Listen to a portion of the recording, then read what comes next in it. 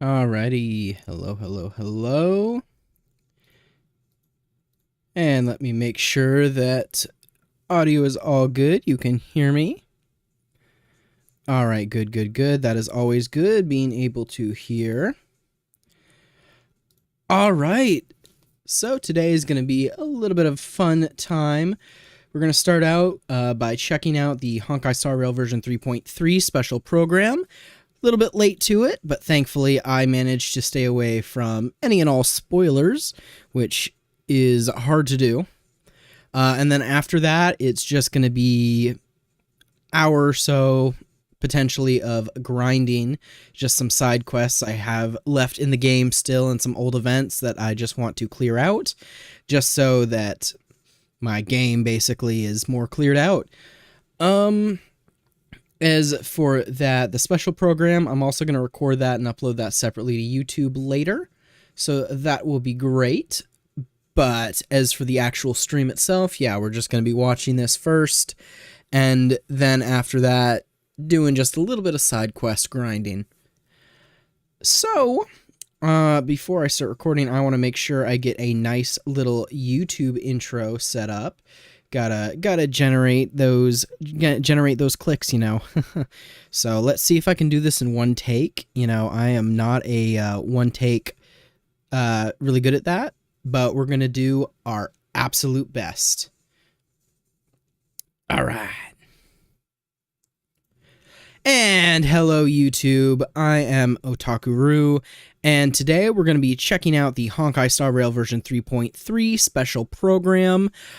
We watched this live streaming on YouTube as well, so if you're ever inclined to check out some of my live streams where I play Honkai Star Rail, Zenless Zone Zero, among many other anime style and JRPG style games, you can check me out at this YouTube channel and occasionally on Twitch. Same handle, Otaku-ru, and links are in the description. But for now, let's get started right into the video.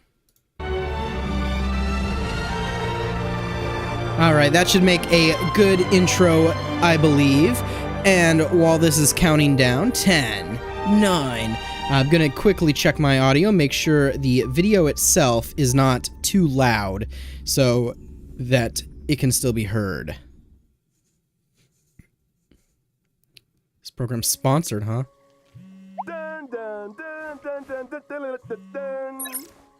Huh? Hello? Hey, can you hear me? I'm here too, Cassie. It's so great to see you. Hello, you two! I almost thought we couldn't reach Miss Castris. How are things going over there? It's a bit dark here, Mr. Albert. But there's no need to worry about me. That's good to hear. Actually, where's Miss Cypher? Here! Ask, and you shall receive. Ooh, glitching out like crazy.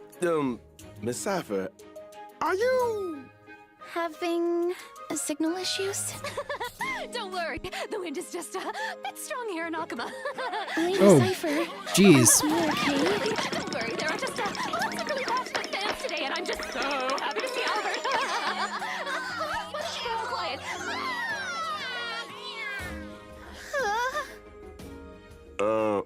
Well then. And of course we got the trailer. My ancestor, Seliosi the Day Thunder Knight, raised her spear against the sky and ushered in the flame-chasing era that continues to this day. Miss Hyacinth! Little Ika. Let's have a break.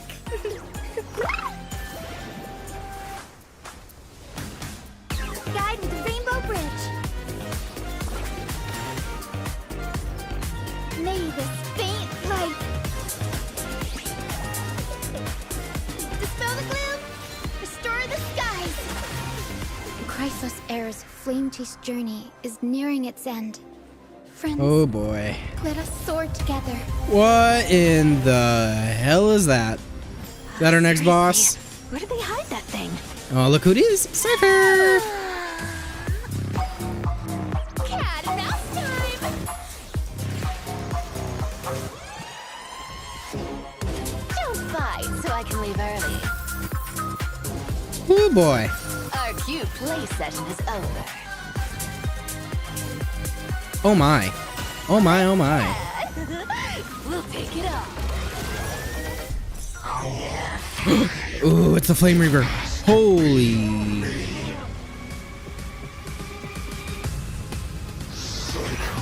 Holy, we are pumping it up this patch. Oh. The casters in me.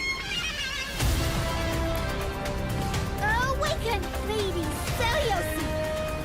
Witness the will of humanity! I am Whoa, that, huh? blazing sun destined to rise. I'm sorry. Did I just see people lying on the ground? Not again. Not again, Hoyoverse. It's currently sunny already. Good morning, good afternoon, and good evening. Yes, Albert, how are To you? the version 3.3, The Fall of Dawn's Rise special program. I'm Albert, your favorite announcer. Welcome three guests. There we Why don't go. you say That way I'm not hello blocking to it. Everyone. Yo! I'm Cypher. Hi, everyone! I'm Hyacinth, a healer from the Twilight Courtyard. Hello, everyone. I'm Casterus. It's a pleasure to be on the special program. Welcome, welcome. Thank you, Mr. Albert, for inviting us, and for setting up such a special broadcasting location. It is pretty interesting. Are we in the sky right now? This is to bring everyone first-hand intel about the Aeronova. After all, I've been personally watching the Flame Chase Journey's progress too. For example, Interesting. in the previous version story, we saw the Chrysos heirs recover the core flames of death and reason. And we learned through Professor Nax's experiment that the world of Anthorius is essentially in a cycle. That's correct. The Titans of today are the Chrysos heirs of the previous cycle. We did make a lot of progress, but we also paid a heavy price. Cassie took over Death's authority and remained in the Netherrealm to maintain the cycle of life and death, while Professor Anaxa reached the end of his journey as a living man. A hero's journey is always accompanied by farewells. But I'm convinced their sacrifices will not be in vain.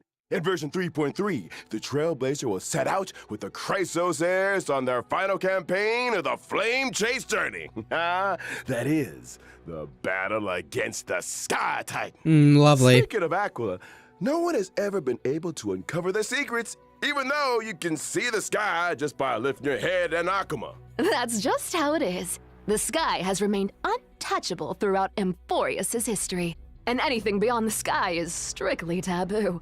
Most people both respect and fear Aquila. The histories say that Aquila is a giant bird with 100 eyes, that the sky itself is their eyelids, and that they govern the dawn and dusk of the world. They once fought against Nikodor in the Chrysos War. The Sky Cities back then were powerful states that could even stand toe-to-toe against Castrum Kremnos. As for the worlds beyond the sky, it's said that some people once made skyships to overcome Aquila's curse upon the sky, only to have their entire city-state reduced to ashes. Okay, so we're Compared to gonna how we're other gonna have Titans some bring faith fun and time protection this to the patch. people. Real fun. Aquila appears particularly arrogant and seems to only demand fear from humanity. Besides, now the sky is stopping Gray and Danny from going home. But don't worry, the Trailblazer will be able to go home once this battle is over. Albert, I don't know about let's that. not jinx it. Okay, Little suspicious. No jinxing. But since no one has managed to reach the sky for thousands of years, that just goes to show that Aquila is the most challenging foe on the Flame Chase journey so far. Ooh, I've been too scared to even fly to Boreas. Well, I don't even know how you got here, Albert. Turns me into a barbecued owl with one thunderbolt. So, is there any possible way for us to reach the sky? Don't worry, Cassie. Just leave that to me. As a descendant of the sky, I've never forgotten how to return up there. That's right. In version 3.3, Hyacinth will lead the heroes in carrying out a ritual and summoning a rainbow bridge to head to Aquila's abode together. The abode where we That's a suffer. descendant of the sky for you. But instead of worrying about how we'll get up there, shouldn't we worry more about what'll happen once we've ascended? Exactly. Ooh, fear the power of the sky. Hey, which side are you on? I was just trying to set the mood. After all, the Flame Chase journey has been through so much. Apart from enemies in the sky, there are also problems on the ground. The last core flame of the Flame Chase journey, the core flame of the world-bearing Titan, remains protected in Dawn Cloud by the Council of Elders and has not been returned. Correct. Though the Council of Elders is losing their power, they do still have that trump card up their sleeves. We must be on the lookout for their counterattack. Yes, and the Flame Reaver also appeared in the trailer we just saw. That ticking time bomb still hasn't been dealt with. Yeah. The Lord Mighty is not now gonna be permanently fun. stationed in Castrum Kremnos, and I must remain in the Netherrealm. While the other Chrysos heirs must go on the campaign against Aquila. True. There's so much we need to all do at the same time. Just how exactly can we protect Kephaly's core flame? To protect World Bearing's cord flame, maybe we can trouble a certain demigod who hasn't been a part of the team for a long time. Help us, Miss Cypher! Yeah. Maybe it'll become an interesting game of trickery.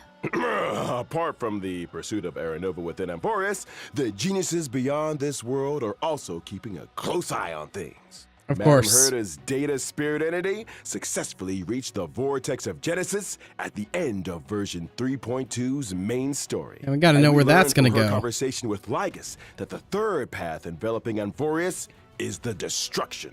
As the geniuses continue their investigation, the source of Emporius' tragedy will gradually be revealed, and the fates of Emporius and the cosmos will also begin to tangle.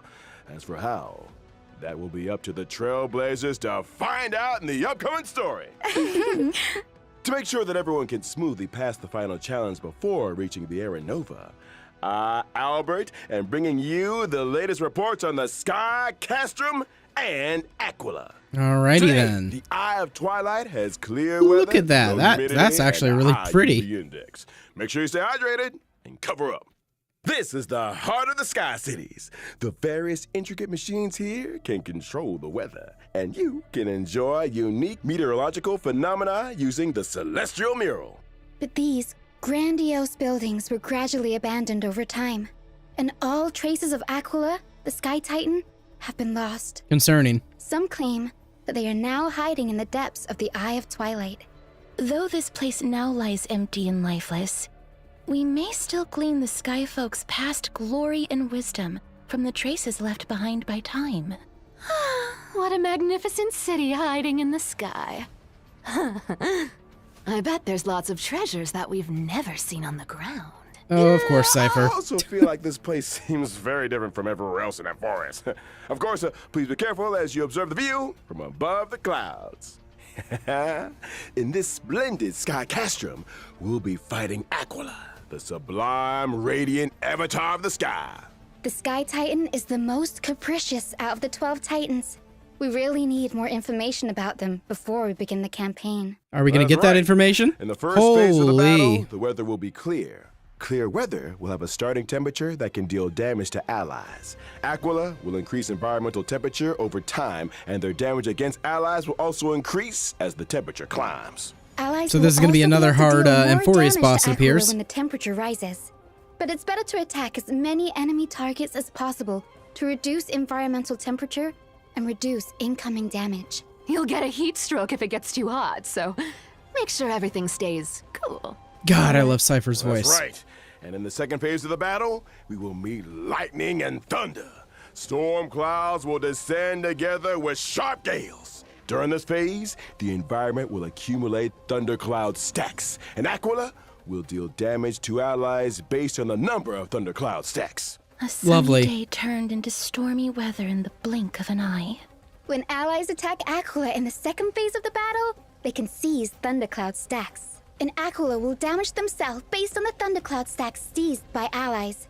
After allies have seized all thundercloud stacks, the Titan will become weakness broken. That's But only not then, all. huh? In the Okay. third phase of the battle, the weather will get even worse, and Aquila will deal a set amount of damage to allies. Oh. Am I gonna have to set this boss to casual mode again? Rip me. During the third phase. As the most reliable healer in Akuma, having Miss Hyacinth around means we've got even more protection. Not bad, little girl. You've got the intel, and you've got the moves. Echo of War, Glance of Twilight will also become available in version 3.3. All right. Trailblazers can obtain the character Cypher's advanced trace level up Oh, material. of course Cypher's Day Thunder material comes from Animasis, that. After completing the challenge. Of Here's course. a kind reminder that the character Hyacinth's advanced trace level up material is Lost Echo of Shared Wish. Make sure you're not farming the wrong item, Trailblazers. Sure. That brings an end to our introduction to the stories about the sky. We'll be back in a bit, so don't go anywhere. Alrighty then. And of course, unfortunately, I was late, so this code is already expired. How unfortunate. But I do love that it's not just a static image. Look at this. Look at this little animation. This is cute.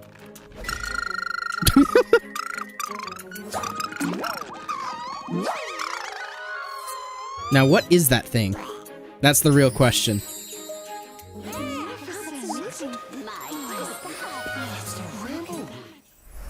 All right, we're back. You know, she's very cute as a character, but, you know, she reminds me, granted, I haven't actually played the game, but I did watch some of the trailers. She reminds me so much of, like, Barbara from Genshin. I don't know what it is. Maybe it's the design. It's cute, but eh. Oh, even our studio feels all warm and fluffy now after seeing how cute and lovely Miss Hyacinth Exactly, cute. It's But I my don't know day if I want to pull rejuvenate for her. everyone. I'm the head healer of the Twilight Courtyard. Watch her and be I've like always the been best responsible for the healer in the Flame game. Chasers' health and wellness. She's also great at taking care of the chimeras. The chimeras work hard thanks to her. That's how you grow a business, you know? I was very surprised at first by Miss Hyacinth's warmth and healing. It's a far cry from the impression I got of the descendants of the sky from the history books. Oh, and what do the history books say? Nothing good, They are probably. usually tall and ferocious, and brave and warlike. Or they have the authority to control the weather. Some legends even claim that the sky folk have wings. Albert, I know you have wings, but this is local Amphorius history we're talking about here. Fine. Well, even back when Lady Treby was spreading the prophecy, a skyfolk with a spear in hand had already issued a challenge to Aquila. My ancestor was also the first mortal to slay a god. Jeez. Many brave warriors who participated in the Kremnos festival are also counted among that heroine's descendants. That just makes me more curious, Miss Hyacinth. With so many strong and brave fighters in your family tree, why did you choose to become a healer? Because my wish is to add a footnote for ordinary people on the heroic epics blank page, and to heal every vulnerable person to the best of my ability. Though the duty of the flame chase is heavy and profound, I wish my friends wouldn't be so troubled all the time. That's why I try to keep everyone as cheerful as possible. That's Aw. right. I remember that Hyacinth definitely reduced the tension in that conversation the first time the Trailblazer met her. Hey, she told Grey Mystery that they have sharp eyes. Gray and said Mystery, they'd make huh? good members of the Twilight Courtyard. Anyone would be happy to hear that. Mm-hmm. What can I say? Having a friend who always looks after your emotional well-being is pure bliss indeed. Miss Hyacinth has lots of cute birds in the Twilight Courtyard, too. And she loves taking pictures of them. You'd get along with her very well, Mr. Albert. Wait, seriously? Yep, that's right. Here, Mr. Albert, let me take some photos of you. Ha! Woo-hoo! Why are they all out of focus? Anyways, why don't we look at how Miss Hyacinth performs in battle? All right, let's see. I'm a wind character following the path of remembrance, and Okay. I'm skilled at protecting my teammates in battle. After using my ultimate, I can restore HP for all allies and increase their max HP. Oh boy. Increase max HP for everyone in the team. That's right. Both my ultimate and my skill can restore HP for all allies, as well as summon my good helper, Little Ika. It looks so chubby. Increase HP is Like kind of a cute big thing. plushie. Oh boy. Hugging it must feel very nice. Not only is Little Ika very huggable, but they're also a great help in battle. Whenever a teammate's HP decreases during battle, Little Ika will consume their own HP to automatically restore HP for the teammate. In other words, little Ika will automatically heal teammates both when they get hit and when they actively consume their own HP. That's right. It's gonna feel pretty safe with both Hyacinth and little Ika healing us. Oh boy. Apart from healing teammates, Little Oh, Ika boy. can also attack enemies. Oh, of The more course. healing Little Ika and I provide, the more damage Little Ika deals to Oh, enemies. of course. Feels like even the battlefield becomes bathed in Miss Hyacinth's light of dawn, and my mood is lifted as well. Like a clear sky after rain. Gentleness is a strength on its own. This colorful rainbow bridge and the floating bubbles are all symbols of thriving life. After all, healing isn't all about the body. Revitalizing the spirit is very important too. All right, after Miss Hyacinth, let's introduce the next character coming in version 3.3, Cypher. All right, Cypher, are you gonna be good?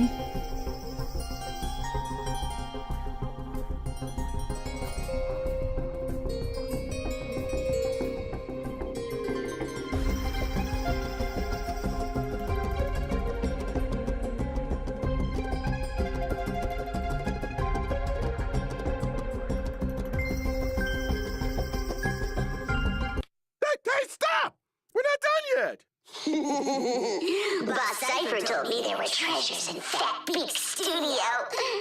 But there's nothing here. Still, thieves never return empty-handed. So give it to me. Hey! You bandit! Give me my clothes Hey, yo! back! Apologies.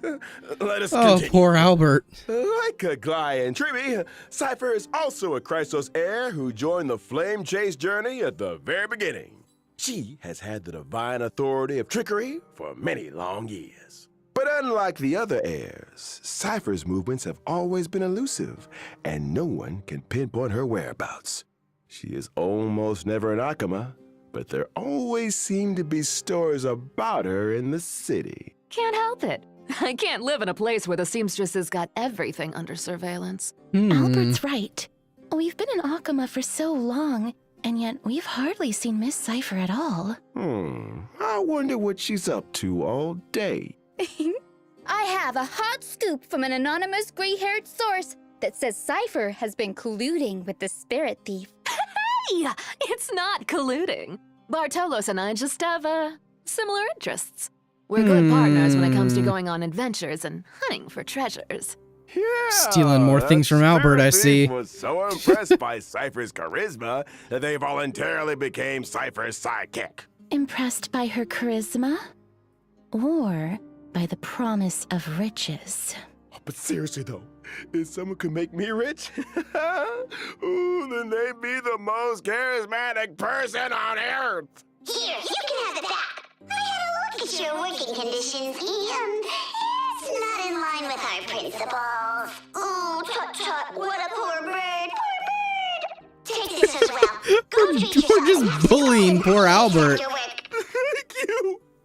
But why do I not feel happy about this? Though they are all demigods, Cypher is different from Glai and Triby. She didn't seem to be all that interested in the Flame Chase journey or the Aeronova. It's more accurate to say that she prefers a carefree and unrestrained life. That's true. It was only thanks to Lady Aglaya's generous payment that Cypher was willing to come send the Trailblazer and me to Styxia. Her free-spirited and independent personality has given Aglaya quite the headache. The fact that the demigod of trickery is unwilling to fulfill her duties has become Aglaya's most vexing concern. Oh, come on. How do you expect me to do a desk job? There's no way a cat could fulfill the duties of a god. It's not the cat's problem, though.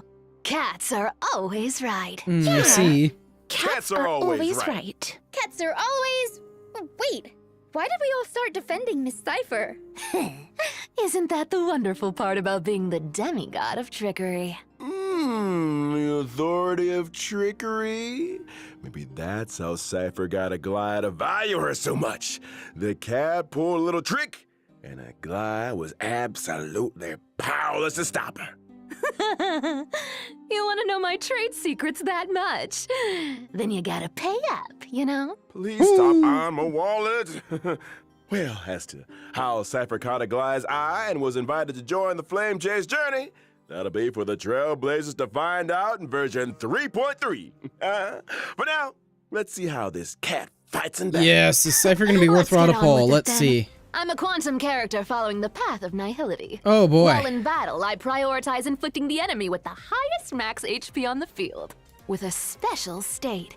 When allies attack the enemy in that special state, I record the damage allies dealt to the enemy, and perform follow-up attacks on that enemy. So is she gonna be a good Are pull you for an saving up Acheron something team? astronomical? Bingo! Makes you wonder. When I use my ultimate, I will additionally deal true damage to the enemy, based on the damage value I've recorded. Whoa, does that mean when allies have dealt damage to the enemy, the higher the total damage is, the more additional true damage Well, Miss Cypher will they have deal? her with That's Acheron in a called borrowing team. other people's strength. But a cat boy. always has even better plans might up her have to sleeve in a pull. fight. When using my skill or ultimate, I can change which target is in the special state. The recorded damage value will be retained when the target is changed. In other words, if there are multiple enemies on the field. Cypher can place her mark and do nothing as her teammates go all out on the attack. Then she can use her ultimate on the enemies on the field for a gazillion damage. You know your stuff, Albert. You're too kind. I saw Miss Cypher using a huge magnet to pull the enemies in during the fight. Where did that come from? That's my hometown's invention. Yeah. The homemade Pullaroo. That Pullaroo is my favorite. It can pull away anything I want to get my paws on, even gold. So true. Look at how much stuff is getting pulled out of the enemy. There's so much gold. Cats are good, and the enemies of cats are evil. Looking about anyway, so why not give their treasures to the cat? There's no need for me to go easy on enemies. I'll take all their sparkling jewels and jingling coins. After using my technique, my movement speed will increase. What is that and technique I will name? not be detected by enemies. Allies might even get some extra goods when I get close to an enemy. So that's what you mean by thieves never return empty-handed. Now that we've finished introducing Cypher, let's have a look at this version's banner. Perfect. So And there version should be more time to 3.3's save then. First half will prevent. Trailblazers can acquire the limited 5-star character Hyacinth. The limited 5-star light cone, Long May Rainbows Adorn the Sky, will also have a boosted drop rate. In the first half, the limited 5-star character, Oh, the I Herda, didn't- is returning. I didn't And at get the same Herda. time, the limited And I kinda 5-star light wanted to cone, add her. Into the Unreachable Veil will She's become rerunning available so once soon? again. In version 3.3's second half will prevent, Trailblazers can acquire the limited 5-star character Cypher. The limited 5-star light cone, Lies Dance on the Breeze, will also have a boosted drop rate. In the second half, the limited 5-star character Aglaia is returning, and at the same time, the limited 5-star light cone, Time Woven into Gold, will become available once again. Jeez, so two characters, the Herda and Cypher, that Time are for a very short break. appealing to The try and program will add resume to in just a few the moments. account. Oh boy. Oh, it's another one of the cute animations. What the fuck?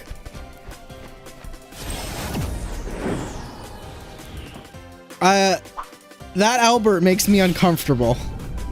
Very uncomfortable.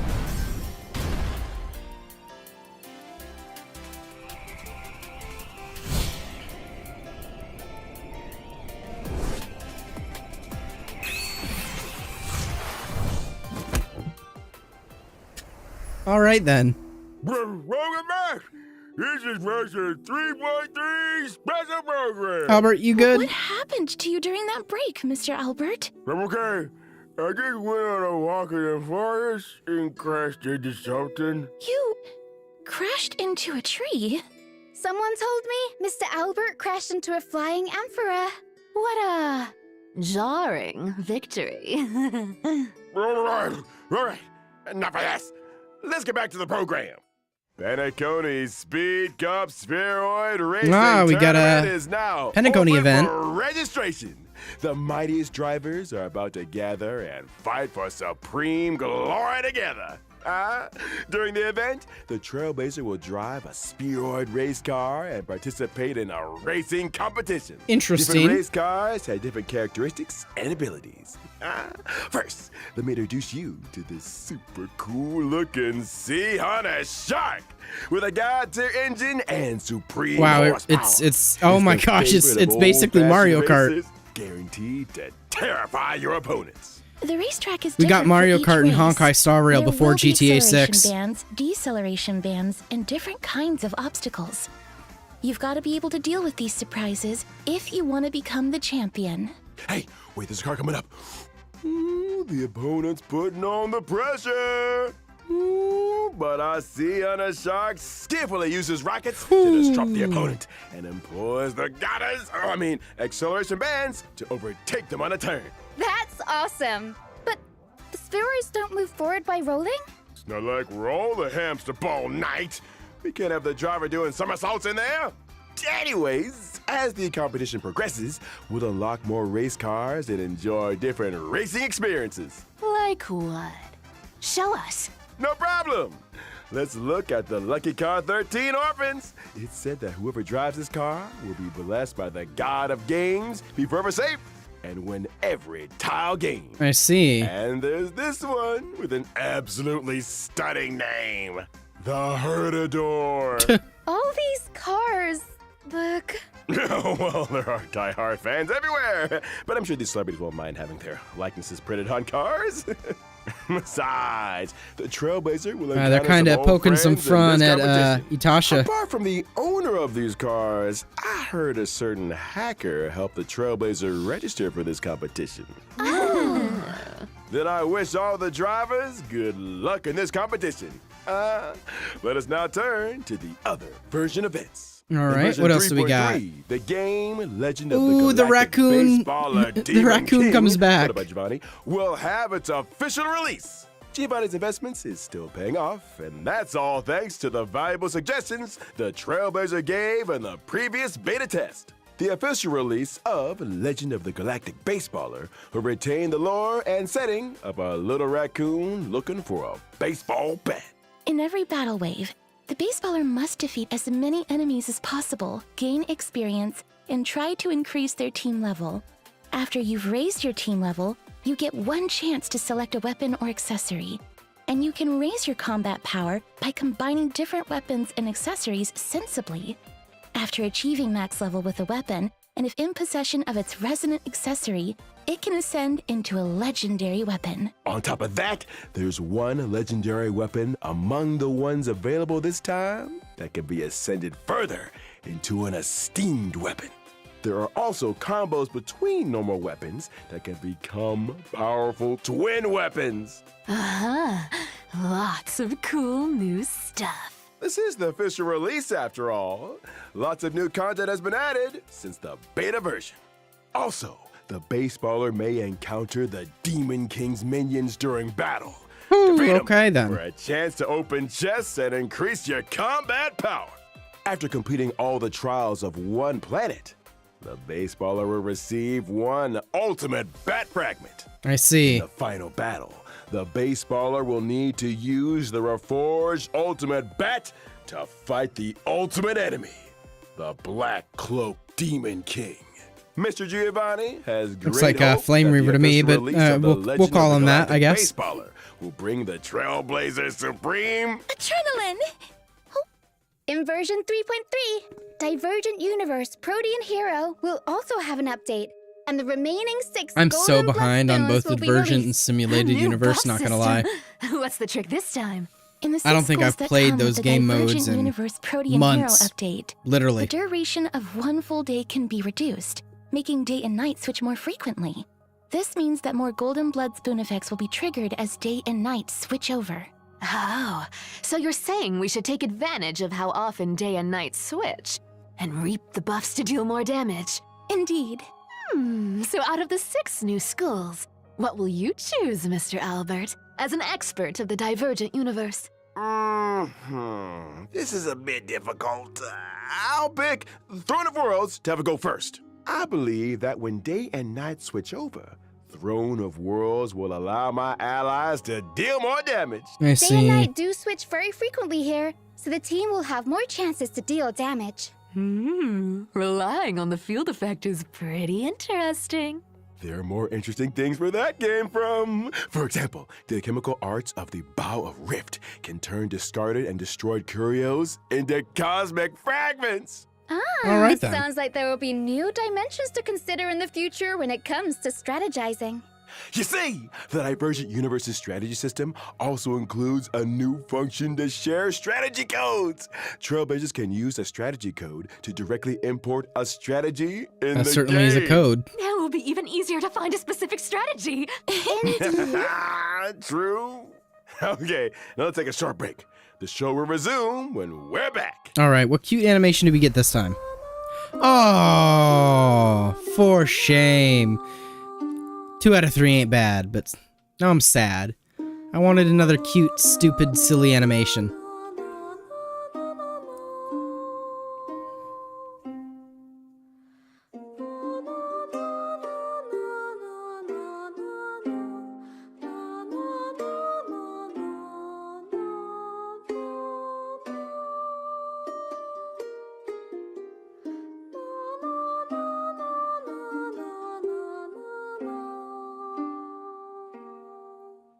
Even just that image, the stupid sky boss. Oh, I feel I'm gonna struggle with it so bad. Well, it is what it is.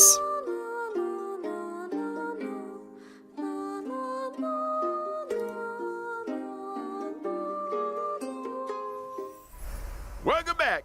I know what's up next. It's gonna be that good old friend. Of Gift course, of let's go. Indeed. Behold and rejoice. Well, of course, they gotta give you a free 10 pull when they're Planar giving you Fisher and 2 Garden of 5 Plenty stars events will also every return single this section. version. Completing them will earn you Sometimes double up to rewards. 4. We like, also have shoo. some new materials to introduce to everyone. Because of course we Stagnant do. Shadow Shape of Deep Sheaf will come online. And you can obtain the essential material, Invasive Clot, for physical characters upon completing the challenge. Cavern of Corrosion, Path of Thunder Surge will also open soon. Complete its challenge to obtain the 2 relic sets, Warrior Goddess of Sun and Thunder, and Wave Strider Captain. In terms of system optimization, Ooh, what are we optimizing? relic storage limit will be increased to 3,000 in version 3.3. Well, that's certainly To a good. bigger backpack. Now I can hoard more treasures and relics. Oh, I don't think I even have near close to 3,000. Also be optimized. The repeated red notification dots that trailblazers see when switching devices will be significantly reduced. Oh, and the logic behind some thank counterintuitive so notifications good. will also be optimized. Playing on PC and then occasionally doing daily stuff on your That brings phone, us to the end and of all the those red version dots pop up. 3.3 special It's program. annoying, not gonna lie. It's time to call it a day. We'll see everyone next time. Bye-bye. Alright, not too bad. Not too crazy of an update. Alright.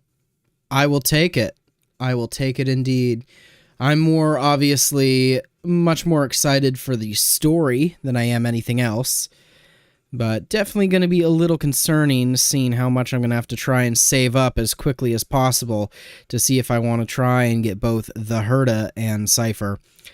Honestly, I think I probably am leaning more towards just grabbing the Cypher, but if I feel like I get enough, maybe I could try for the Herda too. Well, of course, that has been all for watching the Honkai Star Rail version 3.3 special program. I want to thank you for checking it out with me. If you enjoyed checking it out with me, you can leave a like, comment, or subscribe. Any little bit helps. And if you want to join me, I streamed this live on my YouTube channel. Same YouTube channel that you're watching this little snippet of. So, yeah, if you liked it, come join us live pretty much near the end of the day, most days. Hoping to get a set schedule pretty soon. But for now, thank you for watching, and I hope you'll join us again. Bye-bye. Alright, that should be a pretty decent outro that I could use for a quick little YouTube edit of that to post separately. As for us on the stream, we are going to continue. So I'm going to throw y'all on the Be Right Back screen, and then we're going to actually launch up the game, and we're just going to be going through a couple little side quests that I've been trying to get done, and don't know how long it's going to be.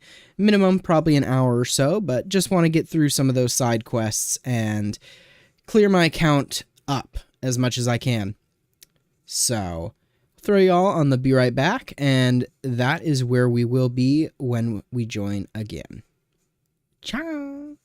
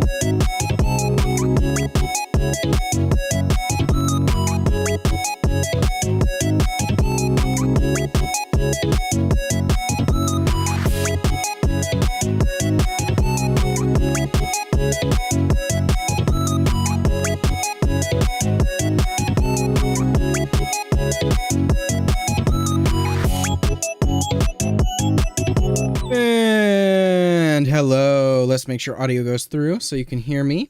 And let's see, can you hear the game? Maybe? Let us go, come on.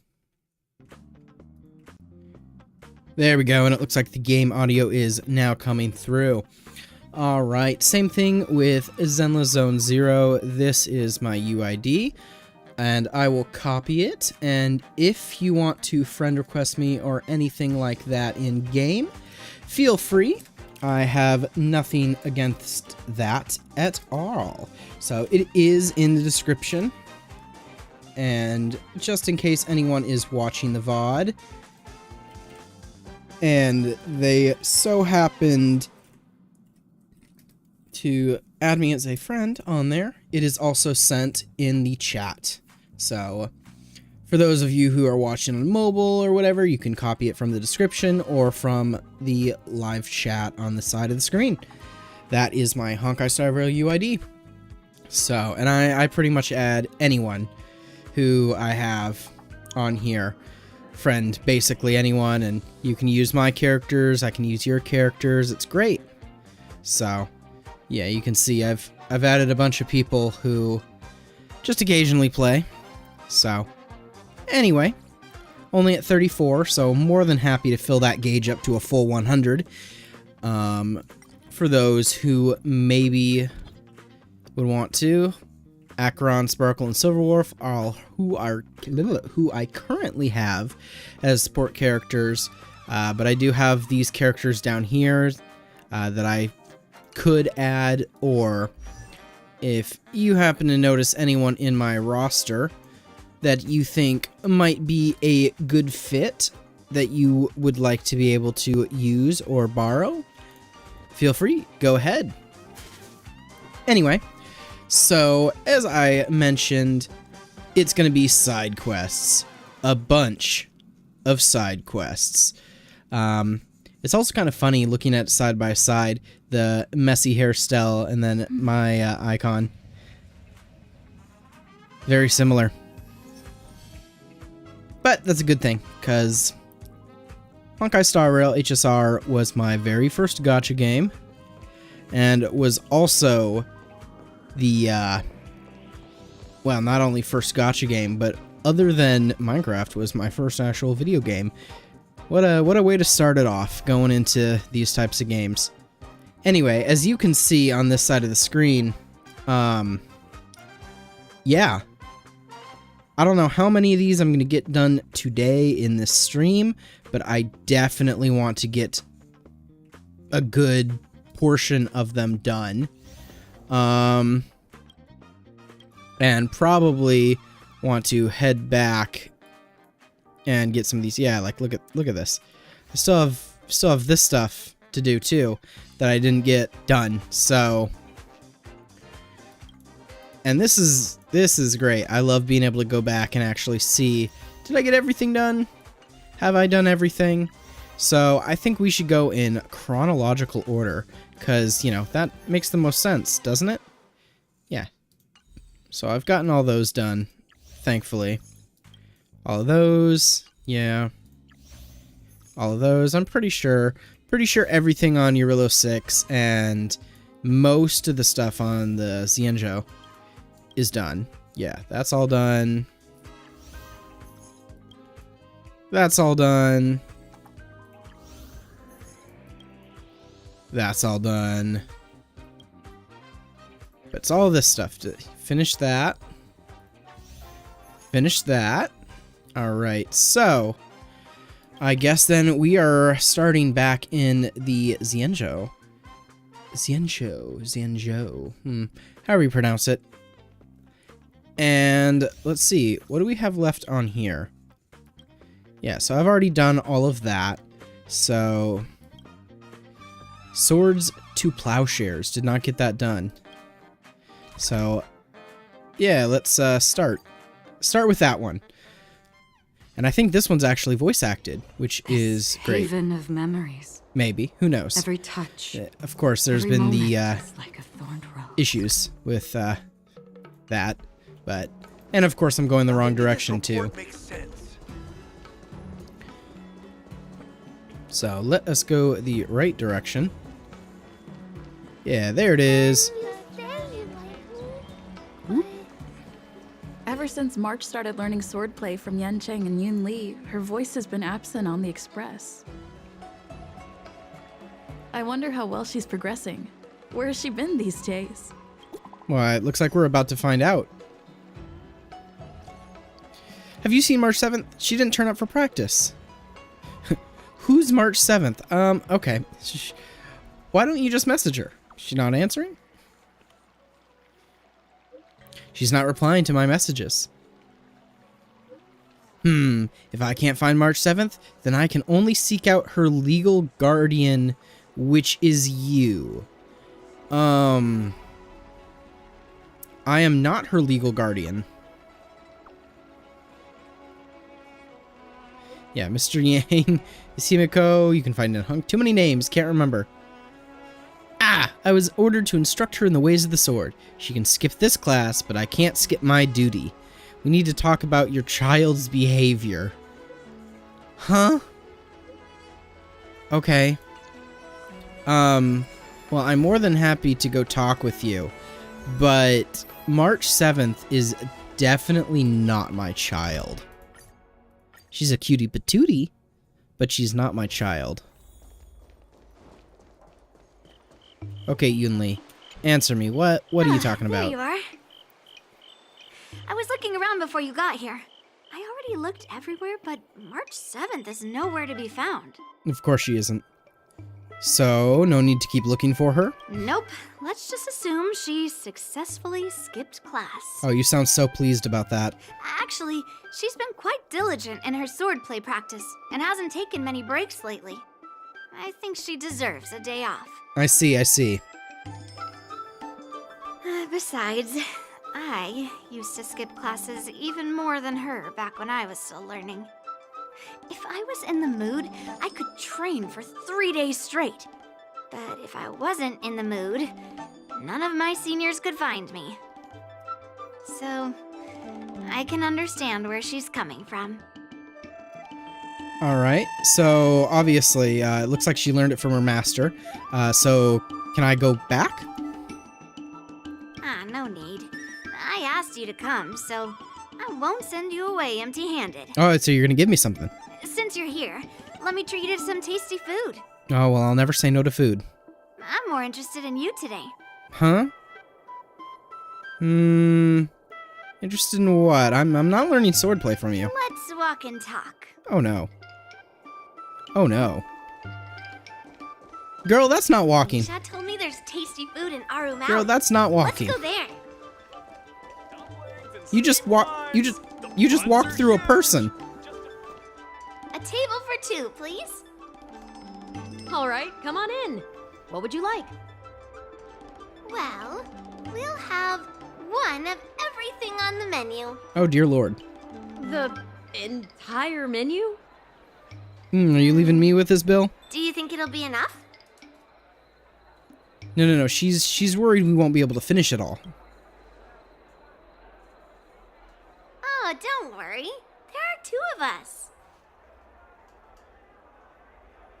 Oh boy.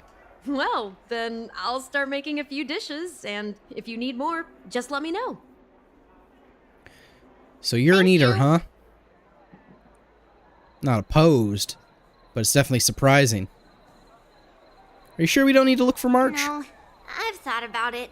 She deserves a day off. I see. And do you usually eat a lot? Yeah.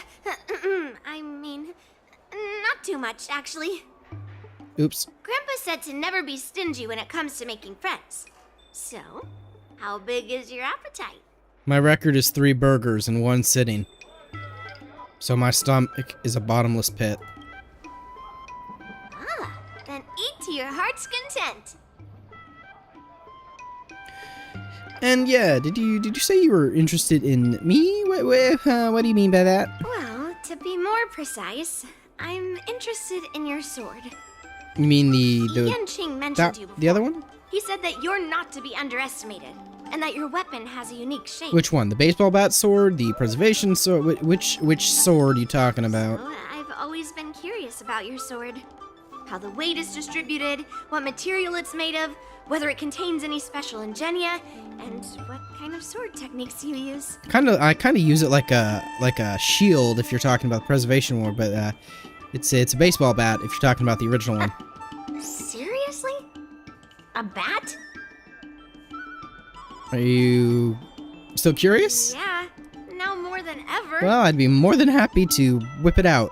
You place your beloved bat, your most trusted companion, perhaps second only to the likes of March 7th and Himiko and Pom Pom, before Yunli's gaze. Goodness, that was a lot of words. It really is a baseball bat. Yes, it's a baseball bat. Grandpa said that a sword doesn't have to be constrained by its shape. So, in a sense, your bat is a sword too. Huh? He also said that a weapon mimics its master. So, your bat actually reflects your habits and nature, you know? Does it now? Let me guess. You're someone who doesn't follow the rules, enjoys improvising, and can handle yourself well against tough foes.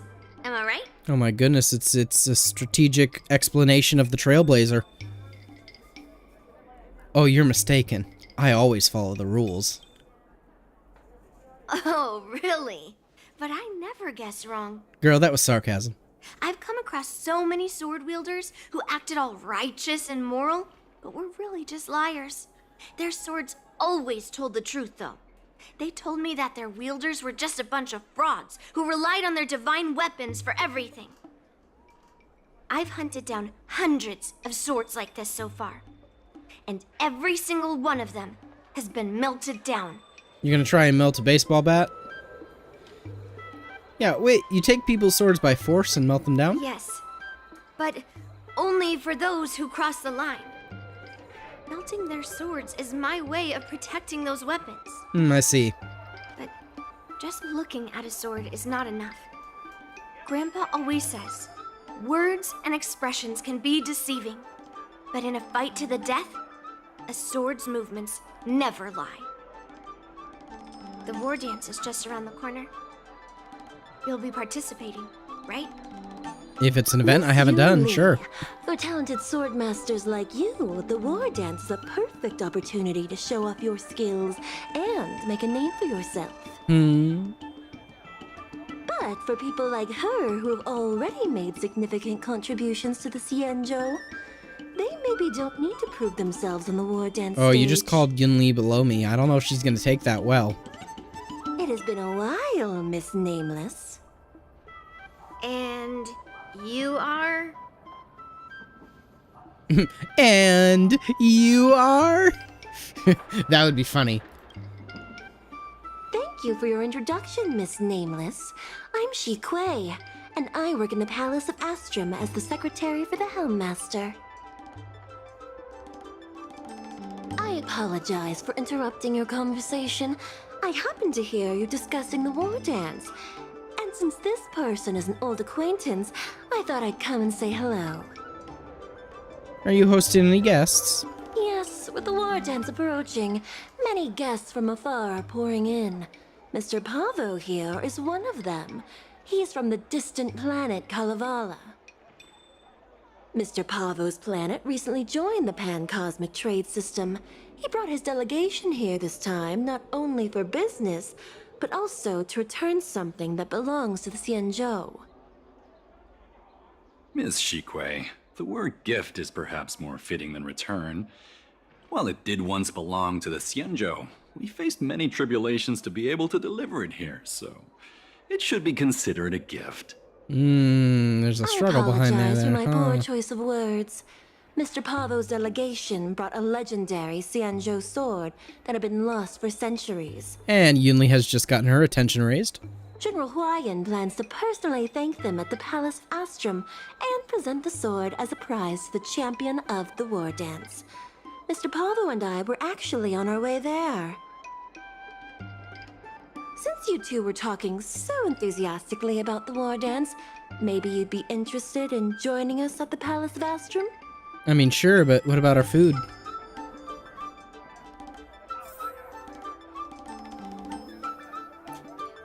Are we just about to... But our food? Huh? How are you doing, Pavo? Nice to meet you both. The journey to the Xianzhou Luofu wasn't an easy one, but the scenery here is worth it. It's completely different from my homeland. Once the formalities at the Palace of Astrum are finished, I'll find a quiet spot on this street and plant a seedling. And then my mission will be complete. Interesting. Okay. The Sword of Heroes will finally be returned to its rightful owners. I couldn't be happier. I see. Yeah, let's talk about your home planet. Kalevala? Oh, you're interested in my home planet? That's great. Your Excellency is welcome to visit us at any time. Okay. Even though the trade route just opened, it still might take around 200 system hours to get there from Pier Point. But our planet is really great. I'm sure it is. Maybe we'll go there one day. Yeah, sure, it's a bit cold and the food is a bit repetitive. Well. Houses aren't as fancy as those on Pier Point. Well. That doesn't matter. We've discovered massive supernium deposits, and we're on the path to prosperity. Ah. There it is. So, yeah, about the sword. Oh, you mean the Mieka Kivesa? It's an incredible sword. That weapon helped the legendary heroes of my homeland slay demons, and is highly revered. Slay what now? Also has the power to choose monarchs. All the ancient kings of Kalevala received a sign from the sword, showing they were worthy to rule the land. According to tradition, each monarch would plunge the sword into a stone, and only a hero recognized by the sword could pull it out and ascend to the throne next. Is it some sort of biometric technology? The sword can actually appoint monarchs? Well, those are just legends from the past. No one today has witnessed it firsthand. I see. And, yeah, why don't you just keep the sword for yourselves then? Well, times have changed, and now that we have a council in place, the idea of a sword crowning a king has become a joke. Besides, it wasn't a native of Kalevala who last pulled out the sword and recognized its connection to the Xianzhou ship. It was a visitor from afar. Oh, I see. While the sword holds great historical significance for Kalevala, it doesn't truly belong to our world. I see. The old-timers on council had a heated debate about whether to return the sword. They eventually unanimously agreed to let the Mieka Kivesa return to where it truly belongs. Interesting. Okay. That's the best possible outcome. I see. Well, let's go witness its return then. Wonderful. It's an honor to have so many people witness the sword's homecoming.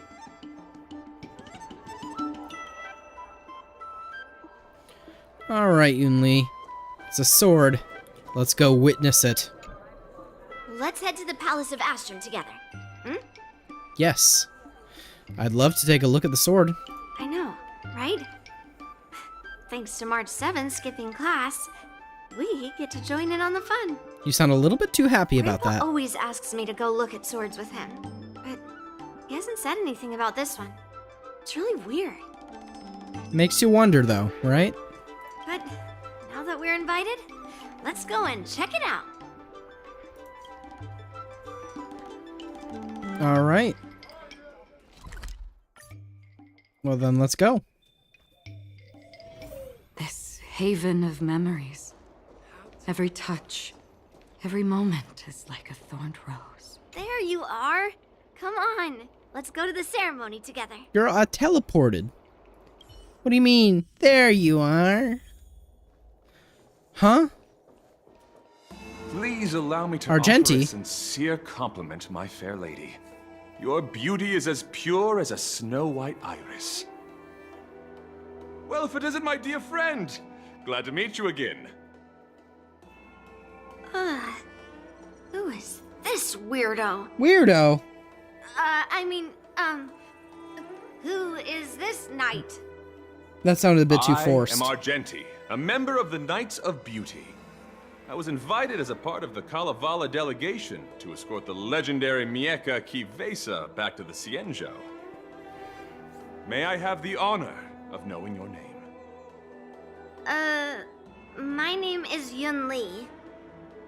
What a beautiful name.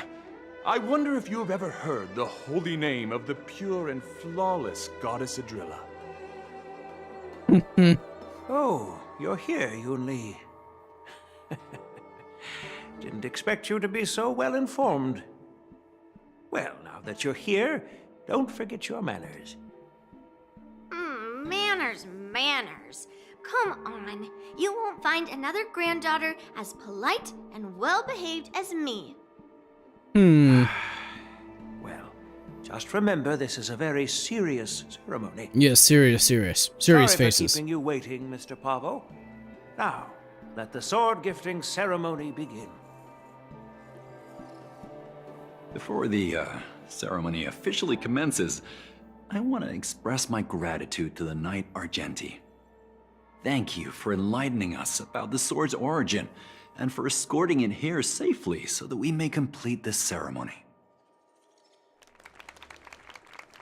Clap, clap, clap, clap, clap. On behalf of the Kalevalan delegation, I, Pavel Kalistaya, am here to return the legendary Mieka Kivesa to the Xianzhou Alliance, its rightful homeland. I'm truly grateful for Kalevala's noble act of returning the sword and for the Knight of Beauty's chivalry. Now, as we gather here on the Xianzhou Luofu, I officially welcome the sword back to its homeland. Mieka Kivesa. It's a fitting name for a sword with such a legendary past. I still remember the name engraved on this sword the day it was forged. Gu Yin. It was forged by Han Guang, a craftsman from the Zhu Ming's Flame Wheel Forge. Wait. Hangguang? Oh, is that Although its relevant? blade is worn and cracked, its essence remains as resilient as the Xianzhou Cloud Knights. All it needs is some repairs and polishing by the skilled craftsmen of the Artisanship Commission to regain its former glory. I've decided to entrust this sword, Gu Yin, to the Luofu Artisanship Commission for restoration. Furthermore, it will serve as the prize for the champion of the Luofu War Dance. This sword will be wielded against abominations to protect our homeland and live up to the mission of the Kalevalan delegation that returned it from so far away.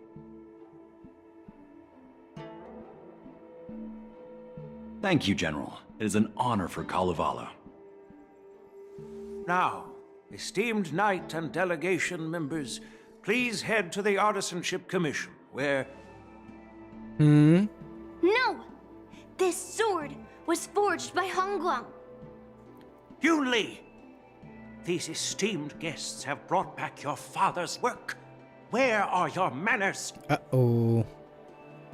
Oh, I didn't realize this sword was actually forged by your father. Returning it to its rightful owner is, Grandpa, Some drama. give me that cursed sword right now. I'll melt away the remnants of that man's curse once and for all. A cursed sword? Yeah, maybe I shouldn't react. Don't be rude, Yun Li. Apologize to our esteemed guests from afar. I'm sorry. I'm sorry for making a scene. But I have to melt down this cursed sword. I won't let it fall into anyone else's hands.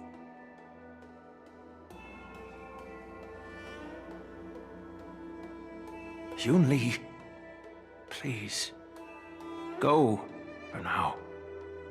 Ooh, there's some story for this.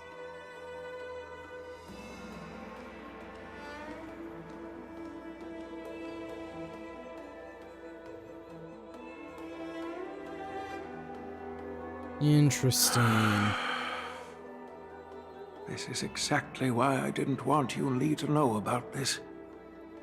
I didn't want to create trouble, but trouble found its way here anyway.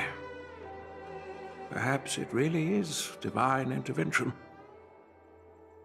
Could you, please, keep an eye on Yun Li for me? Sure thing. I will make sure she doesn't get into any trouble. That is a tall order, but I'm counting on you. I apologize for the unfortunate interruption. Let us move on with the ceremony. At the fervent plea of Yuan, oh, okay. Unless I'm mistaken, Yun Li should be around here somewhere. Peekaboo, I see you.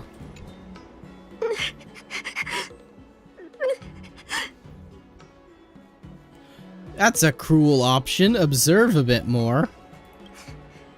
Did Grandpa send you to look for me? Maybe, maybe not. I bet he did. Ooh, you're a mind reader now.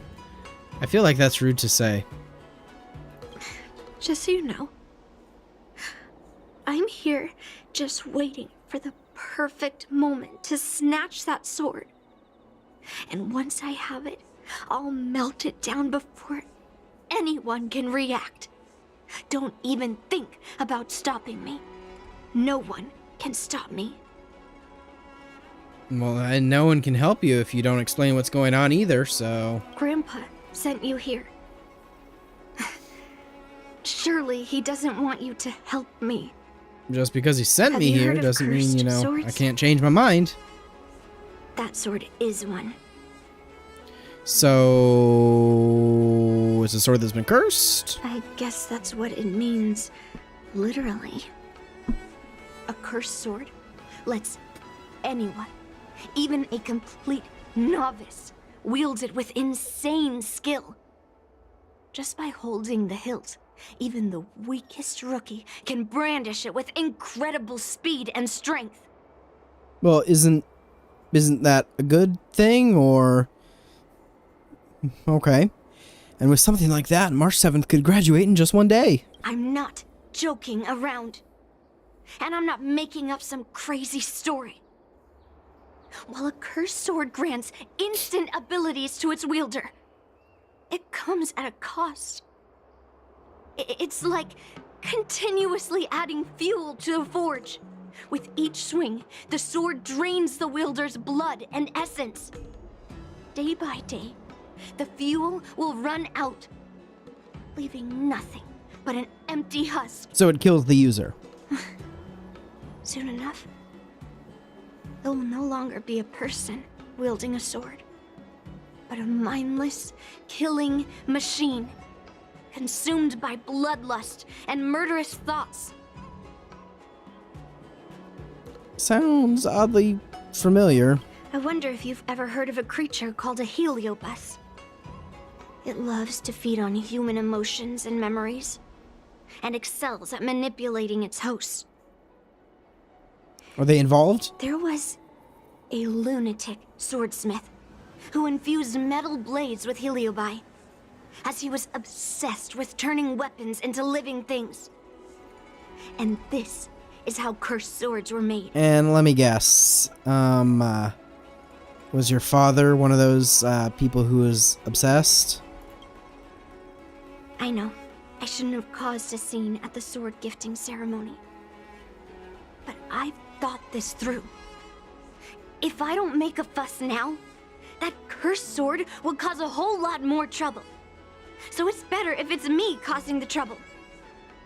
By the way, aren't they supposed to be taking the sword to the Artisanship Commission for repairs? Why haven't they come out yet? Any ideas? Maybe there are other ways out of the palace, or, you know, maybe someone grabbed it to try and beat the claim and they've gone insane. Who knows? Looks like they're not going to show up here. I'll just head straight to the Artisanship Commission. It doesn't matter why Grandpa chose that sword. I won't let it fall into anyone else's hands. I see. I'll track down every single sword he forged and melt them down one after another. Just like I've been doing all these years. I have to go now. Is she planning to sneak into the Artisanship Commission and steal that sword? It sounds like so. Maybe I should keep an eye on her. Well, that is what we are asked to do. Keep an eye on her, so... we use our Trailblaze powers and teleport! Woo! The Artisanship Commission is so big. Where could she be? Well, I just gotta ask one of these people with that purple thing over their heads. Just a while ago, a girl came up to me, all fierce and demanding directions. She said she's a member of the Artisanship Commission. Do you know her?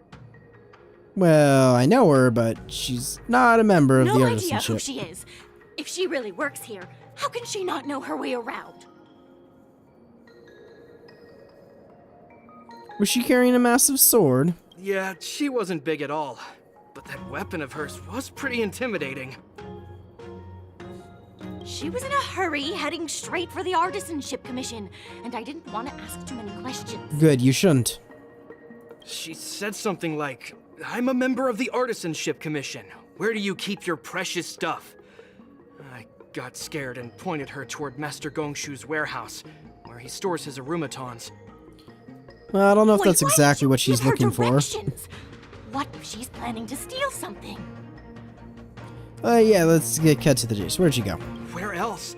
Like I said, she was headed straight for the warehouse, where all the valuable arumatons are. Of course. Yeah, that place is filled with Master Gongshu's precious arumatons. I bet they'll give her a hard time. No, I bet she could beat them, but... well. Oh, goodness. Yes, let's just get there quicker.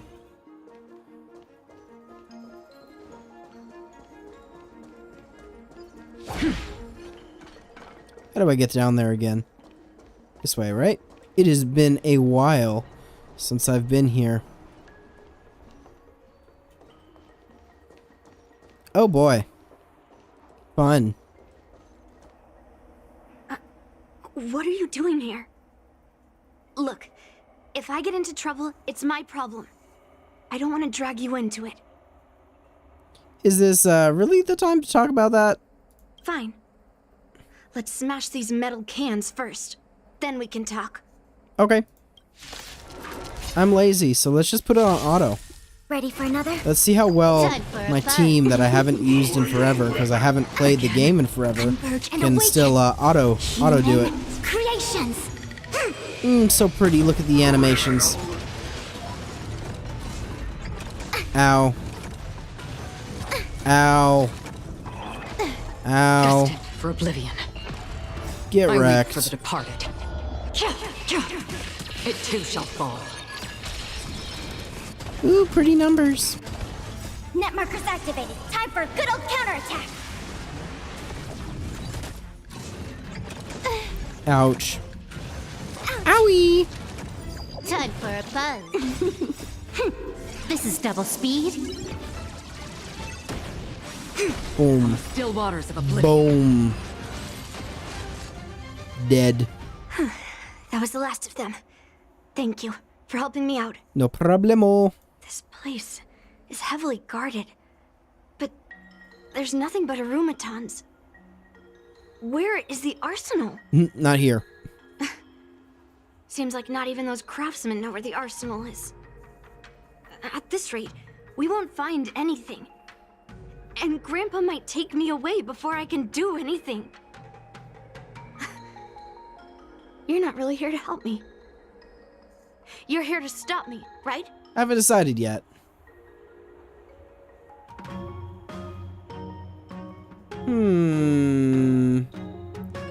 More words. This obviously has to be the better answer. You have a kind soul. Oh, do I now? But if you want to stop me, you'll have to prove yourself. Do I gotta fight you now? You probably think I'm being impulsive and unreasonable, right? Well, I do feel like you're just too obsessed with the cursed swords. No, really. Do I come across that way? Well, I guess I can't deny it. Now you have a chance to explain. Exactly. Seems like you've met a lot of people who don't tell you the whole story. Yep. Indeed. Yeah, why don't just tell me everything? Then I can form an opinion. Come on, Yunli, think this through. Look. I owe you an explanation. But this isn't the best place to talk. We need to find somewhere else. Let me be clear, though. I'm still pretty riled up. This is just a temporary break. I see. I already told you about Guyan. The sword that was returned during the ceremony. It's a cursed sword, with a heliobus inside. And Hongguang, the swordsmith who forged it, is my father. I rarely mention his name to anyone other than Grandpa. Maybe, like you said, I've been avoiding having to talk about him. But as long as my mission to hunt down cursed swords continues, it's impossible to avoid the topic forever. For some reason, I feel like I can open up to you. It's my protagonist, Paro. Honestly, Plot armor. Sorry about that. I don't remember much about him. All I know is that the Flame Wheel Forge used to be a bustling place, with people from all over coming to get one of his swords. They called him the greatest master craftsman since Yingxing. I didn't catch all the details, but I do remember seeing him forge those amazing swords, while the visitors watched with smiles on their faces. I used to believe that craftsmen brought happiness to others. The swords crafted by the Flame Wheel Forge are famed across the stars. They possess exceptional sharpness and invincibility. With these legendary weapons, even ordinary people can become skilled warriors, capable of overcoming the most formidable opponents. But then, he became obsessed with becoming a famed swordsmith, and started crossing all sorts of lines. He forged cursed swords that should never exist.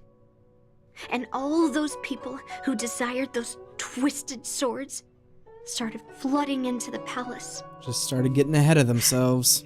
However,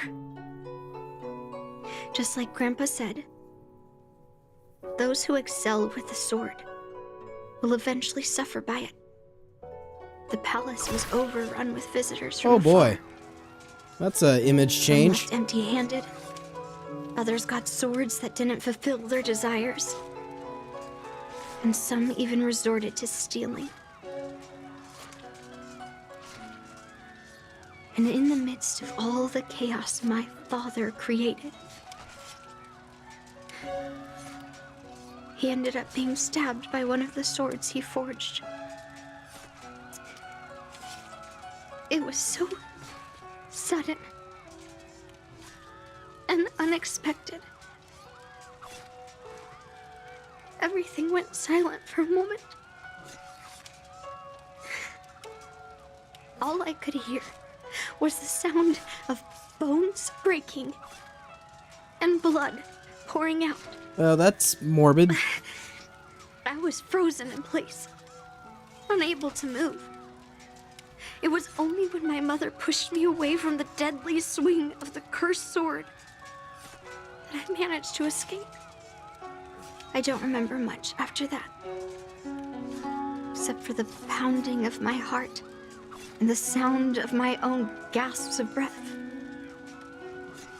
I could hear the smiths in the Flame Wheel Forge shouting, "Run away, Yun Li!" and the screams of agony. My tears wouldn't stop, and I couldn't see anything. I kept gasping for air until I collapsed in a pool of blood. If General Huayan hadn't arrived in time, I probably wouldn't be here talking to you now.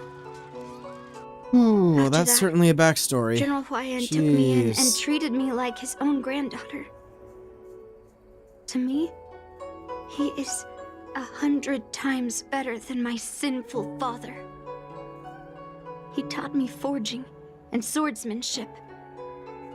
Han Guang paid for his sins, but his troubled legacy must not go unchecked. According to the records, he forged a total of 1,382 Heliobus cursed swords, and 182 of them had unique designs. When I joined the Flame Wheel Forge for training, I made a vow to hunt down all those cursed swords. So far, I found 312 of them, and Guyun will be my 313th. Like all the other cursed swords, I'll separate it from the Heliobus. Then, I'll melt it down and make it part of the Blade of Forged Remnants. I've said my piece now. Even though it'll be tough for Grandpa, I still have to melt down the sword. Yeah, but the delegation calls it the Sword of Heroes. Those travelers who came seeking Hongguang's swords all came in the name of justice and honor. Most of those so-called great heroes were heartless killers. They are only called heroes because they won. History is written by the Many of the victors. cursed swords I've destroyed had honorable and grand names, too. A legendary sword and a butcher's knife are often just different ways of describing the same thing. Somehow, after talking to you, I feel like I've cooled off a bit. Well, I'll have an honest conversation with Grandpa tomorrow. And I won't take any action against Guyun until he gives me his reasons. I mean, sometimes you just need someone to vent to. Yeah. I shouldn't have done that in a public place. Anyway, thank you. We'll catch up tomorrow. I should go back to the Palace of Astrum and tell General Huayan what happened at the Artisanship Commission. Yeah. I see you're still sitting here too, buddy. Well, alrighty. Trailblaze power activate. Teleportation. Alright, let's go share the wonderful events. My home planet made its fortune through the mining industry. My granddaughter didn't cause any trouble, did she, young lady? Nothing I couldn't handle, necessarily.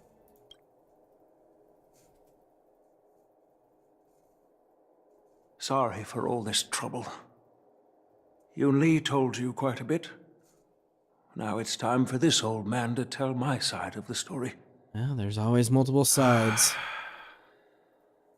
Han Guang was my beloved disciple. A rare genius not seen in the Flame Wheel Forge since Yingxing. However, talent can sometimes be a curse. He had an unusual fervor for forging, and he dreamed of forging a sword with self-awareness that surpassed that of humans. He believed it would make warriors invincible without any training. According to him, while weapons of mass destruction like Zhu-Ming flames and alchemical arrows can destroy many enemies, true victory lies with soldiers who fearlessly fight, ready to lay their lives on the line.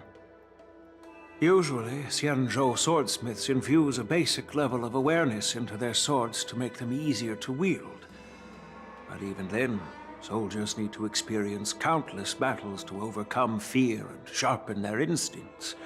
So he thought of using them to absorb emotions and import combat experience. by infusing Heliobi into swords, he managed to forge weapons that could grant their wielders strength and valor, and even make decisions for them. However, weapons are different from regular tools. They are meant to kill, plain and simple. After countless battles, all the anger, fear, and bloodlust are soaked up by the Heliobi within the swords. The soldiers wielding them not only gain strength, but they also become consumed by the malice, turning them into puppets possessed by the swords. No matter how noble Hongguan's intentions were, those weapons, soaked in blood, turned into cursed swords eventually. Later, Outworlders got wind of what he was doing and encouraged him to keep forging cursed swords. They came up with all sorts of reasons, from taking back their kingdoms to slaying demons. And you know what happened next. That massacre took her parents' lives, and the lives of many craftsmen in the Flame Wheel Forge. Yun Li managed to survive, but she couldn't escape the horrors of that day. So that's why you didn't want her to see the sword. Yes. I don't want her to spend her whole life trapped under her father's shadow. She doesn't deserve to carry the weight of his mistakes. Despite her vow to hunt down and wipe out all cursed swords, fulfilling that vow requires immense effort. Traversing the starry seas in search of the swords is like finding a needle in a haystack. And to reclaim those swords, she has to duel the bloodthirsty wielders, teetering on the edge of life and death. She has taken back over 300 cursed swords, and has suffered the same number of fatal wounds. I took her in to give her a chance at a normal childhood, not to send her on a sword-hunting journey. Even if she manages to melt down all the cursed swords one day, what will she do with her life after? Does the sword really contain Heliobi? Hu Yin is indeed one of the cursed swords forged by Han Guang. Very few swordsmiths could use Heliobi as forging material, and Han Guang was one of them. His attempt came at a terrible cost. Well, Yun Li does plan to talk to you tomorrow. I thought this sword could be an opportunity. I wanted to tell her that her father wasn't all evil, that even the man she resents so much managed to forge a true sword of heroes. I also wanted to find a chance to tell her about the history and origin of this sword, but not during the ceremony. As you saw, it wasn't a good time. I've instructed the Artisanship Commission to keep the sword safe in the arsenal. If you have any doubts, feel free to ask the people involved.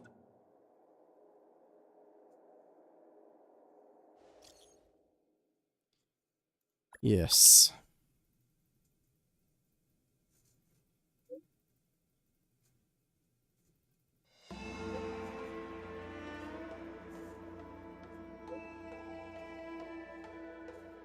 So you're here to chat or kidnap me. She's calmed down now.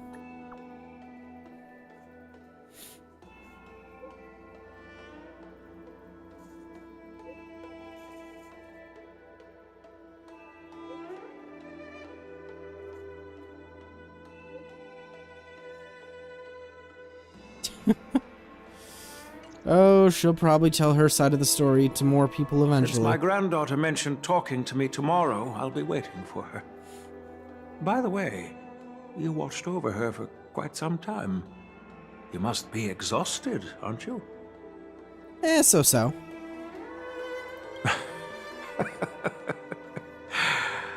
I'll be counting on you then.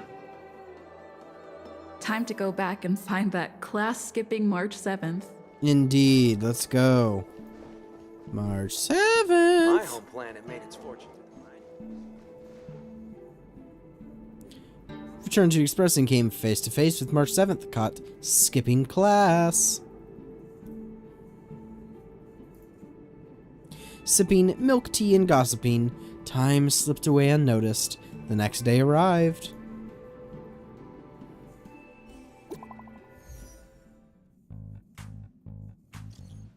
You there? Are you able to cooperate with us for a bit? Care to come by the Artisanship Commission? Something happened to the sword?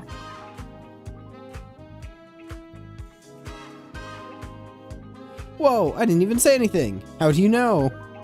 That's correct. And when we checked it today, the sword had vanished. Oh.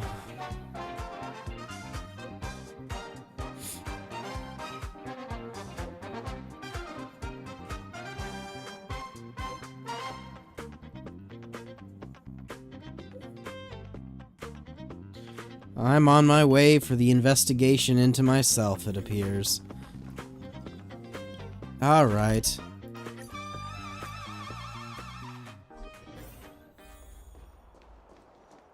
Alright, everyone is here. It's time for questioning. Yoon Lee, I'm sure you understand why the official called you here, right? Yeah? But I didn't steal the sword. Yunli promised me she wouldn't steal the sword as well. Not that it counts for much. Unfortunately, official Dahao didn't hear Yoon Lee's promise. If we don't recover the sword, we will be breaking our promise to the Lawfu and betraying the delegation. We're counting on you to find the truth, official Dahao. Yes. It's my duty to thoroughly investigate the case.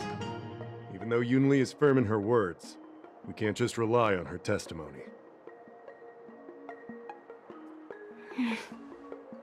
After everything, the sword still got stolen. They should have given it to me from the beginning. Just keep quiet, Yunli. In this case of Gu Yun's theft, everyone involved seems suspicious to some extent. Miss Yoon Lee is the main suspect. First, during the sword gifting ceremony, Yoon Lee openly expressed her intention to steal the sword. She even mentioned it multiple times. After the ceremony, she broke into the Artisanship Commission and destroyed Arumatons in an attempt to get the sword. Am I right? That's true. The Realm Keeping Commission inspected the arsenal where Gu Yun was stored, and there were no signs of forced entry through the doors or windows. The only possible entrance or exit was a small window gap, just a few inches wide. Ah, it's like a locked room, a murder mystery. Yay! Hey! It's just a theft. Well, then don't treat it so The box containing seriously. Gu Yun was opened and the sword went missing. But none of the other swords in the room were touched. Which means... The suspect knew about the box and the sword. Well, I do know about the box and the cursed sword. Exactly. The suspect had a clear motive and took only Gu Yun. So, besides the ceremony participants, only the delegation members had access to the sword. Could it be that someone from the delegation stole the sword?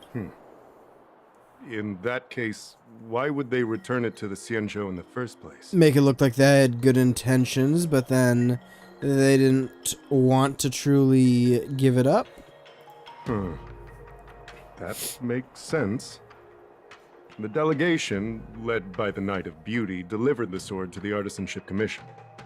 The craftsmen who received it testified that they didn't take anything from the arsenal. Could it be that Argenti stole the sword? I doubt that, but maybe. Argenti? Oh, that Knight of Beauty. He was with the delegation when they handed over the sword to the Artisanship Commission. You might not know, but he's the one who recognized the sword's origin on Kalevala and escorted it back to the Xianzhou. In other words, he's the one who made it possible for the sword to come home.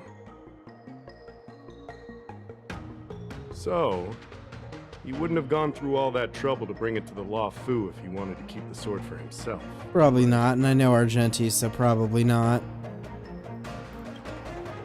Could it be that a craftsman stole the sword? Master Gongshu checked the work records, and I questioned all the craftsmen and apprentices who were on shift at the time. But I didn't find any suspicious individuals. Well, are you implying that I stole the sword? So, did you steal it? No. Then stop joking around. I can prove that she came to me after leaving the Artisanship Commission, so she couldn't have stolen the sword. Ah, dang, alibi. So you're not investigating me. Put it simply, not everyone who's seen the sword has been to the Artisanship Commission, and not everyone who might want the sword has seen it. So, the only remaining suspect is Miss Yun Li. Dun dun dun.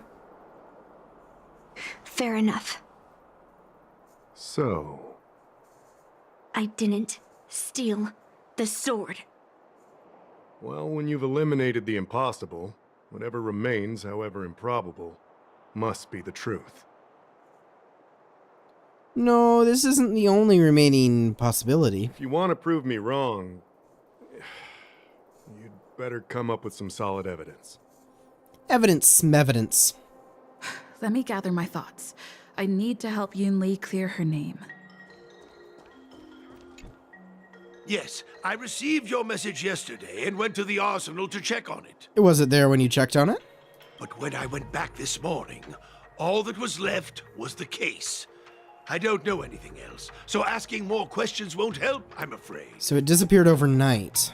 However, as the Master Artisan of the Artisanship Commission, I've got to clarify something. Even though the sword was stolen, this commission is still highly secure.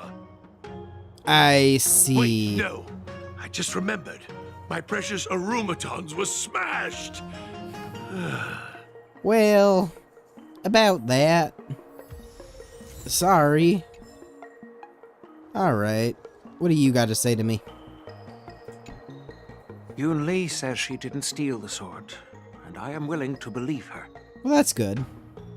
But I know well that Yun Li can be impulsive. So if she did steal the sword on a whim, I won't show her any favors. Well, that's bad. You were with Yun Li yesterday, young lady, so you have the best chance to prove her innocence.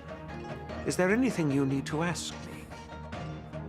Many things, but did she come to you afterward? No, she was still mad at me, so she didn't come by. If she had come with you, she wouldn't be a suspect right now. Oof. How was the sword, delivered? After the ceremony, Argenti carried the sword case, and together with the delegation, they were escorted by the Cloud Knights to the Artisanship Commission. The artisan there confirmed that the sword was safely stored. I see. Then, unfortunately, that's all I have to ask from you. I'm counting on you, then.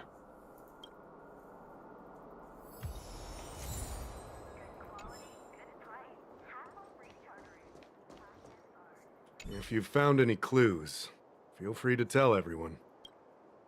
I'd like to talk to All the right. others. Come back. Let's see, who else can I talk to? Yun Li. Give more information. I don't want to make things difficult for official Dahao. Let's do this his way and prove my innocence. Yes, more information, please. If I can find that cursed sword, I can prove my innocence right away. Well, I don't know if that would prove your innocence if you returned it yourself after finding it. That would make it seem like you stole it, hid it, knew where it was, and then showed it off in order to try and fake innocence.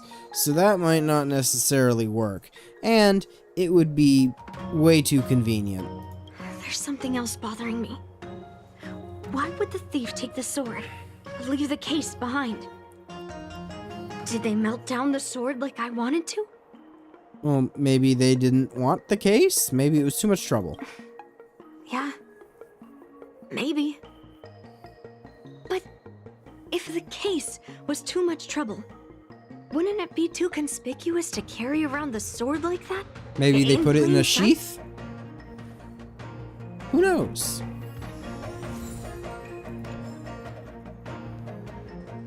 Pavao. Who could have thought that the Mieka Kivesa would be stolen? And that the prime suspect is General Huayan's granddaughter? Regardless, we've accomplished our mission, and now it's the Xianzhou's problem. By the way, why did that girl call it a cursed sword? It's quite upsetting. Because the sword can take over the wielder's mind. That's enough, young lady. Let me get something straight. On Kalevala, this sword has always been highly revered. I'm just telling you the truth. The first master of the Mieka Kivesa slew countless demons and then passed it down to a line of wise monarchs. Doesn't mean their mind wasn't taken over. The monarchs would heed the guidance of the hero spirits within the sword and gain insight into defeating their enemies. That's a common element in myths and legends. Was it actually the voice of the Heliobus? What is, Helio? What? Never mind. The point is that the Mieka Kivesa did help the ancestors of Kalevala build a strong foundation. It's definitely not a cursed sword. Well, even good can come out of bad things. So I don't know. I don't know. What are y'all doing over here? Nothing? Okay. Y'all doing anything? No? Am I missing anyone? No? Oh.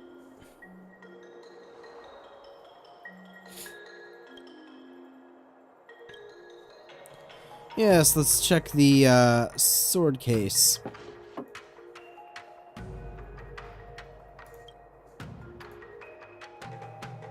Oh no, it was Argenti.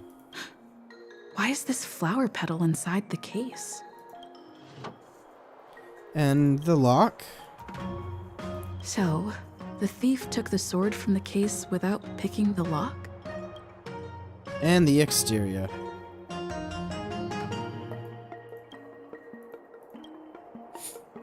I see.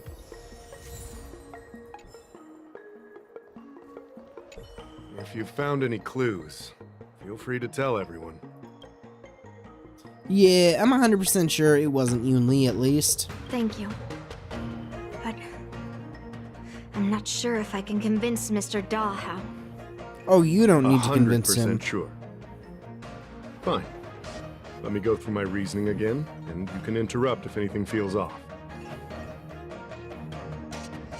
Ah, it's one of these. I'm not good at these. Throughout the entire incident, there was only one suspect who broke into the Artisanship Commission, and that was Miss Yun Li.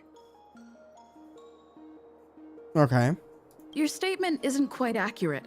Argenti, the delegation members, and even me, we were all at the Artisanship Commission at some point. True. But they all left after delivering the sword. And the craftsman overseeing the handover confirmed that they couldn't have left with the sword. We looked into it as well.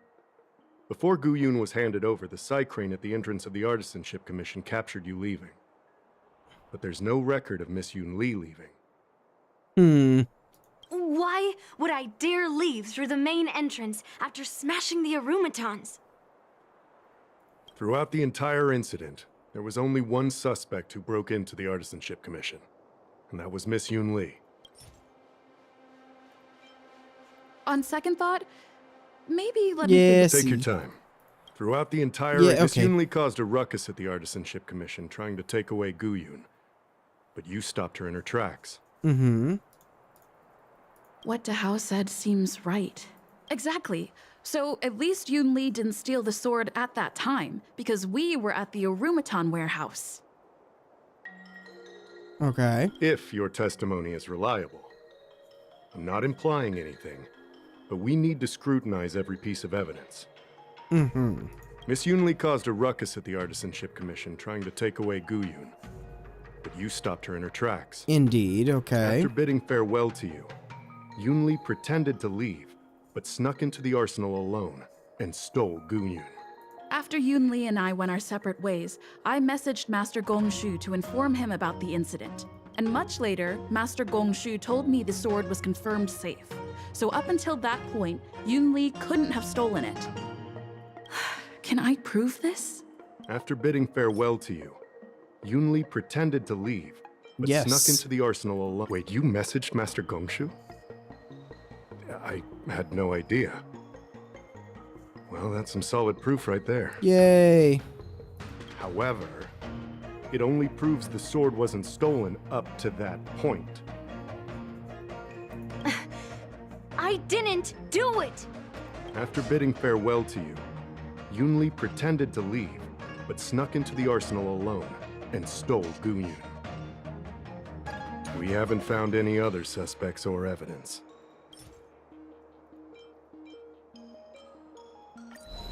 I found this in the crevice at the bottom of the case. A rose petal? Huh. I must have missed it during the search. But why was there a petal inside the case? Indeed, that's the question I would like to ask. I don't know. But I do know that wherever that Knight of Beauty goes, he always leaves behind a trail of rose petals that's almost impossible to clean up. My thoughts are a mess. Let me sort them out. The sword case was never locked, which is evidence that only someone who delivered the sword could have done that. And the rose petal was probably left behind by that Knight of Beauty. But how did he manage to take the sword from the Artisanship Commission? Why did he steal it after returning it here? And why would he leave that petal in the case? Questions. Yeah, ask Argenti, not me. I know. Guyun flew out of the case on its own. The Knight of Beauty only unlocked the box to aid its escape.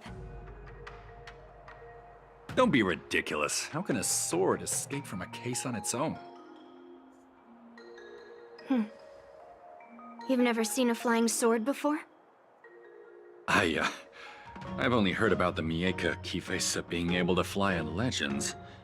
But even if it could fly, why would the Knight of Beauty do this? Like I said, the sword contains a heliobus. Argenti must have been under the control of the sword. Maybe he was under its control even before you arrived on the Lofu. Official Dahao, where can we find that knight? Let me see. The docking location of Argenti's ship, the one and only. Let's go. We've got to find Argenti before that sword completely takes over his mind. Ooh, are we gonna have to fight Argenti again?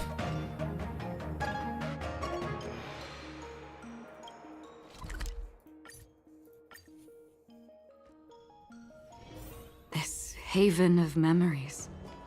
Every touch, every moment is... Argenti, we're coming to save you! By beating the crap out of you!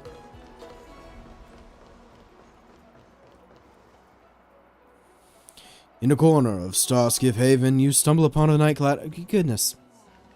Too quick. 15th day of month X.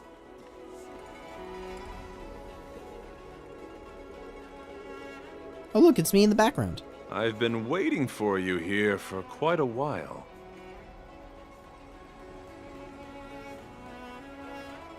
Knight of Beauty. You're the one who stole Guyun, right? Hand it over. You have no idea how dangerous that cursed sword is. Dangerous? In my humble opinion, the real danger is always the hand wielding the weapon. I see. So you intentionally left the rose petal behind? Yes, I did. As a Drilla's knight, I've sworn to live in poverty, and I abhor theft. I had to leave behind a rose petal in order to keep my promise to Master Guyun and uphold my knightly oath. What? What do you mean? I agreed to assist Master Guyun in its escape from the Xianzhou. As the person who pulled it from the stone monument, captivated by its beauty, I must not let it down. I couldn't stay in the arsenal to convince the craftsman, nor did I want to take the sword like a thief. That's why I left behind a small piece of evidence that pointed to my identity in the hope of an open and honest conversation with you. I see. Whatever your reasons are, you're planning to take the cursed sword away from the Xianzhou. Hand it over to me. Back then, it was the beauty of Master Guyun that impressed me, so I willingly embarked on the journey to return the sword. But unfortunately, Master Guyun's homeland is no longer the ideal place for it to return to. As a Knight of Beauty, I must not abandon it halfway. Oh no. He's completely captivated by the power of that cursed sword. So how do we snap him out of it? Do we gotta fight him? The solution is right in your hand. Well, there's nothing in my hand, but okay. No, I am touched by Master Guyun's flawless beauty. To be honest, I'm confused why none of you can understand this sword. This is quite heartrending. I've already made up my mind to take Master Guyun away from the Xianzhou. That cursed sword has messed with your ability to think.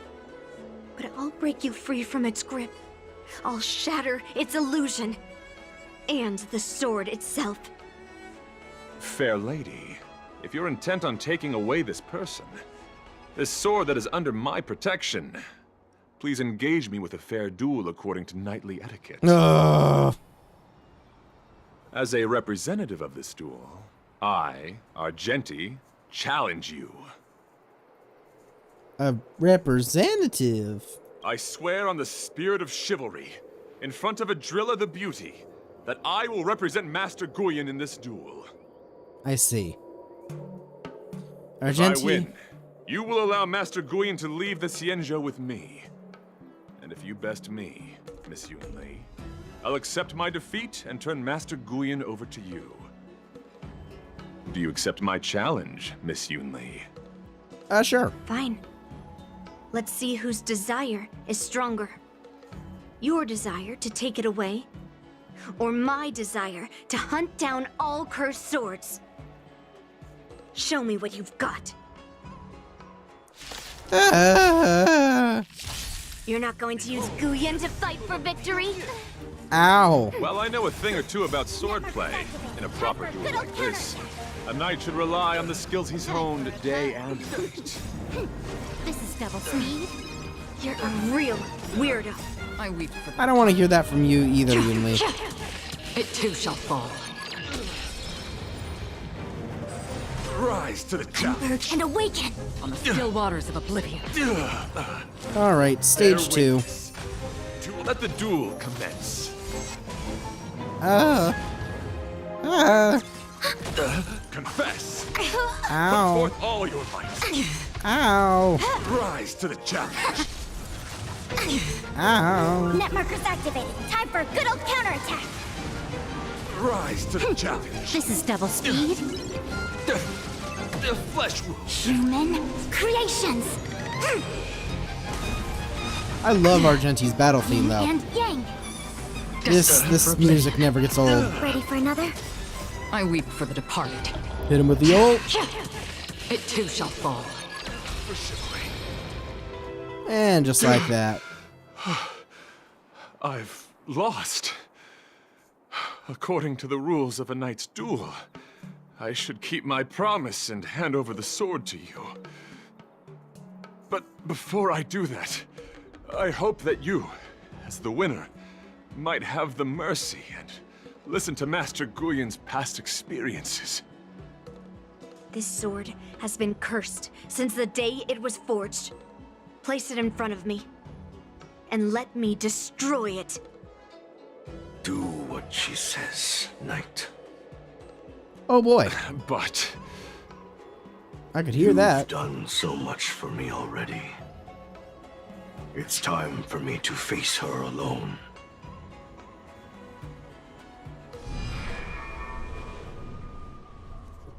Goodness. I'm weary of fighting. I just want to share my past with you. To explain why I wanted to escape. Well, it's a floating sword. After that, I'll leave my destiny in your hands. Are you afraid to witness my past, little girl? Afraid? Well, you do have a different aura from other cursed swords. But you're just trying to use my curiosity to lure me in. Well, you know best that a single touch won't snatch away anyone's sanity. Be careful, Yunli. Fine. Show me your past.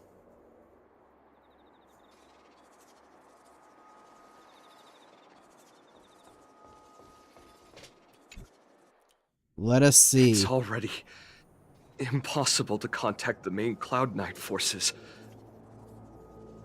What awaits me will be a long and lonely war. Follow me. Is this your memory? I don't know, but this other planet, it looks very suspicious. Like, I don't know, it looks like a place called Urillo 6. But, you know. It's so cold here. I didn't feel it when I was in the thick of battle, but now it's freezing me to the bone.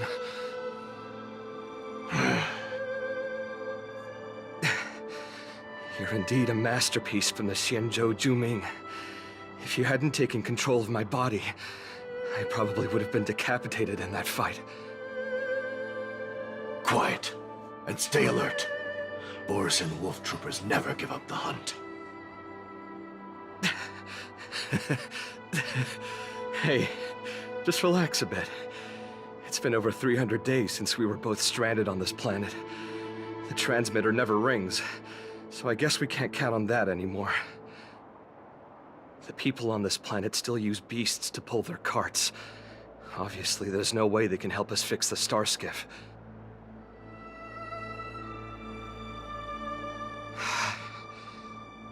Looks like we're stranded on this forsaken planet for the rest of our lives. The rest of a Xianzhou native's life could be terribly long. Are you feeling any desperation? All by yourself in this hostile world? Yeah, a bit. Perhaps. When things get too rough for you to handle, just leave everything to me. No need to carry the weight of the world on your shoulders. Yeah, sure. If I really can't handle things anymore, I'll leave my body to you. But now is not that time. Do you really think you can oppose an entire Borisan army with your limited skills? What are you holding out for?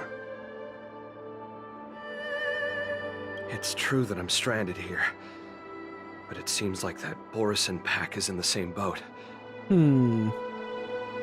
By the way, Guyon, do you know what a seed is? A seed may seem insignificant, but with careful cultivation and time, it can grow into a huge, unwavering tree. You said that the rest of a Xianzhou native's life could be terribly long. You're right. That's why I intend to plant a seed named Resistance here, and nurture it for the rest of my life. I want to show the people of this land how to defend themselves against those monsters. I can already see the seed in the eyes of those people. You really think you can do it? Why not just give me control, and we can revel in the bloodbath together? Ooh. What was the memory I just saw? It was a memory of me and a Cloud Knight, stranded on an unfamiliar planet. We crash-landed on a planet occupied by Borison. Just the two of us. Ouch. I can feel that it was a lonely war.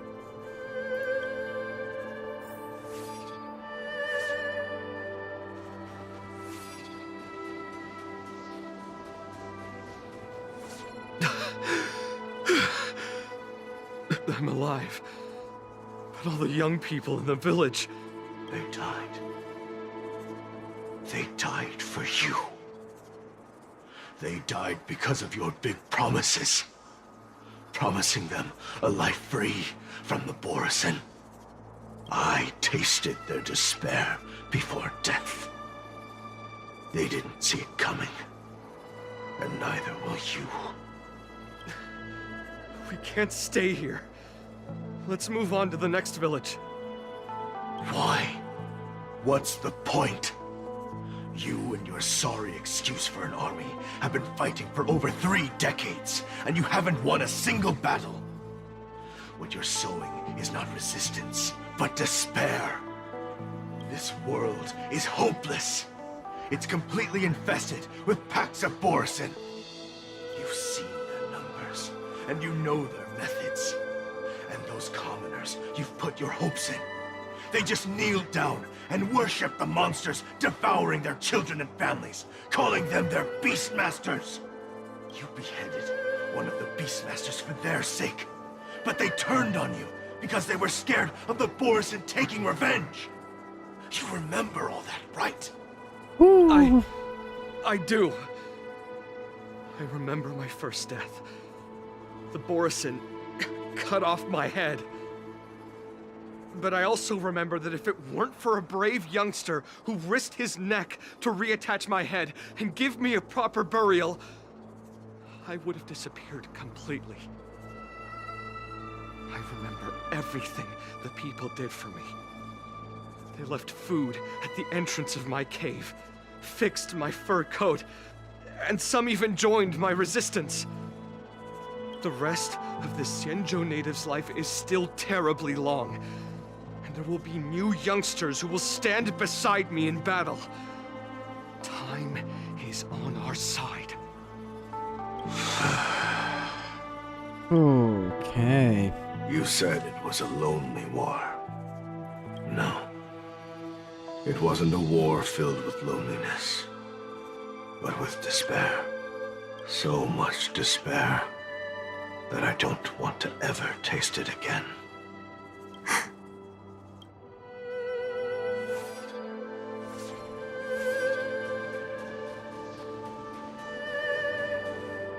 I'm leaving. Where are you going, Your Highness? I'm returning to my homeland, a distant place beyond the sky. I'm not coming back. But what should we do with you gone? What if those wolf demons show up again? They won't, my child. You've wiped out the last of them. But before I go, I need you to do one thing for me. Even though the wolf demons are gone, new monsters will appear in this world. Soon, a demon will appear, donning golden branches and knowing only bloodshed. However, fear not, my children. I'm entrusting you with this sword that's been with me in countless battles. Use the skills I've taught you over the years, and you'll surely defeat that last demon. But that's not all. I need you to construct a stone monument for me. It must be large and sturdy enough to seal the remains of that demon forever. This is a debt you owe me, and you must fulfill it. Do you understand? Yes. You lied to them. And you lied to me, too. Start of it all, huh? Oh? You promised that you'd give your body to me when you couldn't handle things anymore. Well, this Xianzhou native's life has finally come to an end, my old friend. How about one last chance for revenge? Come and bid me farewell for the final time. He had long since come to some understanding. I could sense a mix of intricate emotions flowing out. It wasn't bloodlust, or anger, or fear. What he had left for you was hope. They've learned how to fight monsters. But there's still one last monster lingering in the world. Kill it, my old friend. You left me there without ever looking back.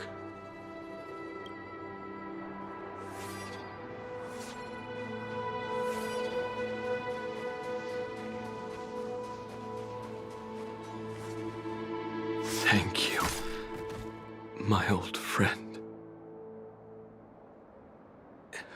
Heliobi can taste human emotions. How do my emotions taste, my old friend?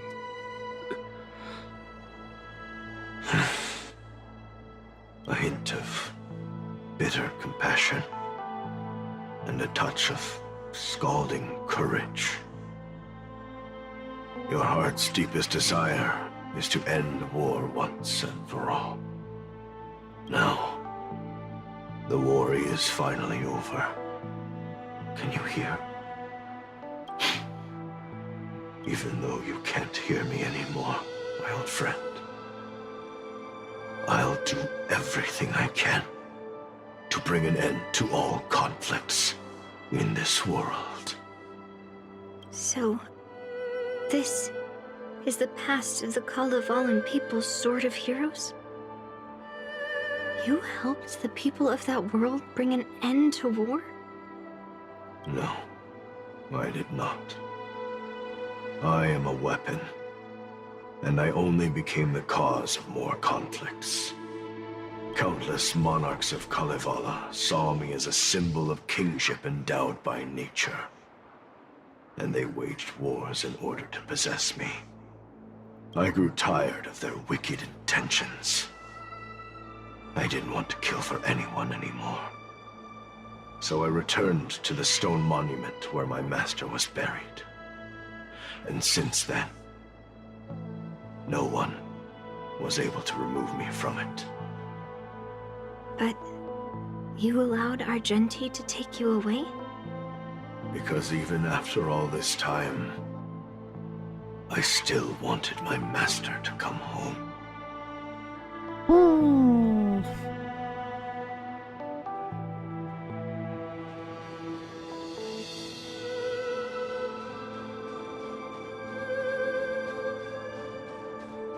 Look at this.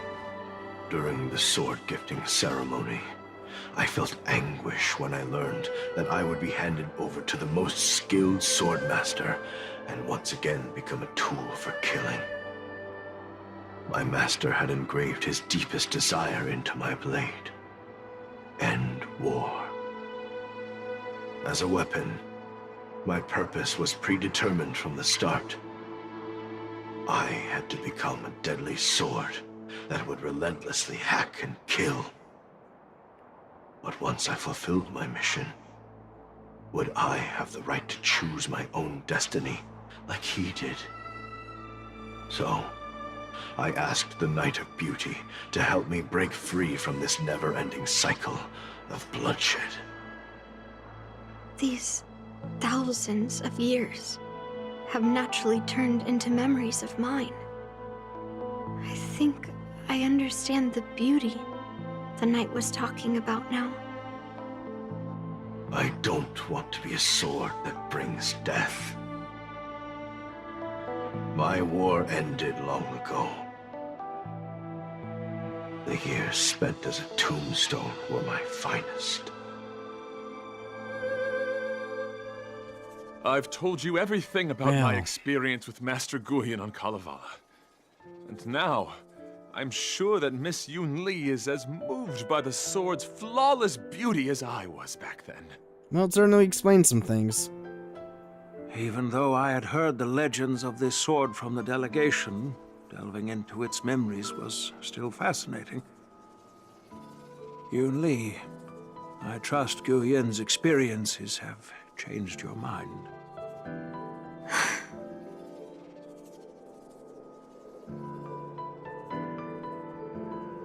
Jinhuyan did say the sword would change you. That's why Grandpa hid it from me. So I wouldn't make a hasty decision. I always thought a cursed sword infused with a heliobus would only bring rage and slaughter. I never thought someone could leave behind the desire to end war, and even change the nature of the cursed sword. My position was too extreme. Guyan is truly a sword of heroes. I apologize to all of you for my behavior. I'm sorry.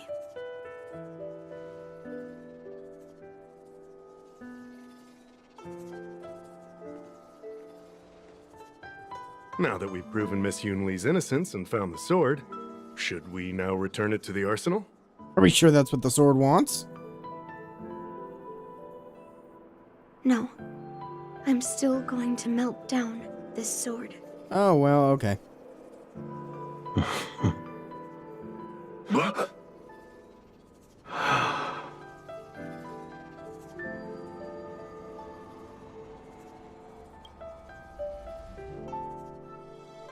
I've heard your true desires, Guyan. I can sense that you're tired of being a sword. Constantly serving new masters and fighting battles you no longer want to be part of. Right? But being a sword is my destiny. I'm doomed to serve some master and fight battles endlessly. Can the wind choose to stop blowing? Can a cloud choose to stop drifting? No. It's the same for me. A creation with a predetermined destiny. That's not true, Guyan. That nameless swordmaster shaped his own destiny. So you can too. I just can't picture my destiny being anything other than that of a sword.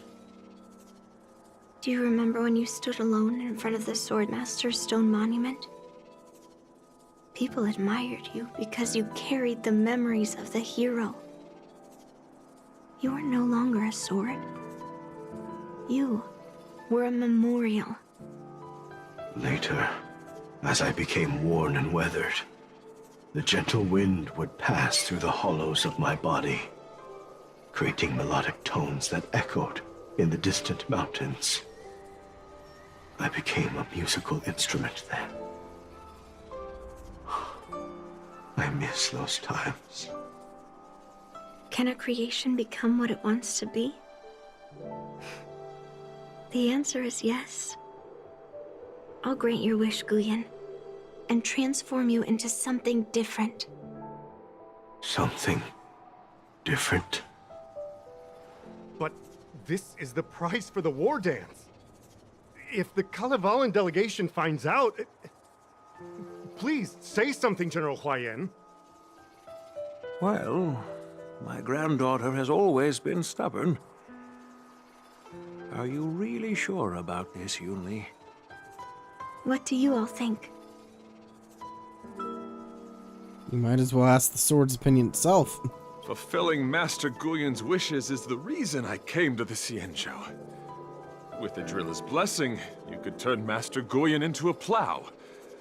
But as long as it fulfills his wish to end war, I support it fully. Then, I'll leave it to you, Yunli. All right, going to the armory for their furnace. It's been an honor getting to know you like this. The honor is mine. Thank you, Yunli.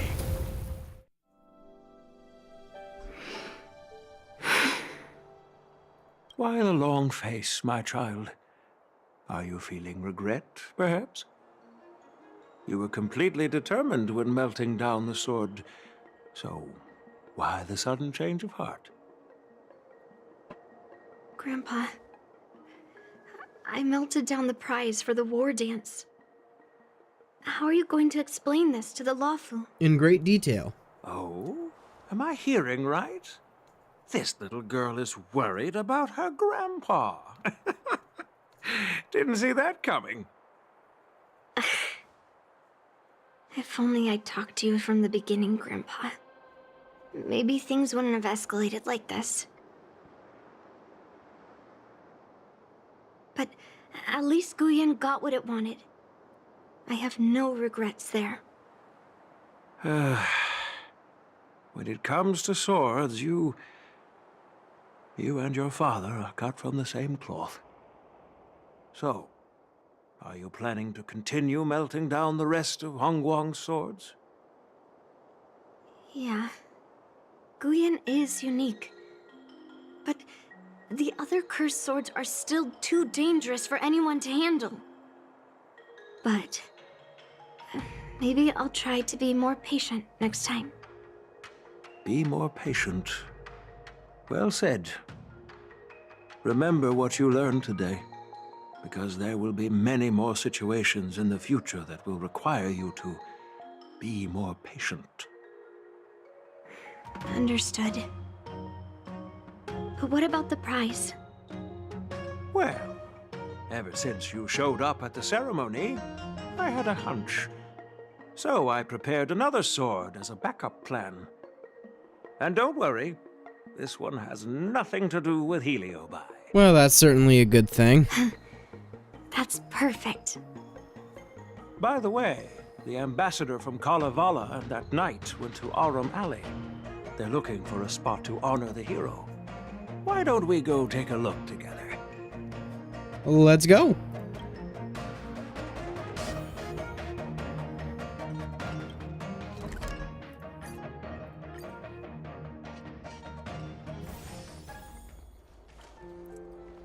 All right, over there it looks like. Oh, General Huayan. What brings you here? Well, my granddaughter was inspired by the heroic legends told by the Mieka Kivesa, so she dragged me here to take a look. Yeah, what's this golden sapling looking thing? I come from a long line of Kalevalan monument keepers. For generations, my family has guarded the stone monument left behind by the nameless hero. Over the centuries, a golden tree sprouted from under the monument, and its branches have never withered. We Kalevalans see it as proof of the hero's existence. Before leaving Kalevala, I took a branch from that golden tree, hoping to plant it here to represent the hero returning to his homeland. That sounds good. We Xianzhou people don't make coffins or set up memorials, so I'm sure he would be happy to rest here where life is bustling. The hero had asked our ancestors to carve something into the monument, so I made a copy of it too. While the inscription is pretty worn with age, perhaps you can still make out some of it.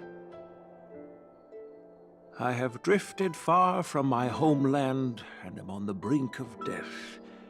Yet, I take solace in having honorably fulfilled my duties. Should you feel compassion for me, kind traveler, please take a handful of soil hence and bring it back to the Lawfu. Mr. Pavo, I wonder if that hero ever left a name in your history. I apologize, but the hero's epic battles happened long ago, and he did not leave any name for us to call him. But in our mythology, he came from the heavens, and so we call him the Cloud Knight. How appropriate. Welcome home, Cloud Knight. Now, you can also rest here, Guyan.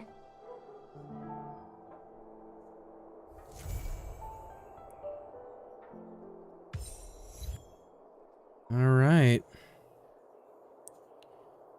Looks like we finally completed that one. Is there anything else I gotta say?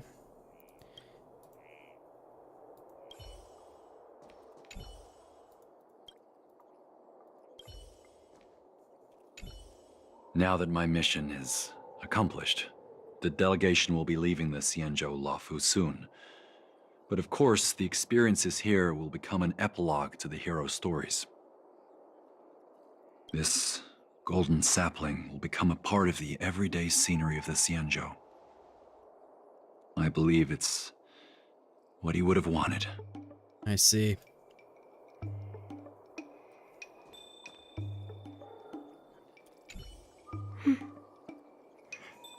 I'm feeling a bit emotional. I'd like to stay here for a while. Thank you for your guidance. I'm truly grateful. By any chance, would you be interested in taking sword lessons with me? Like March? Thanks, but no thanks. I don't think I can endure the hardship. Appreciate the offer. Anything from you, Argenti? As a punishment for being an accomplice in this theft, General Huayan assigned me to guard this golden sapling and recite the story of the hero and this legendary sword to passers-by. This is not a punishment at all, and I gladly accepted it. Spreading the message of beauty to the Xianzhou residents is exactly what I desire. Certainly does fit you. However, I plan to leave the Xianzhou soon and continue my travels. May our paths cross again in the vast cosmos, my dear friend. All right. What did we achieve? Complete that story mission. More Stella Jade. Give me my Stella Jade. Alrighty. And let's go back to the Fates Atlas.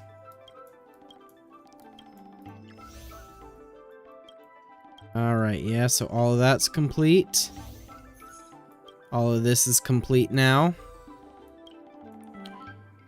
Saga of the Primaveral Blade. So this is the next one. Oh my goodness.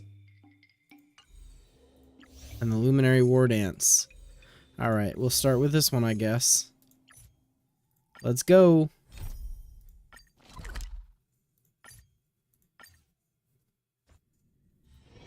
This haven of memories. Every touch, every moment is like a thorned rose. Alright. Now, of course, probably gonna have to do a lot of reading. I don't think these are voiced. So it's a good thing I let my voice rest for a bit. Turning back the clock to when March 7th had just begun studying swordplay. All right. Oh, there is now voices. Now that you're in position, Miss March, let's get this lesson started.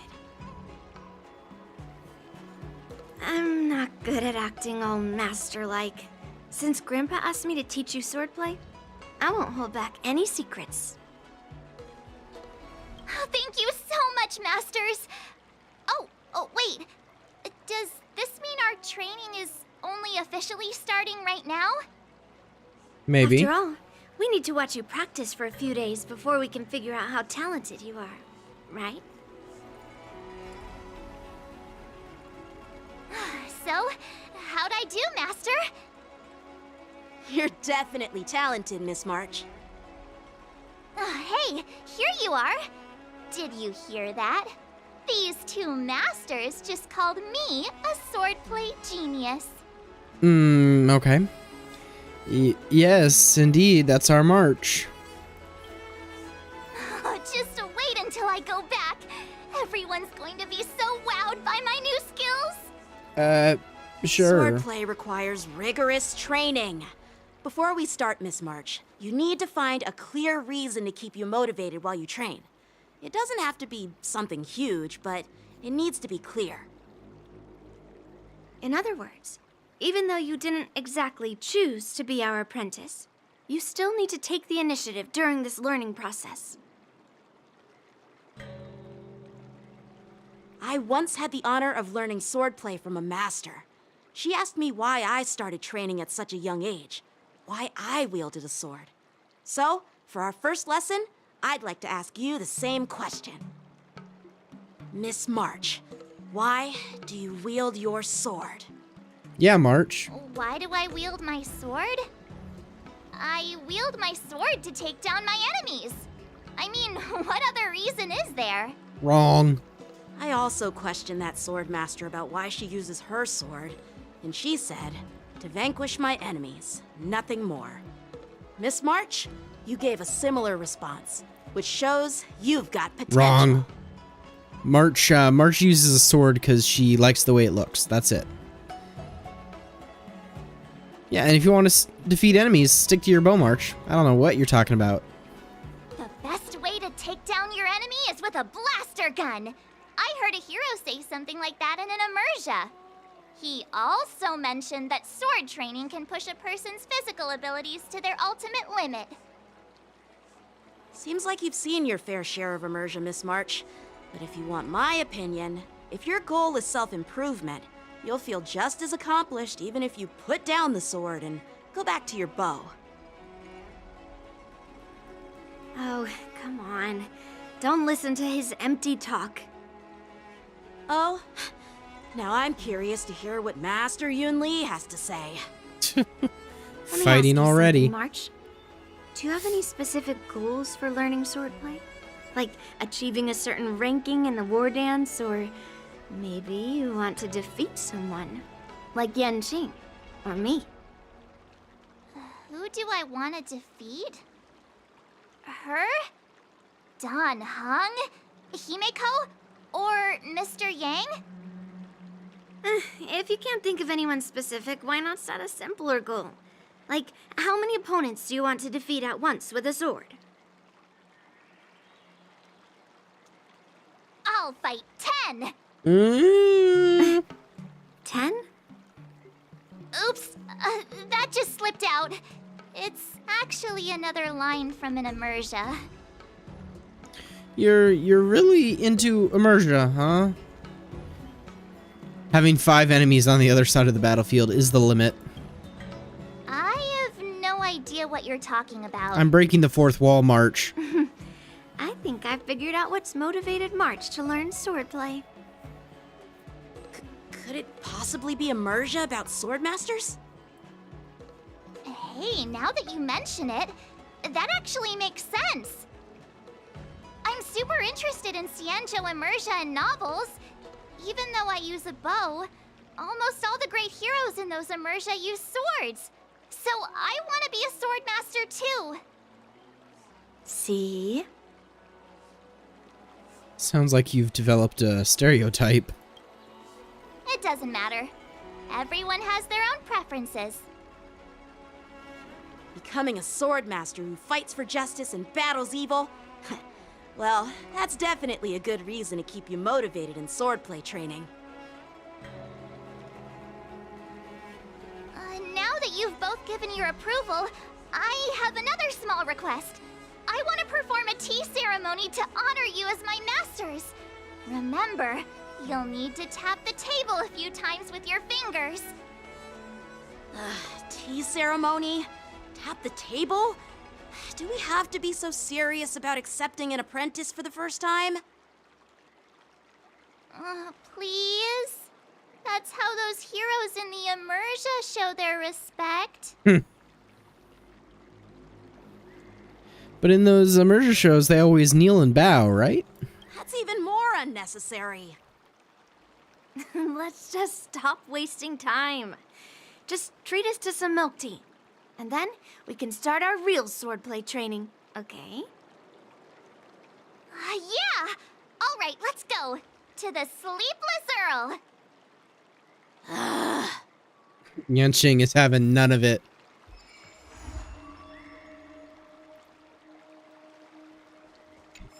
And I'll collect whatever that was.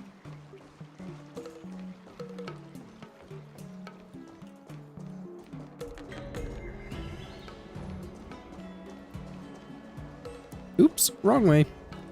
I don't know where I'm going. It's been a while.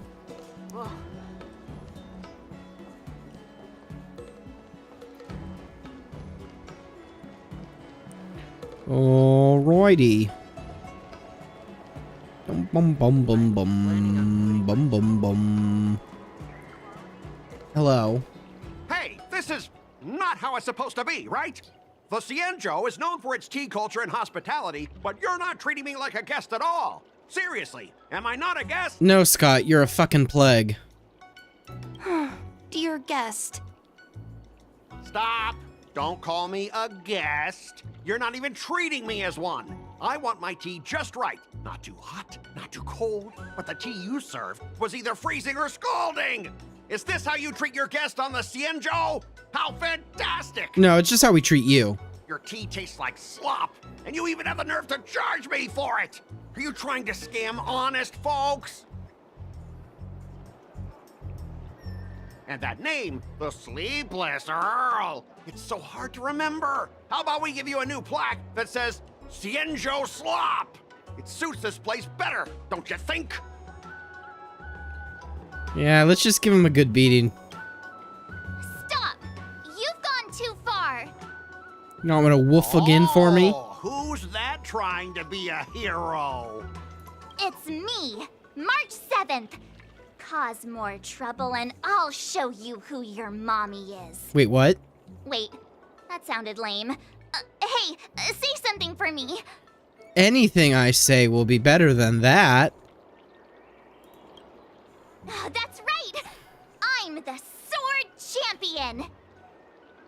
Never heard of you. Now scurry back to wherever you crawled out from. Mr. Scott, I'm Yanqing, a Cloud Knight lieutenant. We've met before, and I suggest you stop causing trouble. Trouble? Ha! I'm just giving some feedback as a regular customer. The tea here is terrible, and now the Cloud Knights want to stop me from complaining about it? At this rate, who would want to ever come here for tea in the future? Hopefully not you. A regular customer? You? Yeah, what else would I be? The Xianzhou's prisoner? We wish. Anyway, if you're trying to bully this young lady, you'd better watch out for the weapon in my hand. Huh? Oh, that really scares me. Come on, you're not seriously trying to take my life with that piece of scrap metal, are you? Scrap metal? This is my sword! I'm here to learn Xianzhou swordplay. March, you let your identity slip. Swordplay? Oh, I get it now. It's just another kind of play, right? That explains why you're dressed like you're in a show. You're not even from the Xianzhou, so why bother learning their swordplay? If you're feeling unsafe, I can sell you an IPC mech. Ha! As if anyone wants your junkyard scrap mechs! March 7th can cut through one of your mechs with a single slash. Oh, how marvelous! How about you show me then? Well, guess it's time to show these bumpkins something serious.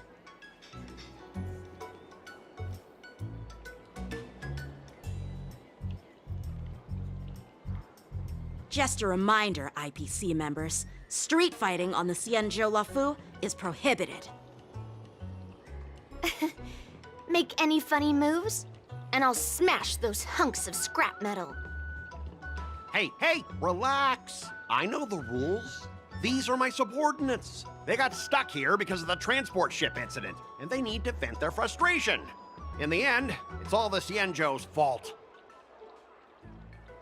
Well, I could overlook the terrible tea, but now that you're questioning my security, I can't let it slide.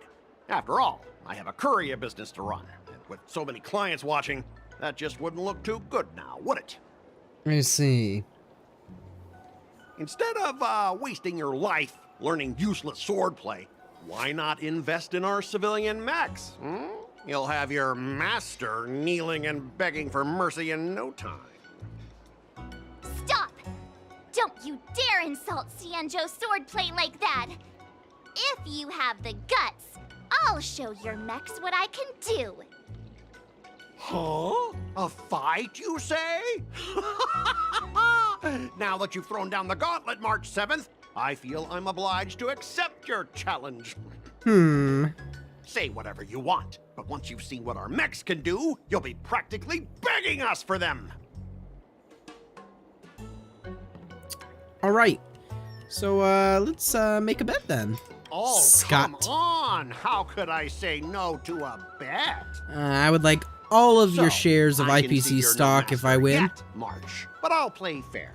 You go back and learn swordplay from your teachers here, and in 15 days, I'll come find you and challenge you with my mechs. Only 15 days? All right. Fine. And if you lose, you'll have to bark like a dog in public and shout, "Xianzhou swordplay is a total joke!" You'll stand at the entrance of our room alley and say it to everyone passing by. Oh, and if that's the case, just forget about your master and become my apprentice instead. I'll teach you how to pilot a mech. And if I win? I'll become your apprentice? Nah, I don't think so. I don't like you. Okay, how about this? If I lose, I'll squeal like a pig in public and say, IPC mechs are a total joke! And I'll even print that on every mech on the transport ship. Deal? So he just changed barking into squealing, and that's supposed to be a different story? Squealing isn't enough. You also need to apologize to the owner of the Sleepless Earl and take back what you said about Xianzhou swordplay. Fine, I get it. But you've got to actually beat me with that little scrap of metal first. You all heard it, right? We'll meet again in 15 days. Let's go.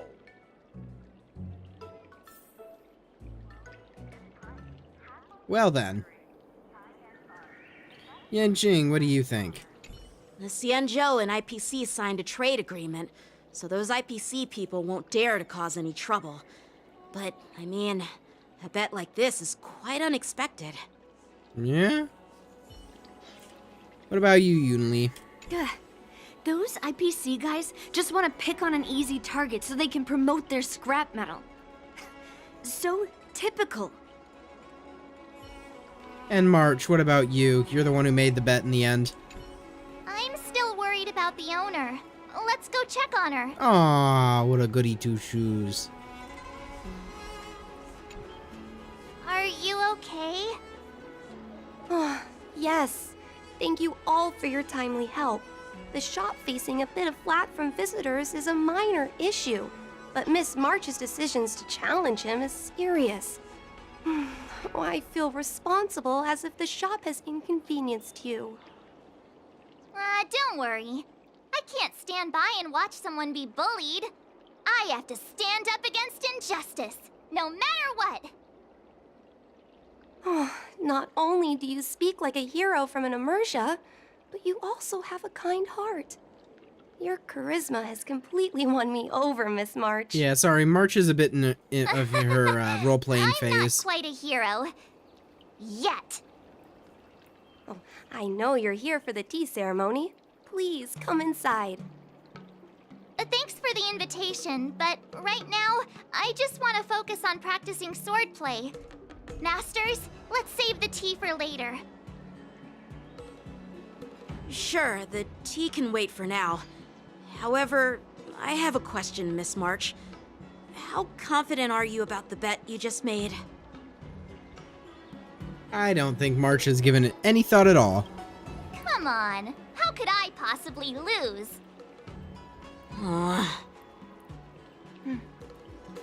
You're right. It seems she really hasn't considered anything.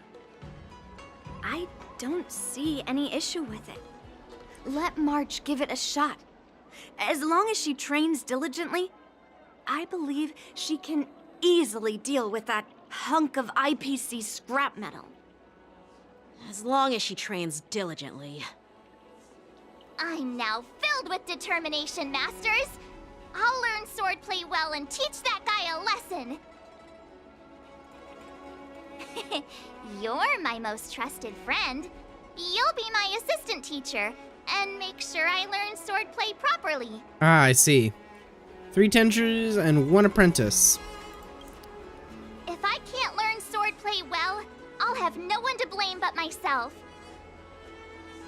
Masters, Miss Teaching Assistant, let's go back and start the training now. Alrighty, March. If that's truly what you want to do.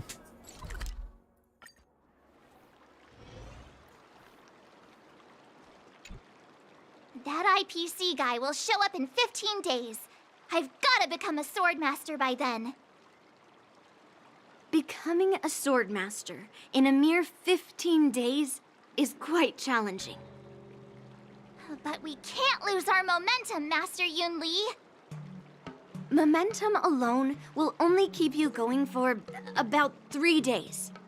If you really want to stick with it, you need a solid plan. No worries. I've found my professional teaching assistant to help me organize the lessons, so there won't be any problems. Yes, I'll be sure to arrange lessons. I think. Rest assured, Masters. If not in me, at least place your faith in her, my trusty sidekick. I don't know if I'm any better. Miss March is really passionate about learning swordplay, and now she has a clear goal in mind. That's a good thing for her. There are many ways to defeat villains, but if you want to become a true hero, you have to focus on self-improvement. I hope you will always remember this, Miss March. Got it. It's all etched into my memory. Since you've got that in mind, it's time for me to set some targets for you. Please, go ahead, Master Yunli. We'll have 3 exams during these 15 days. If you pass our tests, those pieces of IPC scrap won't stand a chance. But if you fail... That would mean Yunli is a terrible teacher. And if that's the case, I hope you won't force yourself to take on the challenge, Miss March. Wow, that's some shade right there. Hey! You are the terrible teacher here. I understand. In the Immersia, the disciple and the master share both honor and disgrace. If the apprentice fails, the master loses face too. Well, there aren't that many customs on the Xianzhou. I'm just worried about you getting hurt. But as long as you practice diligently and pass the tests, we'll feel confident about your duel. Now, let's go back to the first question I asked you. I'm sure you found a reason to wield your sword, right, Miss March? Absolutely! I wield my sword to become a hero. I want to fight for justice, punish the wicked, and make them quiver in fear and run away when they see me. A little dramatic there, but okay. And keep that fire burning. And learn with all your heart. You haven't said much, Miss Teaching Assistant. Any suggestions before we officially start training? You did not think this through. At all. But, mastery of the sword trumps all. Exactly. I prefer the cool, calm, and ruthless way of doing things. That's my kind of style. That's enough chit-chat for now. don't forget to keep an eye on my swordplay practice. Okay. Pass the first sword trial. Let's go.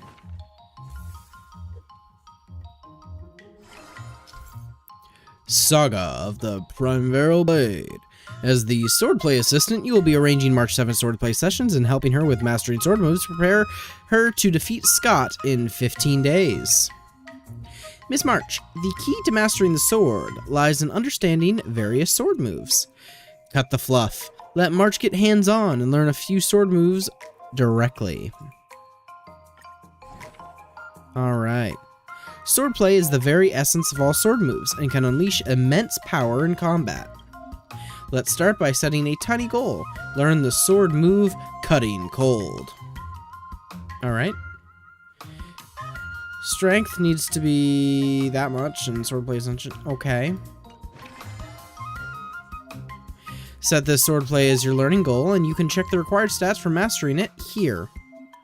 You can boost your stats by setting up targeted training sessions. Practice exactly what you need to improve. Strength. Strength. Strength. Strength.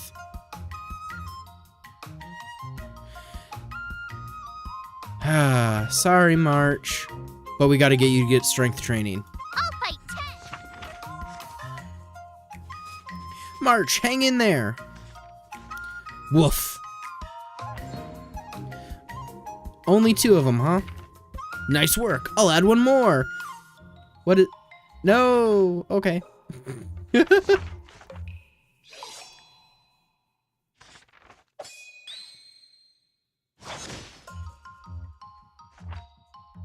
You keep muttering those words. Do you even know what they mean? Absolutely not.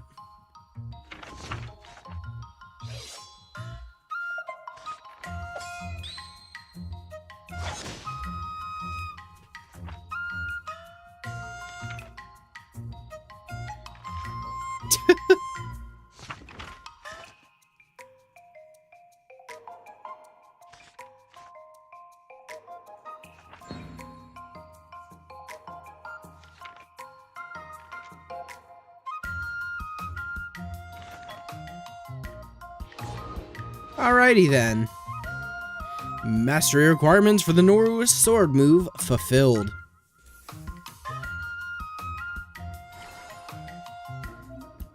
Training will consume mood.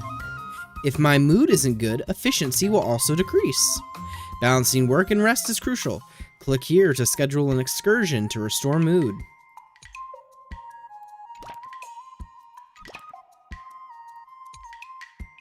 And then what's a no sword move after this?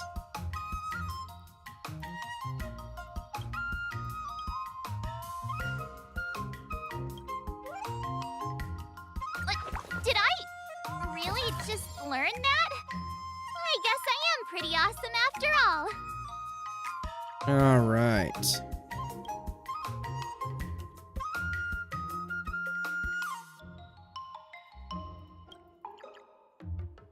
Still need a bit more strength.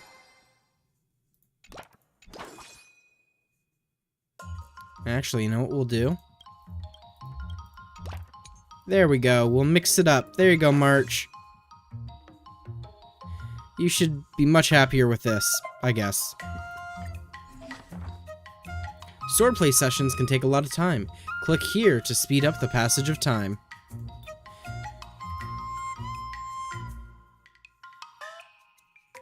Celestial Jade, I see.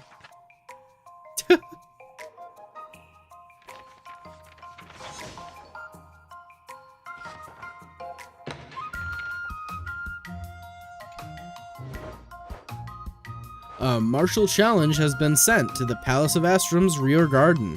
March 7th's daily sword training has garnered the attention of the Lawfu Folk Swordsmanship Association, self-named.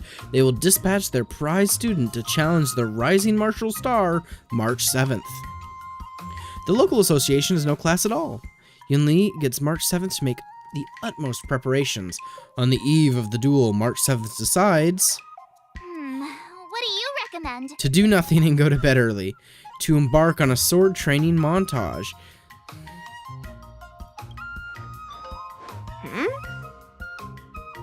Yeah. That's enough training for today. I need time to absorb everything.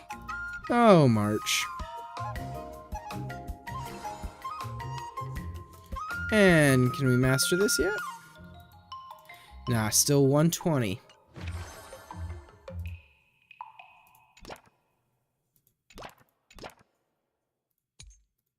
There you go, March.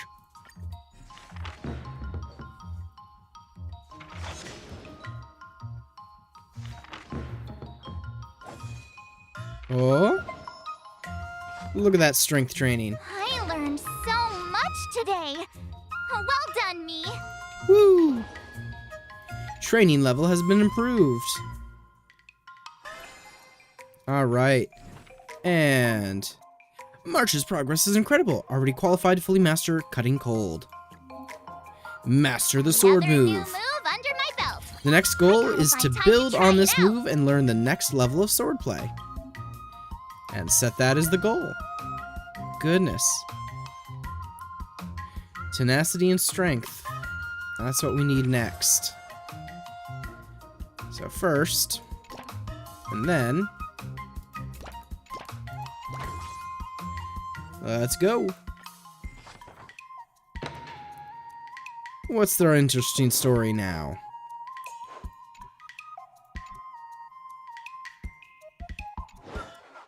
How should I go Ooh. about this?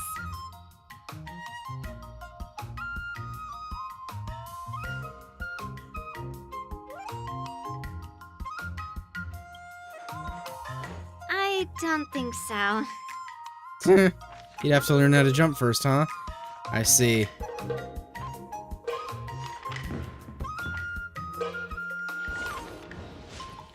Alrighty. One day until a sword trial, huh? Today, you'll face your first test. It's all about the basics. Oh, I know.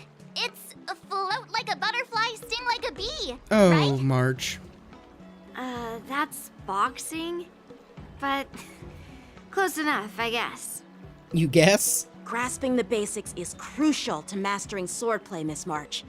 Focus on wielding your sword properly, making your thrusts swift and strikes brisk. And parries should be fluid and nimble. Got it. See? Even March is getting bored of your rambling. But I'm actually not bored at all. Miss March is still a novice, so I'm giving her some tips on the basics to help her better understand them. Neglecting the basics will only make you vulnerable in a fight. Even for an extraordinary sword master like you, Yunli. Just focus on your teaching.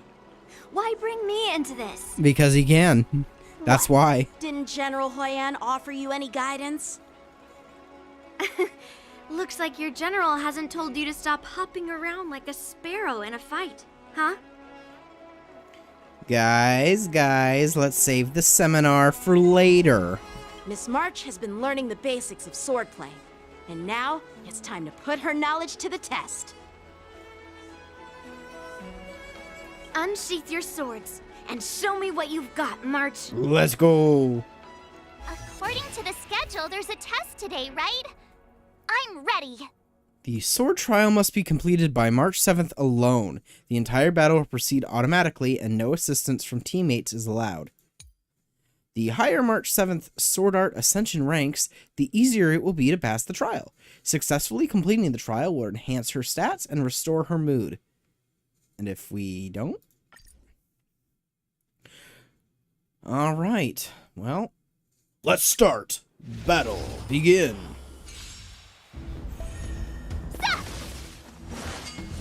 Not very Ouch. sportsmanlike. Azure Dragon, White Tiger, less carbs. Watch this! Yeah! Ow. Oh. Azure Dragon, White Tiger, less carbs. Watch this! Oh, I get it! Oh, look at that. Such a good job, March.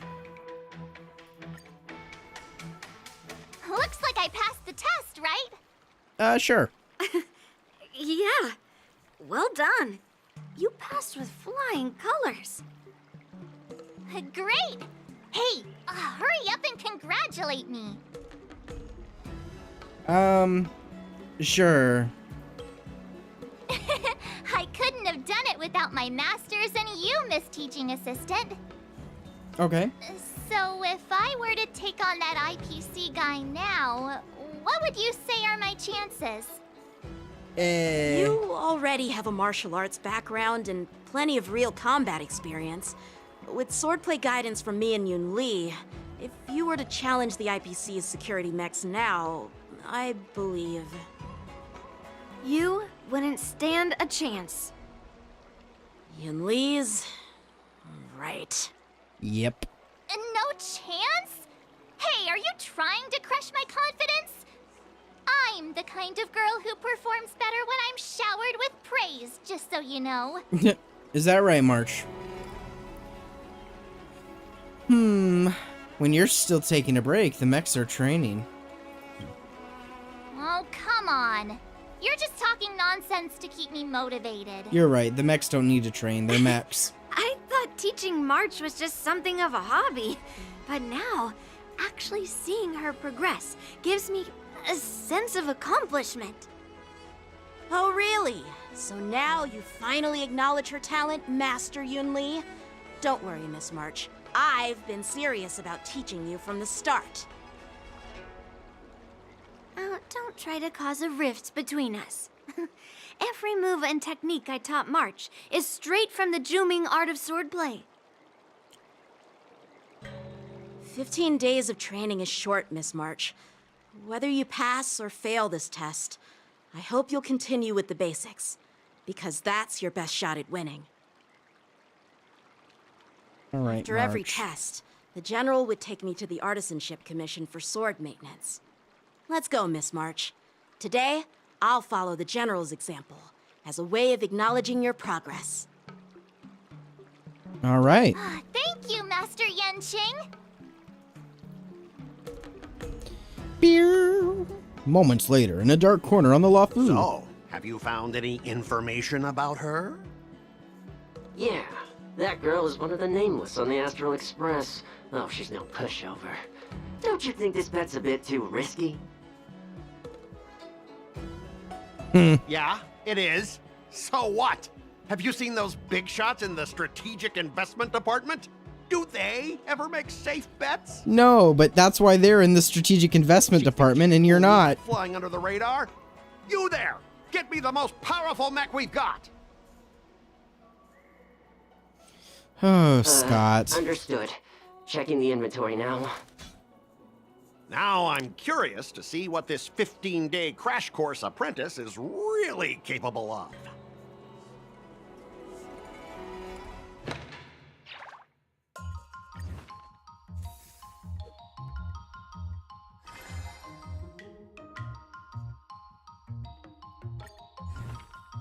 Alrighty. So we need more strength. And then after strength, tenacity. So tenacity and strength. That's really what we need. And that should help us unlock some of these as well.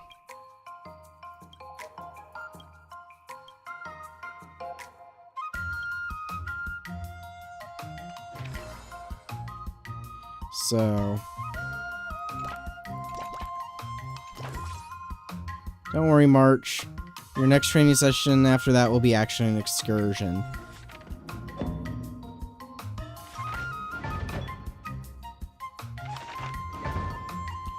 Alrighty. That's enough training for today. Oh? Oh, it's Haw Haw. A long time no see. Still busy busting ghosts? There are fewer Heliobus-related jobs than before, though they've been replaced with other matters. It's been a while. What are you doing here? I'm taking a break at Starskiff Haven. Just watching the Starskiff scale one by one. It's really relaxing.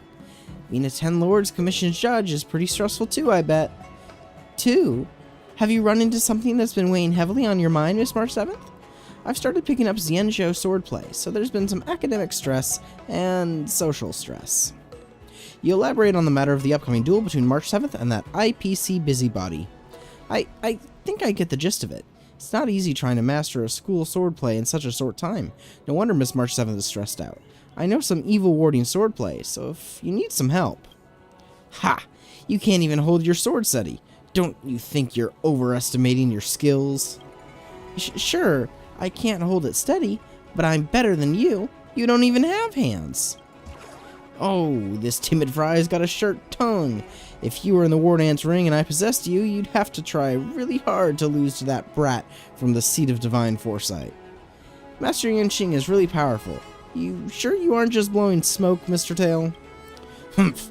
As long as I possess someone of extraordinary caliber and absorb that person's memories and emotions, I can master the exact same technique. Isn't that the fastest way to do it if you want to learn that brat swordplay? No. I won't undo the seal. Tis. I guess your desire to help your friend is only worth this much, eh? Thank you both for looking out for me. I wonder, what do you think about the shortcut? Time is tight. It's a good idea to borrow a save file. Save file? When you put it this way, it does sound like asking to borrow a hardcore player's save file. But once Mr. Tail leaves, I'd still be empty-handed. You also think it's a bad idea, right, Miss March? Bah! And here I was trying to be nice. Even if you wanted it, I wouldn't help you now. Madam Hanya just sent over a zombie case. Looks like break time's over. We'll talk again, Miss March. Catch you later. Huohuo scuttles off in a hurry. After giving it some thought, I think there's something to be gleaned from Mr. Tail's suggestion. When I see Huohuo again, I should ask for advice from both her and Mr. Tail. Huohuo will provide 2 assist effects every day. Let's go. During sword training, March 7th can receive assistance from companions, enhancing the efficiency of her training and excursions. Starting today, I too will help Miss March with her sword training. Please choose the assist effect. Alright. Strength training today. And in addition... Another step closer to star-crazing glass greatsword. Alright. So... more tenacity and strength. Tenacity and strength. Yeah, a lot of tenacity and strength. But, first...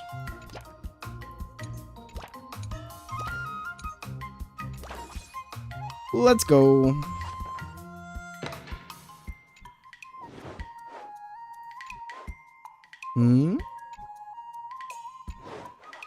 How should I go about this? There we go. Huh?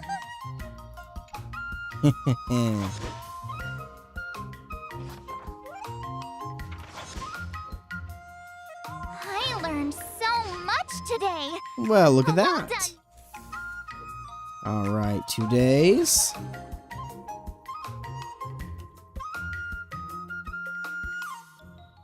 Ooh.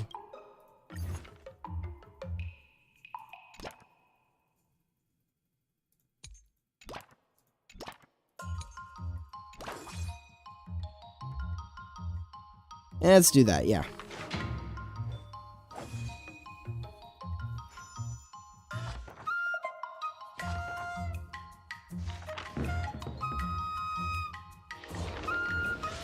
Alright, look at those numbers go further up. Into today. Oh, it's you and Miss March 7th too. Whoa, why do you look so dazed? We found 2 zombies near Firestar Garden recently. Well, zombie might not be the right word. The victims had no heliobus traces on them, nor obvious external injuries, but they kept repeating some strange behavior. How interesting. Miss March 7th, please don't patronize me. Must be a side effect from being scared silly. That's entirely possible, but have I ever acted so strangely? You run super fast. This matter's probably not that simple. just like when you and her formed the ghost hunting squad. Let's analyze this together. Next up, let's have a resident expert Ho-Ho introduce the case. Okay, something might click if we put our brains together. The first victim is a War Dance combat registrant. Their muscles were rigid when they were discovered, their arms were stretched out in front of them, and they were muttering all sorts of exercise rhymes. The second victim is also a War Dance combat registrant. He is a former Cloud Knight proficient at the spear. He was discovered practicing pole vaulting with his sphere. The victims have something in common. They're both War Dance contestants. It appears the culprit is expressly choosing War Dance contestants as their targets. March 7th, you're a participant too. So, I'll be the next target then?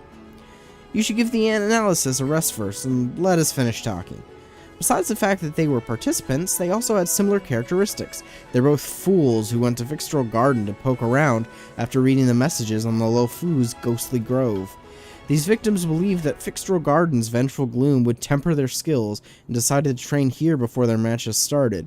In some attempt to harness the worldly energies absorbed here. People still believe in this mumbo-jumbo in this day and age? Finally, these two were shooed home by the Ten Lords Commission's Spiritfarer on duty, Uncle Dre. They started acting funny the following day. Mystery solved. It must be a heliobus. I'm also guessing it's an escaped heliobus that's up to no good. I think I've seen a similar story in the Zanjo Emerja. Does this Uncle Jules have two disciples, and one of them got bitten by a zombie, and the other got charmed by a female ghost? March, what are you talking about? Our Uncle Jules has no disciples. Cut down on your Emerja addiction and touch some grass. Yeah, March. But since you want to join the War Dance, you must be careful. Don't forget to contact me if anything happens. Good luck, Woho. We'll hope you catch the culprit and close that case soon. Goodbye. Woho scuttles off in a hurry. Scuttles. That's a funny word, scuttles. If the heliobus targets War Dance contenders on purpose, how about we try our luck at Fixtral Garden when we got time? Might be able to help Woho. Woho. Midnight Paranormal Hunt is now available as an excursion. One day until our sword trial.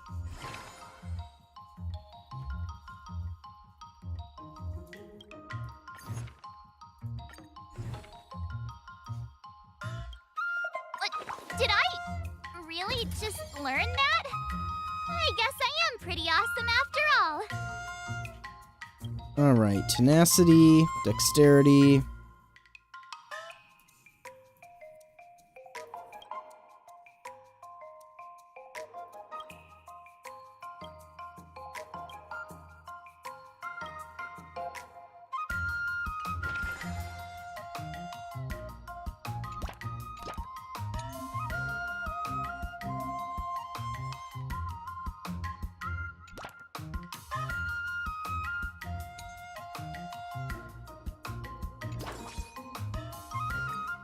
Alrighty.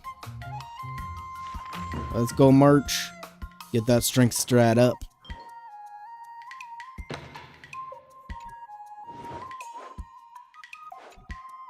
Oh. What do you recommend?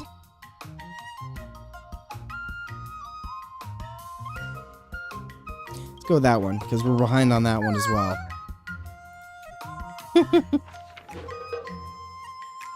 I learned so much today. Indeed.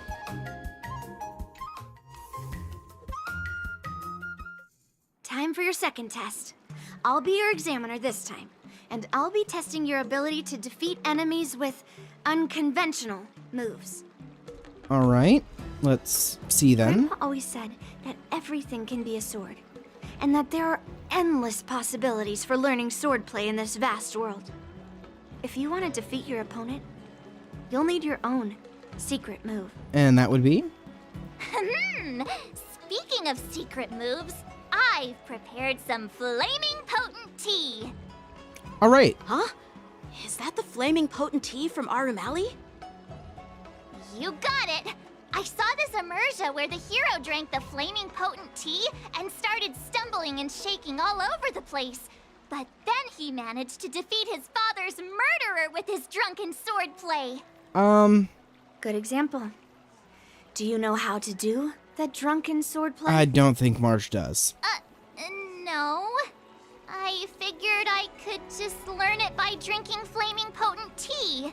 Oh, March. That's not how it works in real life, Miss March. Do you have any other tricks up your sleeve, March?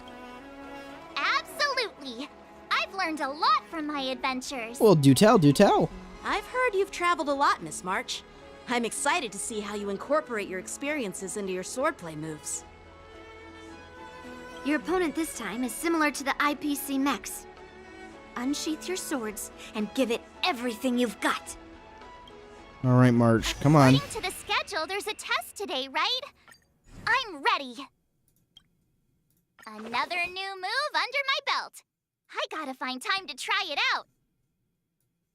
All right. Tenacity, dexterity, and acuity. Those are the ones we need to get. So I'll do one of those each, and we can finish that entire level.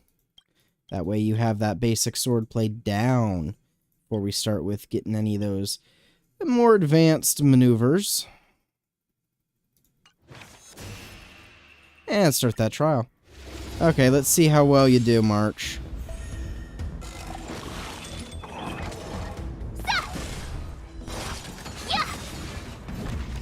Oh, it's one of these guys. Dragon, white tiger, less carbs. Watch this! Lower your weapon.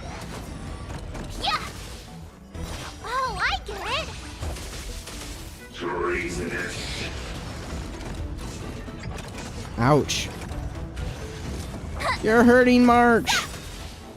Azure dragon, white tiger, less carbs. Watch this!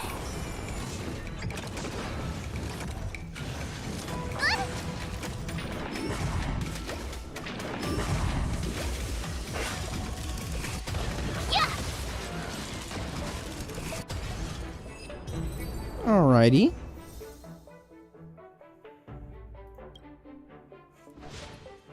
Aw, look at that upgrade. Phew, that was tough.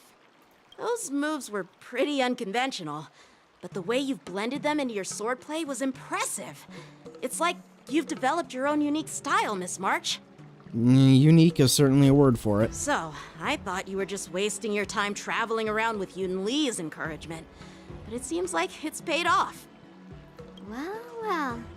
Looks like someone's finally seeing sense. And the rivalry between them continues. So, did I pass the test? Without a doubt. You aced it. Nice. Awesome! Hey, Miss Teaching Assistant. Isn't it about time Yes, you March. showered me with Yes, praise? March. Congratulations. Yippee! Omedeto. My skills have improved by leaps and bounds. General Jing Yuan once told me that everyone has the potential to be my master. Not just Cloud Knight instructors, but also artists and outsiders. Actually, I was once convinced by Guinaifen into swallowing a sword. That's definitely not something you learn from regular practice. And I think you're supposed to be an actual professional to do that, Yang Xing. You alright? So, what do you think your odds are, March? Maybe around 30 or 40%? You don't seem as confident as last time. Well, I've gained a deeper understanding of swordplay, and I'm more aware of my own strengths now. But you also know your By the weaknesses way, now. In those Emergia stories, the sword masters always hide their true strength before a decisive battle. March, you have no true strength to hide.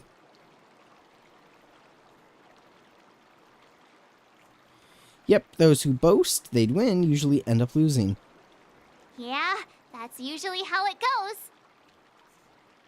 From the test, I can tell that you still need some time to master your swordplay. But you did pretty well. Milk tea is on me today. Yay! Yeah!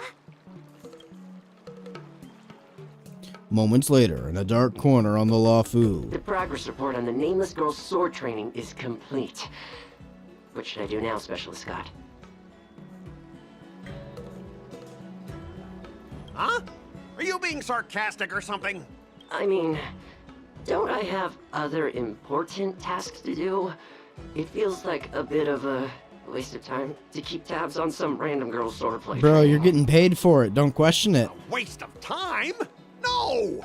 This is about safeguarding the reputation of the IPC and the honor of the Amber Lord. Yeah, just grab yourself a milk Are you tea, sit saying on that back, March and 7th watch. can You're actually getting take paid. down an Arumaton from the Artisanship Commission with a sword? Come on, an Arumaton is no match for our state-of-the-art mechs. Go and strengthen our mechs even further. I refuse to believe that little sliver of metal can actually challenge our cutting-edge technology. But the armor's already pretty thick. No, it's not enough. Reinforce it more. If I lose face, it's like losing face for the IPC and the Ember Lord. Can we afford to let that happen? No. No, you can't. Understood. Now, it's still going to happen, but you can't let it, can you? March. Alright, March. First things first. Another step closer to star-crazing glass greatsword. So what's the strength we need at the very top? That's a lot of strength. I'm sorry, March, but we're gonna get a lot of strength for you out of this.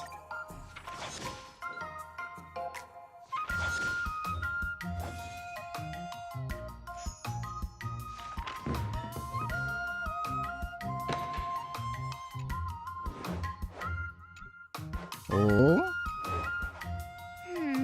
What do you recommend?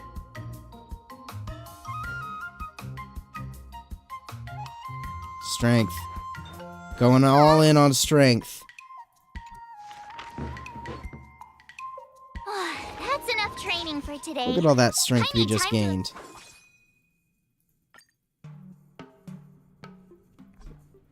To help Ho-Ho resolve the zombie case, you and Mark 7 arrived at Fixed Row Garden in the middle of the night. The Helibus is focused specifically on attacking war dance contestants, expecting you to encounter an unattended guest.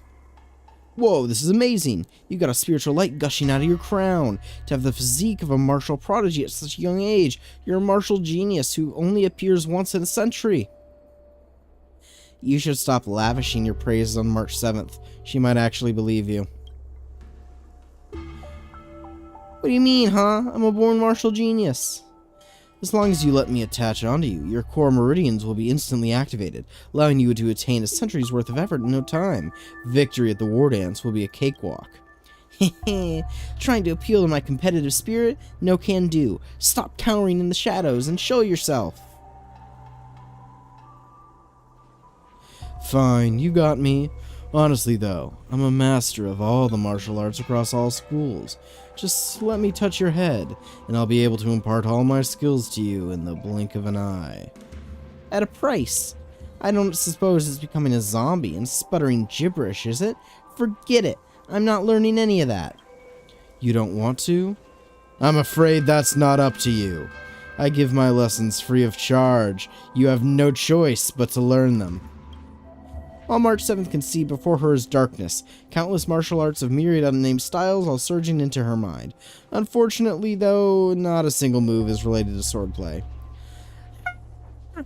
Fear not, Miss March, here I come. I was almost too late. Thank goodness you're here, Ho-Ho. Has that overly enthusiastic Heliobus been subdued?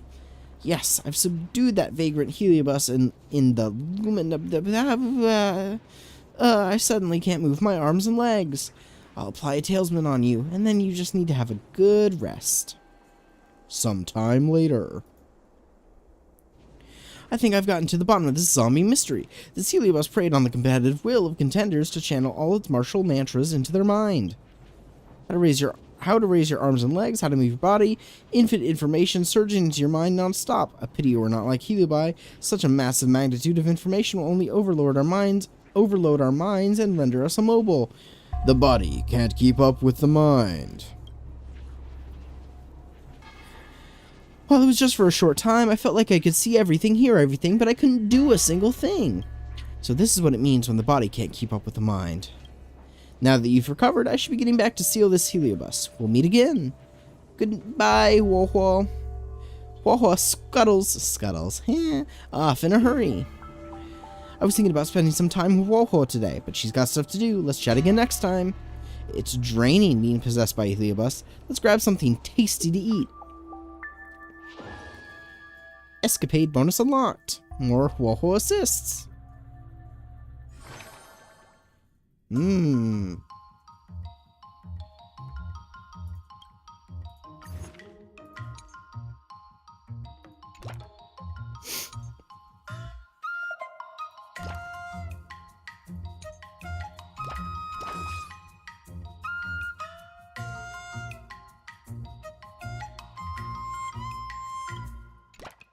There we go. And then before I do that, actually, what do we got here? Yeah, master that. Did I really just learn that? I guess I am pretty awesome after all. Yes, you did. Yes, you are.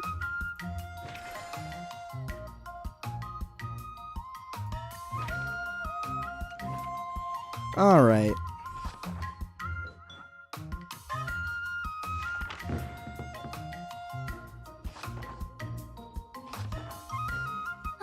That's enough training for today. I need time to absorb everything.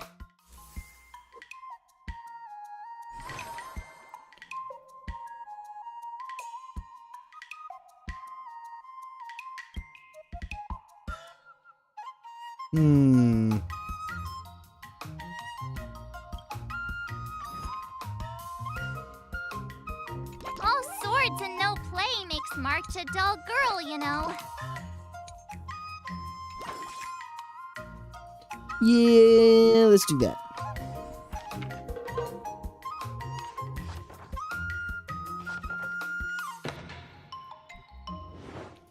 Oh, what do we find? How should I go about this? Tenacity. Okay.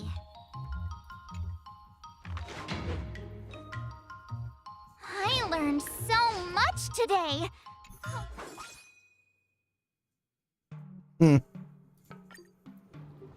The Ten Lords Commission has sealed away that Heliobus who's always eager to act as a tutor. It won't be harming anyone anymore. The Warden's participants who fell to its antics are also slowly recovering their senses. It's all thanks to you and her that so many Heliobus wars have been quelled. Thanks to you too, Ho-Ho. No wonder you're a Ten Lords Commission judge. You had something you wished to say last time? It's about what Mr. Tails said, that the memories of swordplay practice could be channeled into me. I have to admit that I was the teeniest bit tempted. Just a teeny bit. My idea is pretty decent, eh? I wanted to have Mr. Tail help me out, to at least learn a move or two, but I was too embarrassed to admit it. No one can withstand the temptation of a shortcut. That's not really true. I mean, I still resisted it in the end. If I hadn't run into that Heliobus, I wouldn't have understood the sheer distance between my knowledge and the master of swordplay. That's not a shortcut to learning swordplay at all. I very much agree with March 7th on this. Though I've heard of a much milder and safer method than the Garden's Messengers have that can shove non-existent swordplay memories in your mind. In that case, would you still refuse? I might still have to decline. I think that I have to put my own thought into it and experience it myself, and eventually turn Master Yangqing's sword and Master Yunli's sword into March 7th's sword. You make a good point there, girly. If my journey was nothing more than copy and paste process, I'd never be able to surpass the two masters. Well, sounds like you've had quite the epiphany. For me to be waxing philosophical pearls of wisdom, that should mean I've attained new heights with my swordplay, am I right? Spouting passages from a self-help book makes you all enlightened now. If you really think you're all that, you should be training even harder on your swordplay. I've got a block of free time after attending to this matter, Miss March 7th. If you need help taking on Scott, come see me anytime. Mr. Tail and I will definitely help you out. Sure, thanks, Woho and Mr. Tail. Yay! Another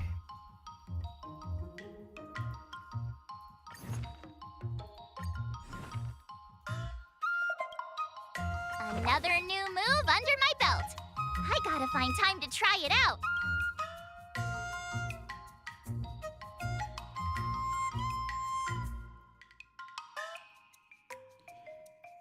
Alright, let's get a bunch. Well, we're really short on dexterity.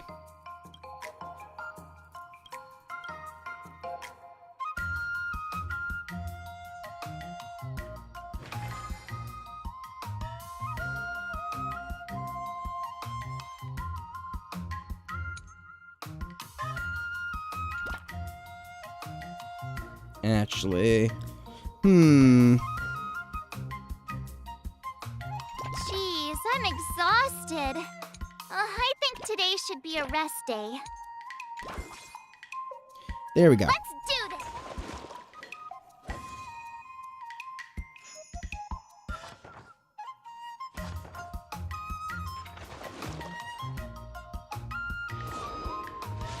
There we go. Dexterity up. Before we start the test, there's something I need to tell you, Miss March. I've received a challenge letter from Scott. Oh, of course we did. He's made thorough preparations, contacting the Realm Keeping Commission, and getting approval for a martial arts exchange event. He even chose Arumali as the venue. Seems like he has some connections there. Yeah, more like we made him bark like a dog there. However, according to the rules, the person receiving the challenge letter has the right to decline the challenge. Declining would be like admitting defeat. Of course I'll accept it. But before that, you need to pass the final test, the graduation exam. You're graduating already? I'm surprised too. Well, it's not really graduation. It's just that the opponent for this exam is your master, Yenqing.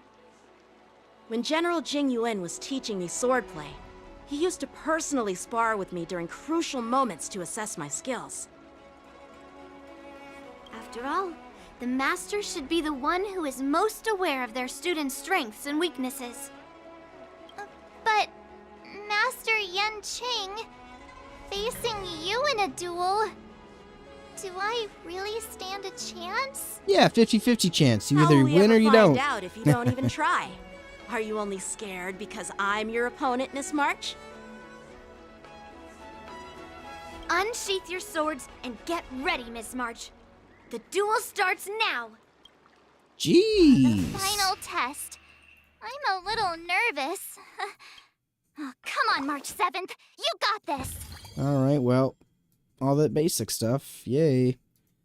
And then hopefully it'll be those after that.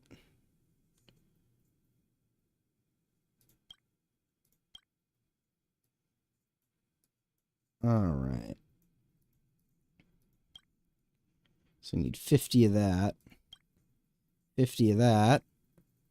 And way more of that, because been getting behind on it, so gotta get that acuity up first, it looks like. But let's see how we do against Yenqing. Let's go. Alright, March. How you gonna do?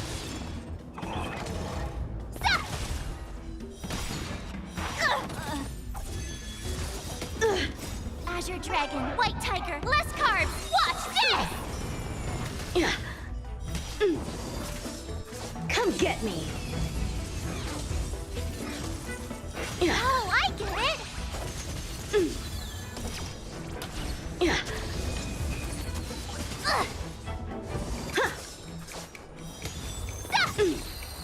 Azure Dragon, White Tiger, less carbs. Watch this!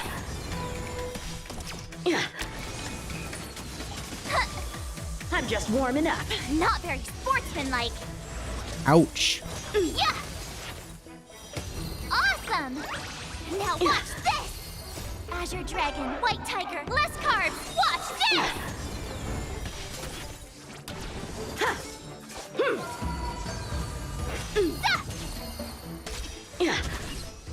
Cut through the ranks. Ouch. Yeah! Oh, I get it! I failed. Wow. If only March was truly that strong. Not bad. You've made it this far, Miss March. You've passed the exam. Oh! Congratulations! But the tests are all over. But the real trial is just about to begin. I get your point, but this isn't the time for deflections. Quickly, say something nice about me. Omerito, omerito. Congrats! You're now officially a member of the Bested Yenqing Club. Actually, I didn't couldn't defeat Master Yenching.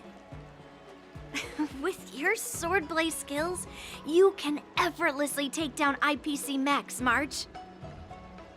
Yeah, I'm pretty confident too. But looking back, haven't you learned something more important than just swordplay? Yeah, I've not only learned swordplay from masters, but I've also met a bunch of people and gained a lot of insights from my experiences. Those experiences will nourish your sword skills. It's just like Master Yunli said. Everything can be a sword, and there are endless possibilities for learning swordplay in the vast world. That actually makes sense. Now, I'd love to hear your suggestions on how to defeat Scott.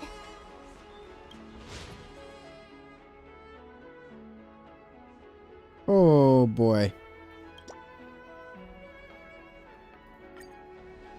Yeah, I'll show Scott the power of the Xianzhou swordplay that he despises. Let's play it nice and I fair. remember Yanqing once said, there are many ways to defeat villains. But if you want to become a true hero, you have to focus on self-improvement. Do you feel any closer to becoming the great hero you've always dreamed of? Ah, yes, absolutely. The great hero within me is definitely up to the task.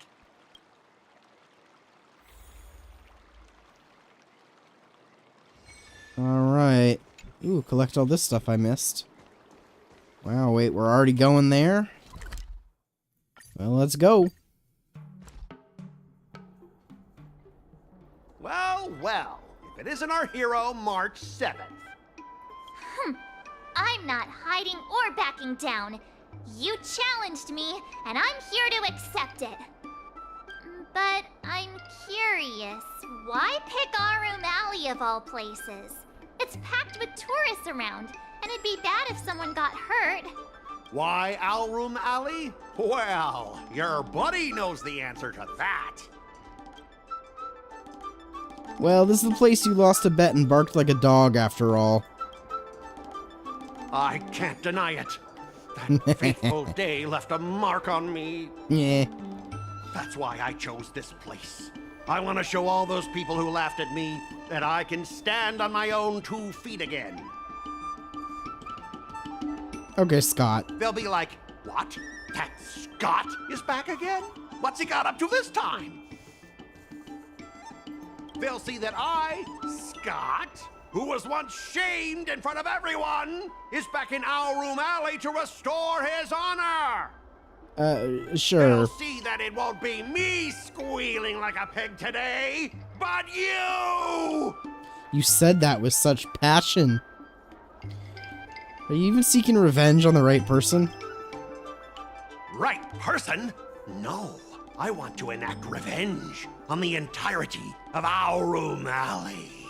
I see. But then, wait, where does bullying the owner of the Sleepless Earl fit in with all of this? Ah! Shut up! Look, I have my principles. I refuse to spend my life haunted by what happened in Alroom Alley. Do you think I'm just some sort of IPC small fry? Yes. I've been patient for so long, just waiting for the right moment. I don't care about proving my greatness. It's about showing everyone in Alroom Alley that I will reclaim what was taken from me! Jeez, buddy. Spare me the lecture. You're not getting back what you lost. No, you won't. I've been keeping an eye on you. Seriously, do you really believe that you, a rookie who's only been learning swordplay for 15 days, can defeat my invincible mechs? Dream on! Enough with the talk. Let's get down to business, boys. Huh. Once you bite the dust, you'll know what I'm capable of. Alright then. Come on, March. Do your best.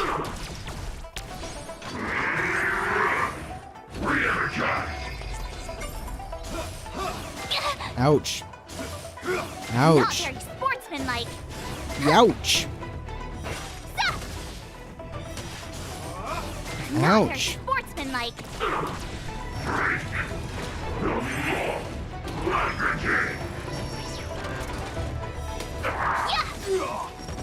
Azure Dragon, White Tiger, less carbs. Watch this!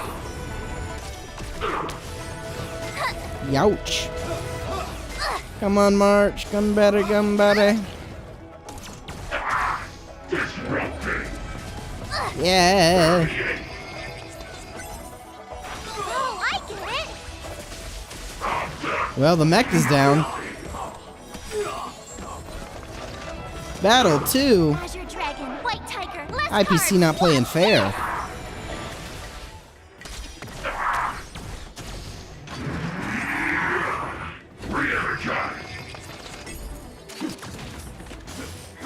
Not very sportsmanlike. Yeah!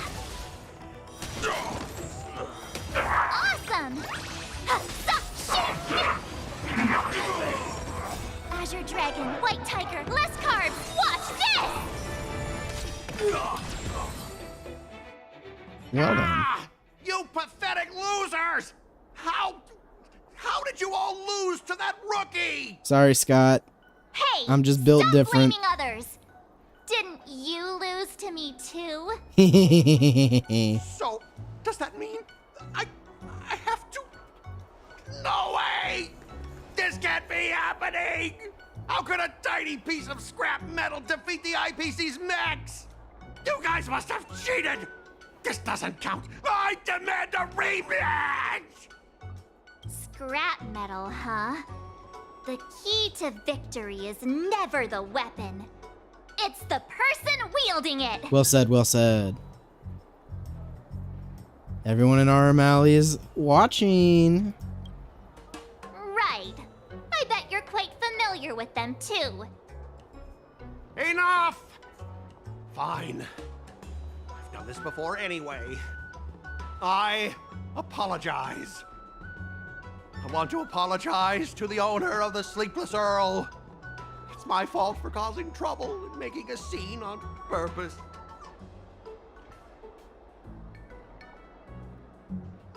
What about the feeling like a pig part? Yeah. Don't forget the squealing. Make him squeal! Make him squeal! Hold on a sec. I want to get this on video. It's happening all over again. All right, but before I squeal like a pig, there's something else I want to say. IPC mechs are a total joke. Oink! Oink, oink! Oink! Oink, oink! Oink! Oh, so stupid. But I love it.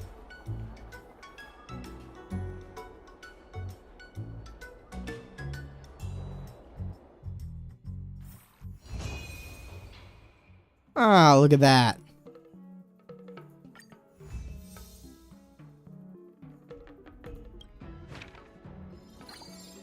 Oh, well, look at that. Start with the good stuff. Compliments make me better, so remember to say lots of nice things. Sword Art Escapade. March 7th can complete the story through various Sword Art escapades. Different Xianzhou escapades, companion assists, swordplay anecdotes, and even different ways to ultimately finish the story. Each time the story is completed through a Sword Art escapade, March 7th will gain Trialed Insight, which will enhance her stats when she starts a new round of training. After completing the story through Sword Art Escapade, the Final Rewind feature for that specific escapade will be unlocked, allowing you to quickly explore different story endings. Got it. Alright, if you're people to practice swordplay with you, different stories will unfold, right? I was just wondering if there was a chance to have other adventures with our buddies. Alright. And a March 7th Eidolon. Bang. Do-do-do.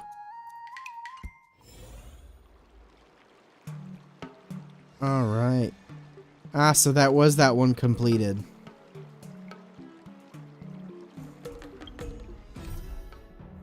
So what do we got here just so I can keep it organized within my head?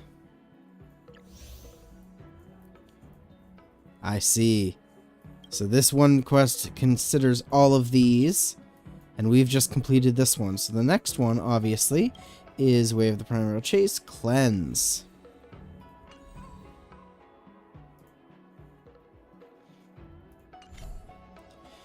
Also, real quick. I see. I was like, what is this? Got some more stuff we can claim. Oh, and I need to get that done later eventually. Probably not this stream. And now that we just got that, obviously leveled her up to 50, but really don't have her built past that because of the teams I've been using, but that's okay. We're gonna activate that. Finally, some recognition for training my butt off. Alright then, March. Looking forward to get all of your Eidolons in that form. And then that achievement we earned earlier. Win 10 battles with only one character on the team, Lone Wolf. Thank you, March, for getting me more stellar shade in that regard. I won't say no to it. A truly great swordmaster is not created through intelligence and training alone. They also require a great heart. The practice dummy system will assist you in completing various types of swordplay training. What are your intentions from here? You seem very good at with motivational phrases. Every student requires a certain amount of encouragement to maintain their passion for learning swordplay. I am capable of referencing 100 motivational phrases for swordmasters from throughout the ages in order to provide this kind of emotional support. I'd like some motivation. Please take up the sword of the Emperor and carve your path to greatness. I'd like some motivation. In this world, there is no such thing as an infallible technique or an unbreakable sword, and there especially is no such thing as an unbeatable swordmaster. I'd like some motivation. Please take up the sword of the Emperor and carve your path to greatness. Wow, that's not 100. That's If a swordmaster is to see their blade as their god, then when the blade takes victory, it is them who taste defeat. Well, now you're just repeating it. Okay, I've heard enough. Keep up the good work. Okay, well, that was a little interlude, but my intentions are to help March 7th with her sword training. Someone stopped me on the road earlier. They said I was a 1 in a million super talented martial arts genius. Alright. Well, let's see how this works. Time rewinds to when March 7 made the bet with Scott. March 7 needs to practice swordplay strictly according to schedule. Let's go. Huh? We start back at the bottom? Wait a minute. I'm confused. Yeah, wait a minute. I'm very confused. I kinda want a milk tea. Let's go get one after training. Oh, it's different endings? Oh. I'm dumb. I didn't realize it was different endings for the same thing. Oh, so this is basically different routes, different ways things happen if we go through different... Okay. I was very confused for a second there.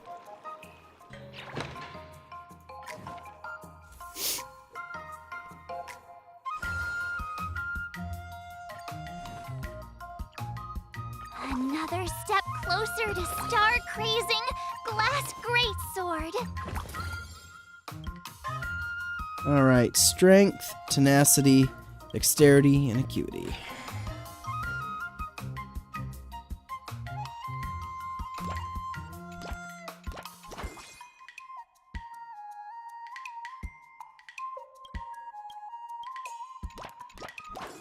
We'll do 4 strength in a row. Let's do this!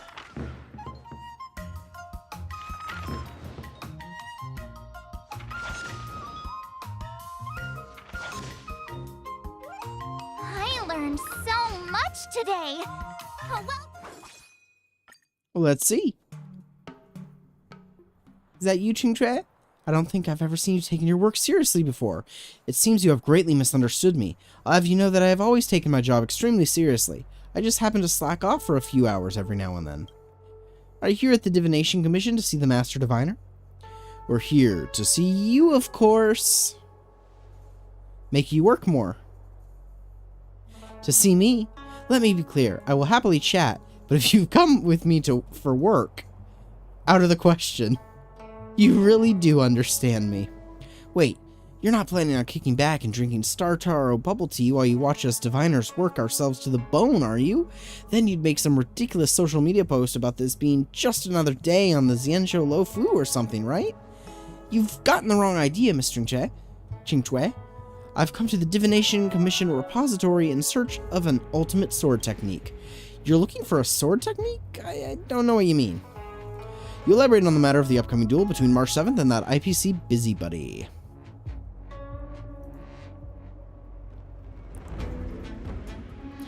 I don't know a thing about sword fighting, but if it's a book you're after, I can be of some assistance. I'm counting on you. You mean you want us to help you with something? Precisely. I knew you knew how this works. The Master Diviner has gone to the Xianzhou to meet with generals face to face. However, she has already pre-planned our daily workload for the entire next month, thanks to her planning for every scenario. As if that wasn't bad enough. You know the Alchemy Commission's new Cauldron Master, don't you? As soon as she started her position, she waved her hand and ordered that the forbidden books confiscated from the disciples of Sanctus Medicus were to be brought to the Divination Commission repository for sealing. Before I knew it, I was absolutely buried in work. I get the feeling that all these jobs have something to do with books. That's right. Our smart little March 7th has already figured it out.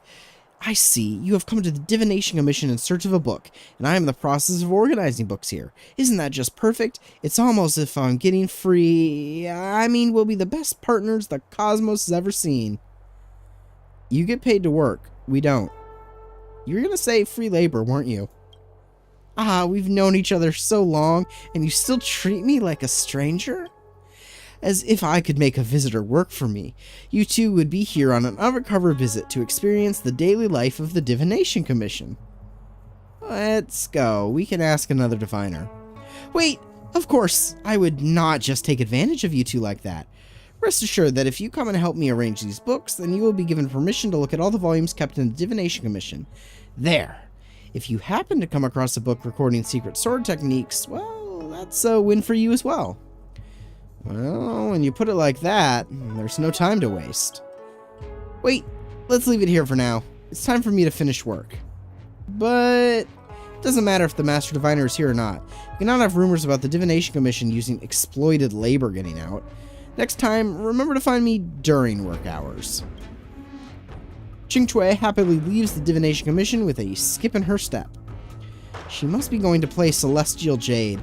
Let's come and check out the Divination Commission again another time. Qingchui will provide 2 assists effects every day. Yay! Yippee! Bonsai! Work-life super balance. Increase the next trainee's efficiency after performing an excursion by 120%.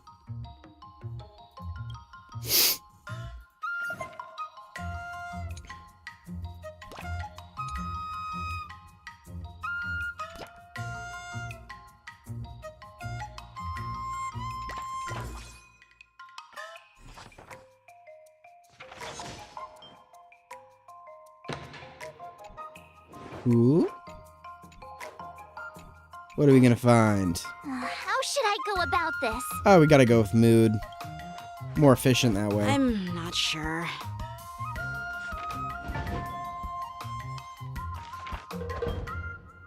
That's enough training for today. I need time to absorb everything. Of course you do, March.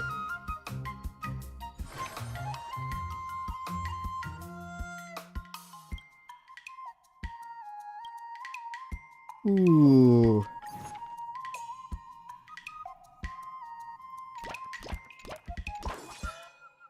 I'll fight 10. Let's get your tenacity up.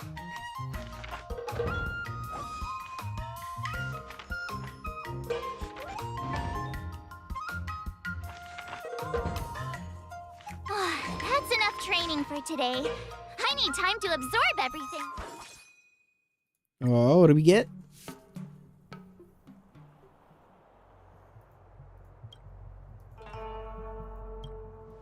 What have you found? Demon Binding Blade Technique. It looks like some of this book is missing, but it's clearly some sign of super powerful secret text. Take a look at what it says at the beginning of this demon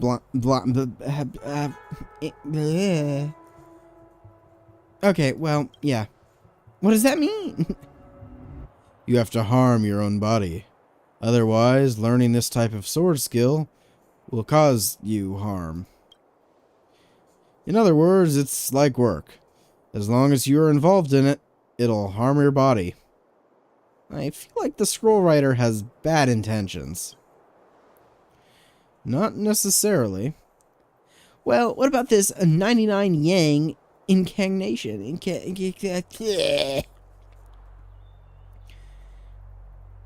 I'm not a voice actor, guys.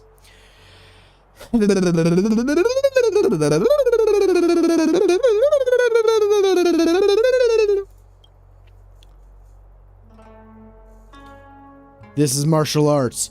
All that matters is subduing the enemy and taking victory. Who cares if you're still human-shaped afterwards? Is there no such thing as a safe and powerful sword technique? Well, if it has no cost, it sounds like it'll be pretty worthless.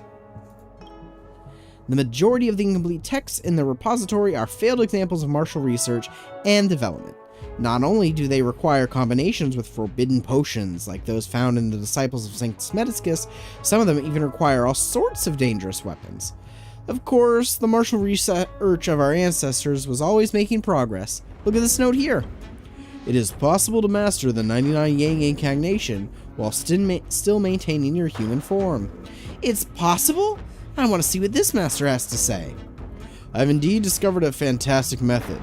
Unfortunately, I do not have enough space left on this paper, and it will not fit. Then why write it in on the first place? What a con. It looks like finding a suitable ultimate sword technique for me is not going to be easy. It is clear to me that you wish to subdue your enemies and take victory, yet you are scared to take on the risks of mastering a martial art. If you ask me, I don't think you absolutely have to accept these risks. After all, most people only fight to win an argument. I don't think that requires a huge cost. The heroes of Emersia stories always rely on only intense training and great skills to defeat their enemies. Then their stories end happily ever after. Since when was reality ever that simple?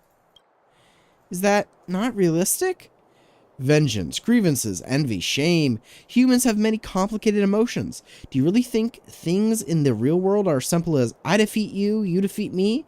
If fighting could resolve everything, there would be nowhere near as many worries in the real world. Speak your truth.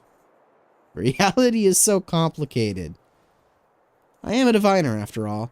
I've never believed that winning a battle means that the problem is solved. It's getting late. Let's leave it here for today. It's time to clock out. Good work, you two. Let's see if we can find someone to join us for a game of Jade. Looks like we made no progress again today. Let's have another look next time we're at the Divination Commission. Yay!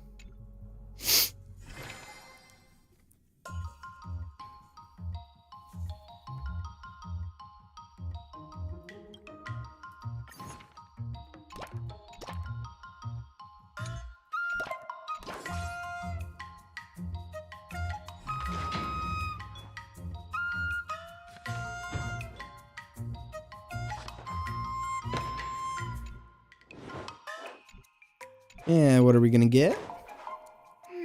What do you recommend? Let's get that mood up. What the?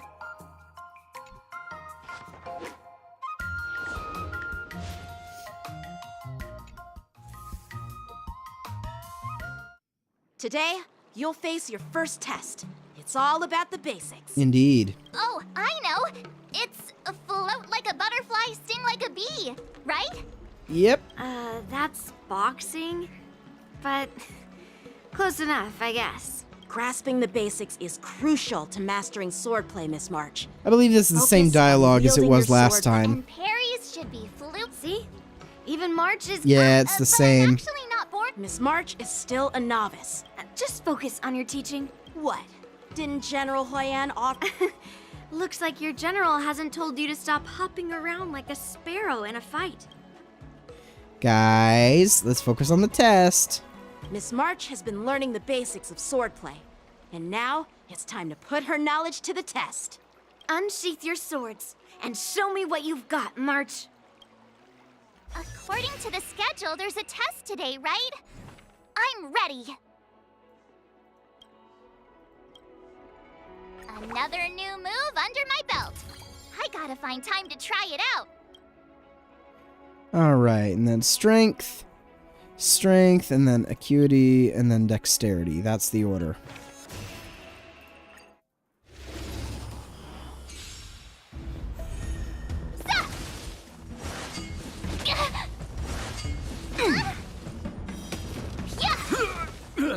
Azure Dragon, White Tiger, less carbs. Watch this!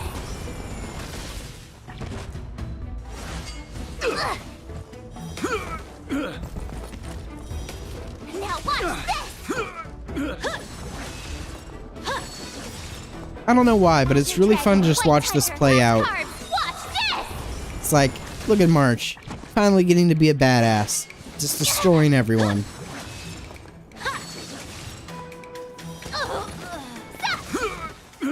Azure Dragon, White Tiger, less carbs. Watch this!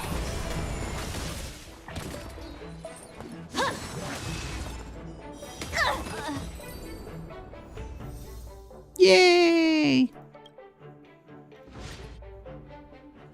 Looks like I passed the test, right? Yeah. Well done. You passed with flying colors.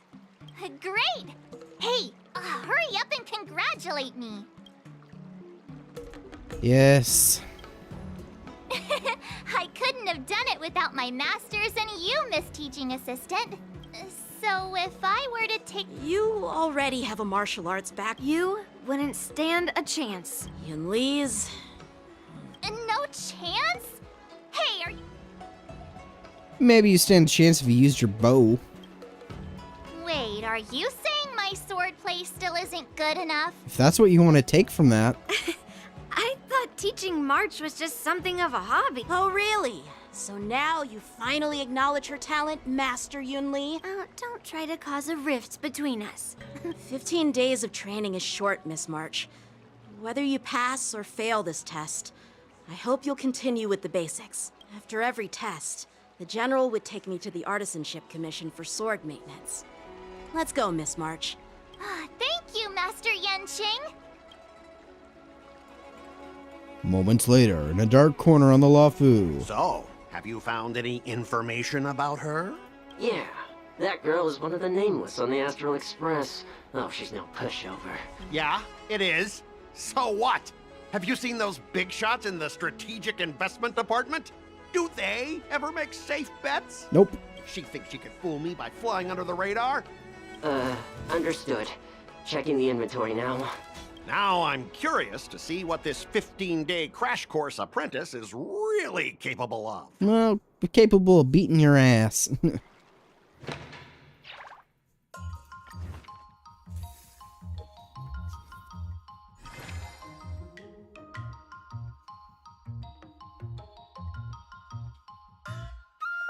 Ooh. Alright, and then let's see. We can upgrade that. Did I really just learn that? I guess So... I am pretty awesome after all. We need 20 of that. And a lot of that.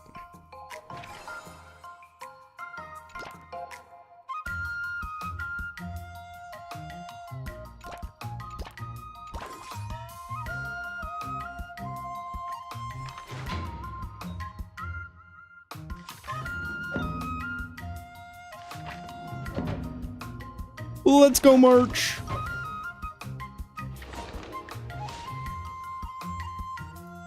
Wonder what I'll run into today. Let's see. Oh, if it isn't the little sparrow's two little assistants. What are you doing here, Master Lingsha? I previously learned from Chief Alchemist Yuloko that many forbidden texts were lost during the Ambrosial Arbor disaster, and it took a lot of work to recover them. The Alchemy Commission is not an organization that should be used to store forbidden texts, so I came to discuss with the Master Diviner.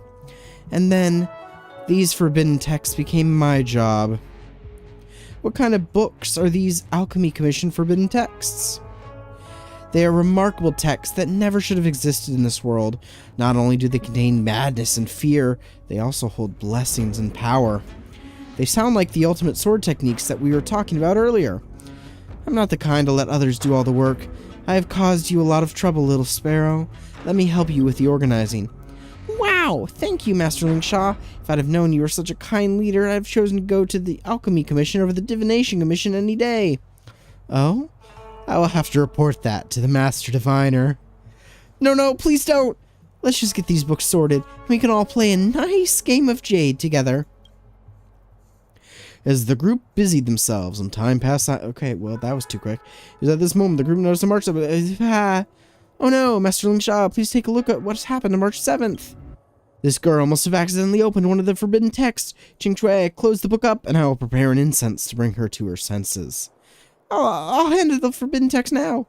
Master Lingsha, can I help at all? Go and sit Miss March up. She has slipped into an illusion caused by the forbidden text. You have to try to call her back with your voice. You lift the unconscious March 7th to a seated position. Her lips are moving slightly as if she's trying to say something, so you close her eyes and listen closely to hear what she is saying. March, I'm here. The blade is now my tomb. The blade demon remains here alone. March, that never happened to you. Thousands of years, they pass like a dream. Before we know it, we pass on. When did you start spouting wisdom like that? A moment later, you manage to awaken March from the illusion with the help of Lingsha's awakening incense. I see you're finally awake, Miss March. I'm so sorry. I should not have been so careless and let you come into contact with such dangerous objects. I'm fine. Thank you for all your concern. That book was called The Solitary Shadow Sword Scroll. I can see why you'd be curious, Miss March. In that book, I was the Blade Demon, and the Blade Demon was me. I once stabbed and wounded an honorable man in battle and could not escape my guilt. I both thirsted for more martial arts knowledge and felt trapped by my great sword skills. Finally, I sat meditating before the Blade Tomb before dying a tragic and miserable death. That seems like a long story for something that only took about half an hour. Although, when I got to the end of the book, it feels like the story's only half finished, so I was wondering if I could read it again? Miss March, this book is extremely dangerous. I understand, Miss March. Please do not dwell on the book's story for now. Head back home and just focus on getting an early night. Then, next time you come to the Divination Commission, we can discuss it again. Okay? Okay. Right. Once you're all recovered, I will get to the bottom of this.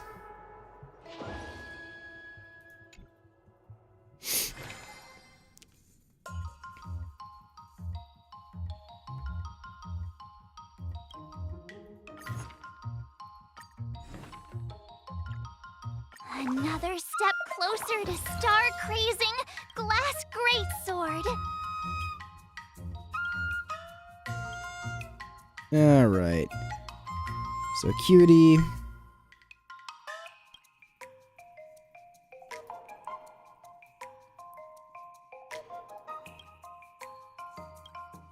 Cutie, and then Strength, and then Dexterity.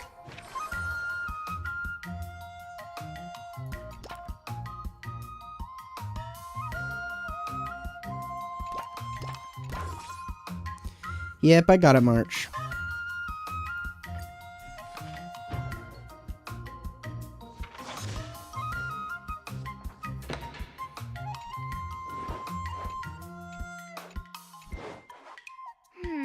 What do you recommend? Mood. Ay.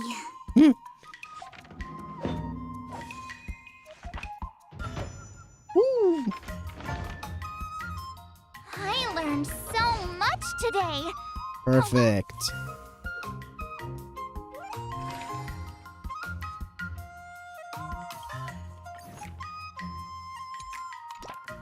Alright, and what do we need still?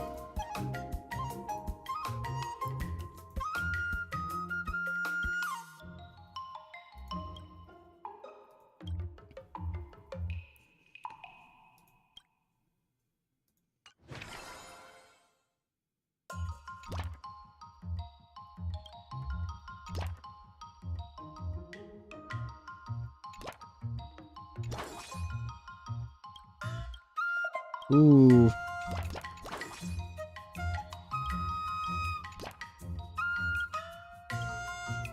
Let's do this smartly.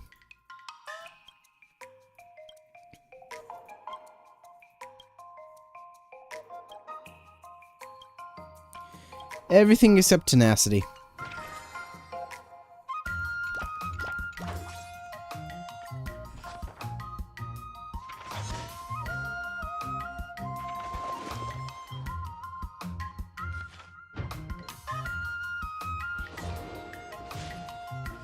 All right.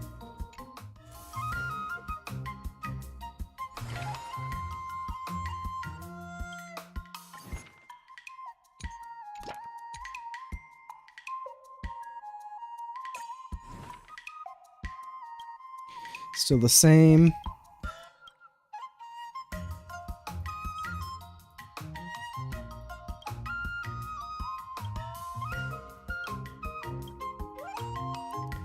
Yeah, basically. I want to try a different route this time.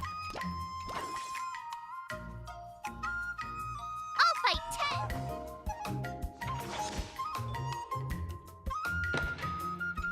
10. Ooh, what do we got? How should I go about this? Ay, ay, ay.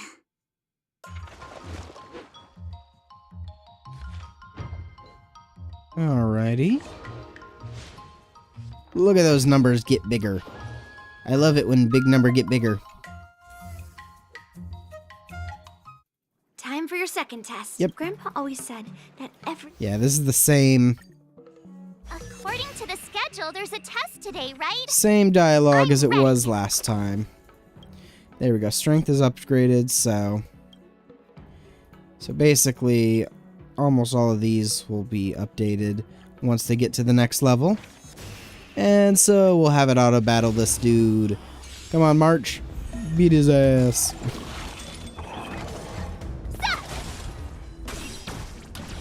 Yeah! Azure Dragon, White Tiger, less carbs. Watch this! Zap! Awesome! Ha, zap, shing! I love that she just is like, shing! It's fucking hilarious. Love it. Lower your weapon. Treasonous. Zap! Azure Dragon, White Tiger, less carbs. Watch this!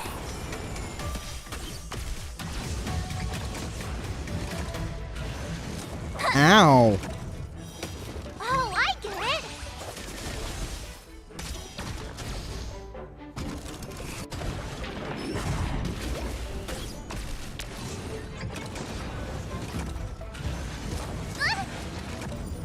Yeah! Azure Dragon, White Tiger, less carbs. Watch this! Ha, zap, shing! Commencing pacification. Criminal.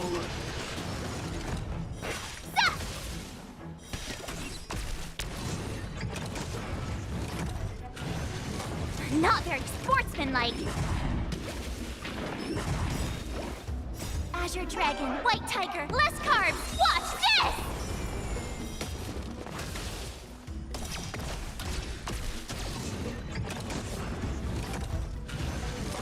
Yeah. You're killing March. Don't kill March. Now watch this!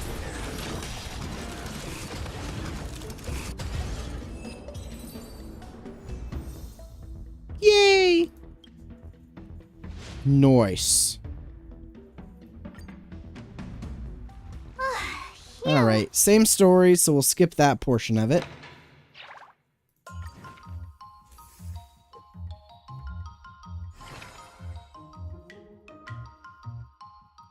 Oh, well, that's good.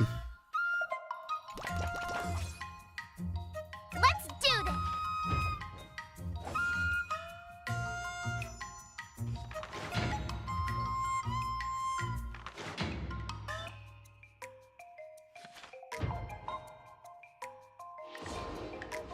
Look at that number go bigger. Wonder what I'll run into today! All right, let's see. Miss March, can you tell me why it is that you want to read the Solitary Shadow Sword Scroll again? Originally, I just wanted to find a powerful sword technique and master an ultimate skill, but after I read the Solitary Shadow Sword Scroll, how should I put it? I want to help him. I want to help the Blade Demon in the book. How would you help the Blade Demon? I don't know right now. The Blade Demon made one mistake and his life was split in two. In the first half, he was a nobody, but he lived happily. But in the second half, he had mastered earth-shattering skill, yet was racked with anxiety and miserableness. It's quite a common story. He left his martial arts mastery in these pages, waiting for a fated person to come along and pick it up. I just can't help but feel like he wants me to do something. Ah, so it is your intention to rescue the story that was left abandoned in the pages of a book, young lady. Interesting. I can assist you, but you must first tell me what it is you intend to do, or I shall not agree. March, can you change the destiny of the man in that book? Unfortunately, I'm just the reader, not the author. Why is it that the Blade Demon was able to become such a master, and yet never attain the satisfaction of a happy life? Miss March, you remember the immersion stories that we talked about before, don't you? These stories are always a combination of blessings and tragedy, using happiness in later life to make up for misfortune that was experienced previously. It's like adding a positive to a negative to return to zero. However, we all know that beliefs like this are just blind optimism. Blessings are real, and so is misfortune. That's right. Even if the Blade Demon was able to master an ultimate technique, that would not change the fact that he regrets what he did in the past. It can be a bit of a Philistine sometimes. Though I sometimes long for the life of a hero, I always think to myself, maybe I'm more suited to a life that isn't fraught with danger, while I'm constantly surviving by the skin of my teeth. I think a story of living an incomplete yet unremarkable life is far more appealing than cutting someone's arm off and mastering a perfect sword technique before the Blade Tomb. Maybe that is what the Blade Demon wanted too. As the person in the book, his story is already written and cannot be changed. Fortunately, this is not destiny. It is just a book. Actually, the author has no power over the order in which the reader reads their book. Ms. March, I know where the second half of this book is. Try reading the second half of the book from the ending to the beginning instead. Such a sly, half-baked solution. But the author is long dead, and the reader has the right to read their story however they like. Master Ling Sha, this is how I can rescue their story. Interesting. Let's give it a try. After making time to prepare, but you do not know the story inside the book, you imagine it must be the... Too quick! March 7 awakens the solitary shadow sword of a face big with parchment. Okay, yeah, got it. I read it. You can pause it if you need to read it. The forbidden text changed. Ching Chui's convoluted theory is a success. That's exactly the ending that the Blade Demon... No, I mean, the regular mortal wanted. Oh, it's nothing special. It just means the Blade Demon was a Philistine like myself. Unfortunately, I lost all the skills that I learned from the Sword Scroll while I was reading it backwards. I didn't learn anything. Miss March, you read the book from start to finish, and then from finish to start. You did gain something. You gained a story. At least now I understand that blindly pursuing power doesn't necessarily work for my character. The repository is organized beautifully. I must thank you all. If there's anything you need in the future, please let me know. You actually have something? I'll tell you again, I don't know anything about sword fighting. Don't worry, Mr. Che. With that twisted logic of yours, I know you'll be able to help me.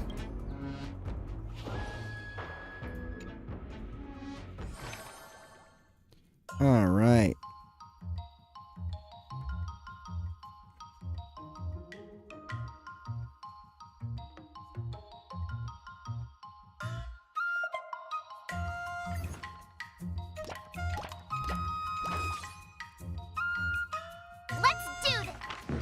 Let's go.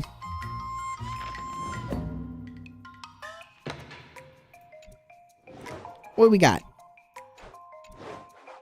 What do you recommend?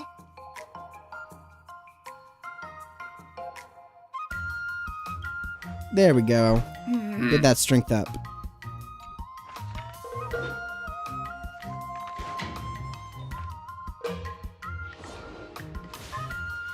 Big number, get bigger.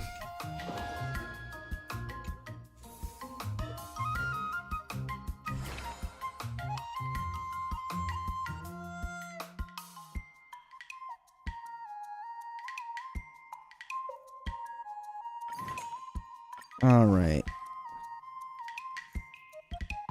That's 300. I mean, that's already there. Goodness. So let's go dexterity. And then after dexterity is tenacity.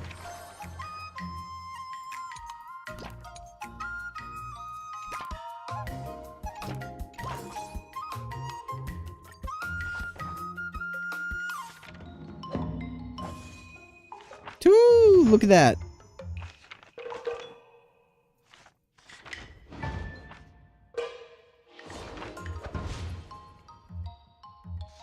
Big number, get bigger.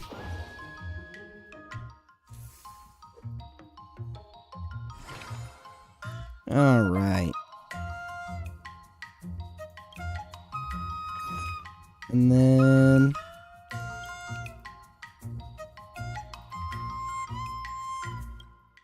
already qualified for that one. Already qualified for that one. So tenacity.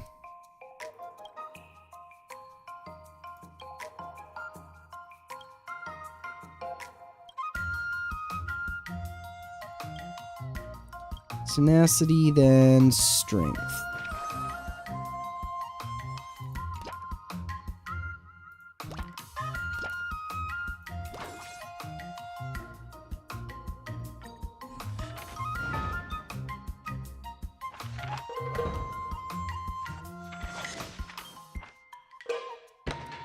Ooh.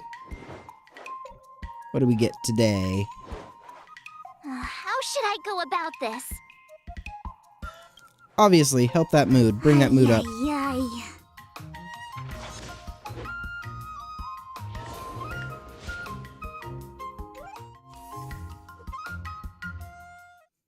Before we start the test, And same story, so we'll skip that portion of it. I'm a little And nervous. then Oh, come on, March 7th. You got this. And we will just upgrade all of this.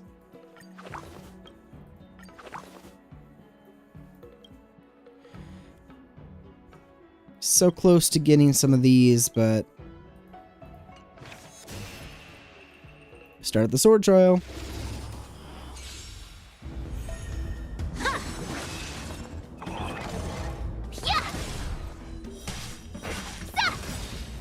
Azure Dragon, White Tiger, less carbs. Watch this. So colorful. Yeah.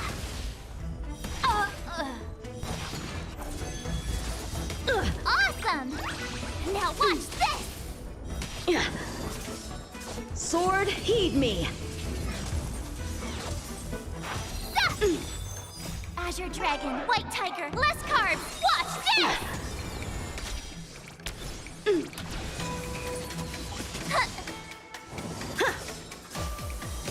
Oh, I get it. Well, You're all in on A it. hero's I life failed. is hard. I'm just warming up.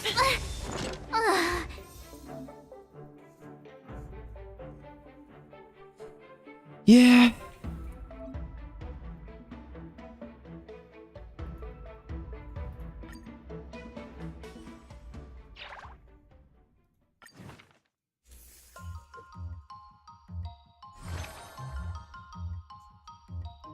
So wait, did that just rewind everything?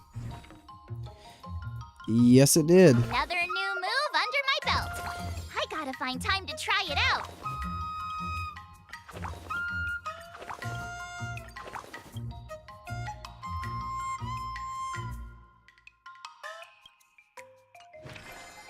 So we need acuity, huh?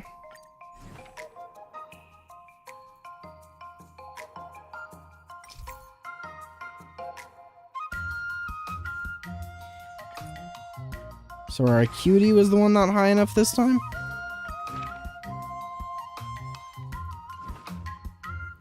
Because where does it say that?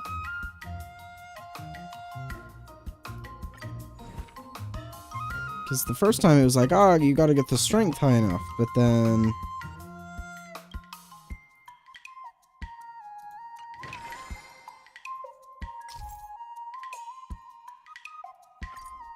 I'm quite confused.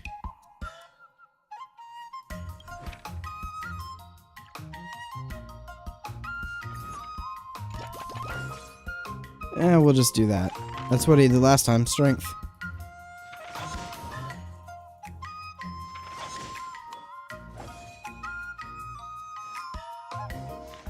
If you're stronger, you can just beat them quicker. Wonder what I'll run into today. Alright, we'll skip that. Confirm. Yep.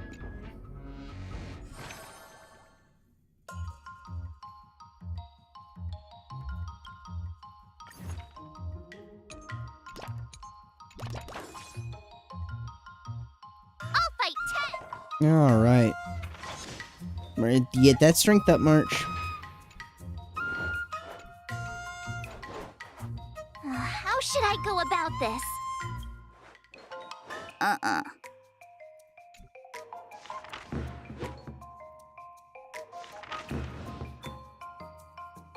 learned so much today.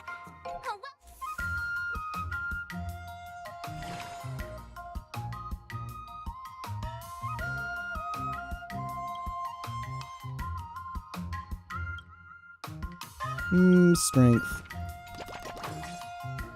I'll fight 10. Sorry, March. We gotta get your strength up as much as possible, make you strong.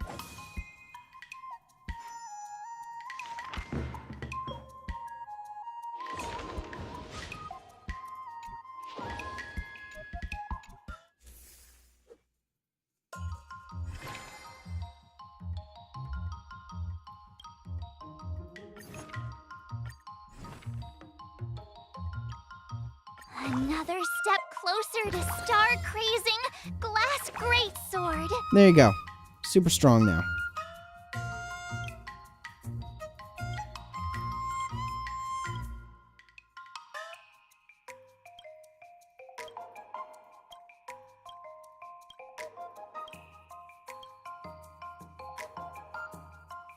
Cutie is the next one, so...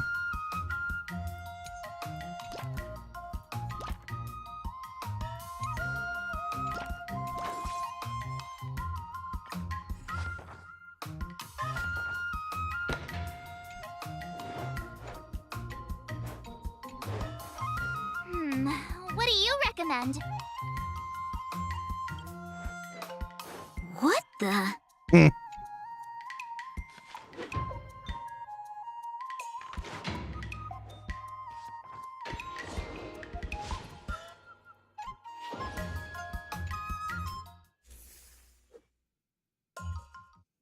Before we start the... Yep. Okay. Let's Final see. test. I'm a little nervous. Come on, March 7th. You got this. Alright, well, strength is maxed out now, so let's see.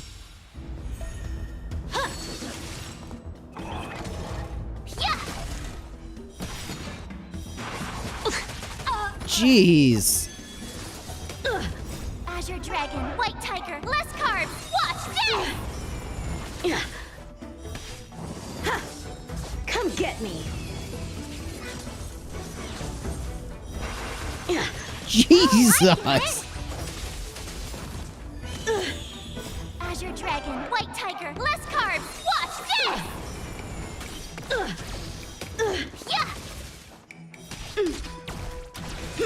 You're all You just in keep on it. beating the poor kid. Holy. Awesome! Now watch this! I failed. God. Not bad. You've made it. Yep. Now, I'd love to hear your suggestions. Well, we could defeat him fair and square. Maybe there's another method? Let's do it! I remember Yan Qing once said, do you feel any closer to becoming the great? Yes, absolutely! Alright. Hello, Ching-Fei. What you got for me? I'm going up against Scott soon. Do you know why I'm visiting you, Ching-Chue? Yeah, with you, me, and her here, the answer is pretty obvious. We're gonna go lazy. Of course, we're here to play Celestial Jade. Yeah, you just have pre-fight jitters, March. Let's play a couple of rounds to help you relax. Wait a minute.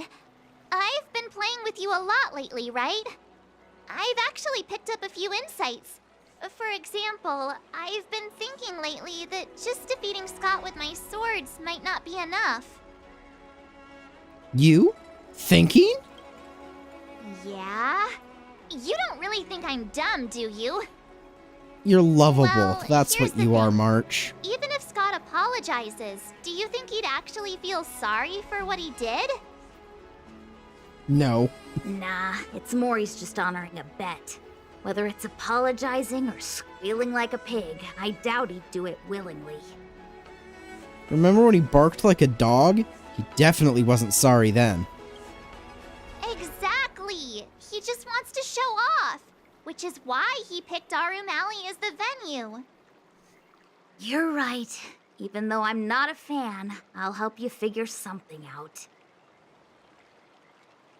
Why don't you fill her in on what happened at Arum Alley earlier?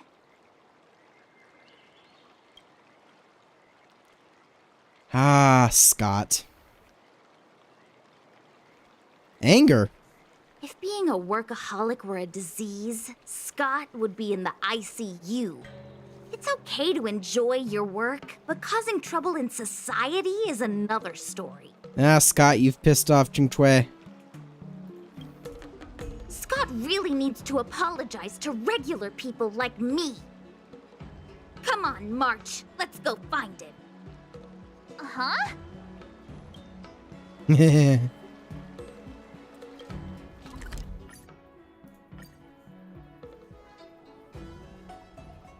Well, well, if it isn't our hero, March 7th. And who do we have here with you? Before you start the fight, I have a few words for you. Huh? Who do you think you are? Is it like a Xianzhou thing to just show up uninvited? It's okay if you don't know who I am. Introduce me to him.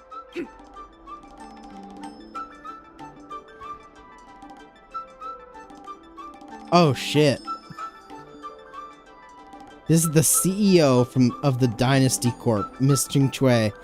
This is Ching-Chue, a renowned diviner from the Divination Commission. Ooh. Don't freak him out. I work as the head of the Divination Commission most of the time. What's so special about being a diviner from the Divination Commission? I'm a specialist at the Interastral Peace Corporation. Tell me, what makes you think you're so great? Do you have more minions than me? Or do you earn more credits? You may not be young, but your mindset is still that of a fresh-faced newbie who spends all their time on work while proudly proclaiming to love their job. You! Shut up, you! In my opinion, you enjoy playing the role of a joker, spouting off outrageous opinions just to seem objective and indifferent whenever you feel like it. Enough! Shut up! What do you know about me? Don't act like you know everything! Wow, you really got under Scott's skin with just a few words. Well, you almost got me. I'm here to have a duel, not to debate with you.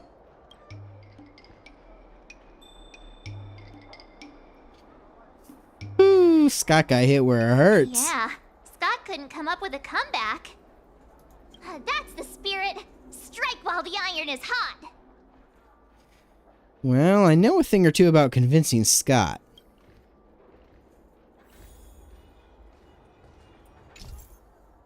Ah, negotiation. I suck at this.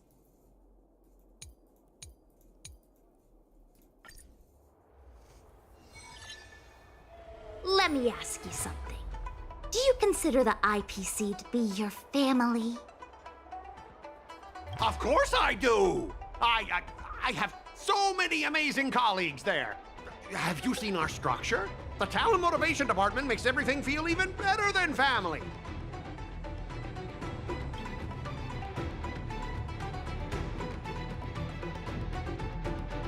Ask your underlings if they honestly feel like the IPC is their family.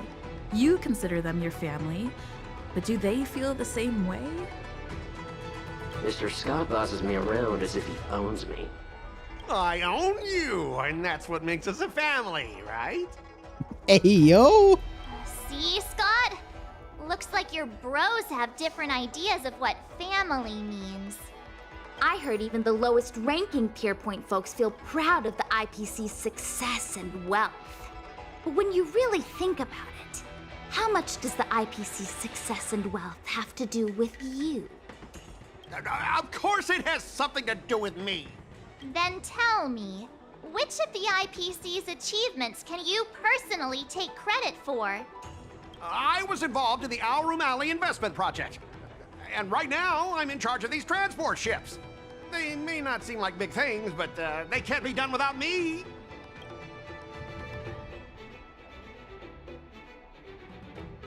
Funny thing is, Arum Alley has actually been doing better since you left.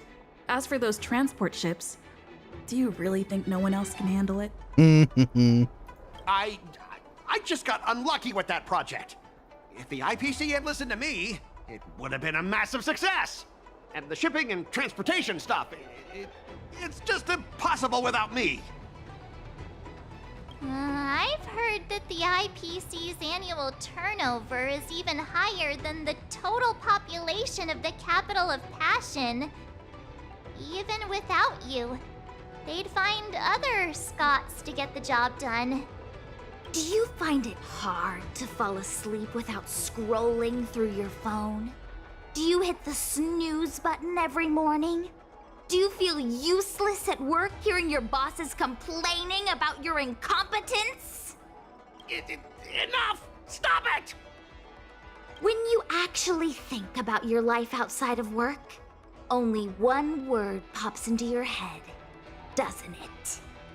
Overtime! Please, just stop it! Please! You know, based on my work philosophy, I don't want to say you're not important. In fact, I'd say you are important. As an employee, you should take pride in living a good life for yourself, not just work. But I don't have a life of my own. That tracks. Scott, have you ever thought about slowing down and exploring things like tea and tea culture? It could be a new hobby and a whole new way of life for you. But I'm not interested in tea. It's important to learn to enjoy the simple pleasures in life. You might discover a new interest if you just give it a try.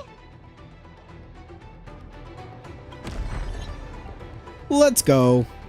You consider yourself superior to others. You have no time for your own life. You lack empathy.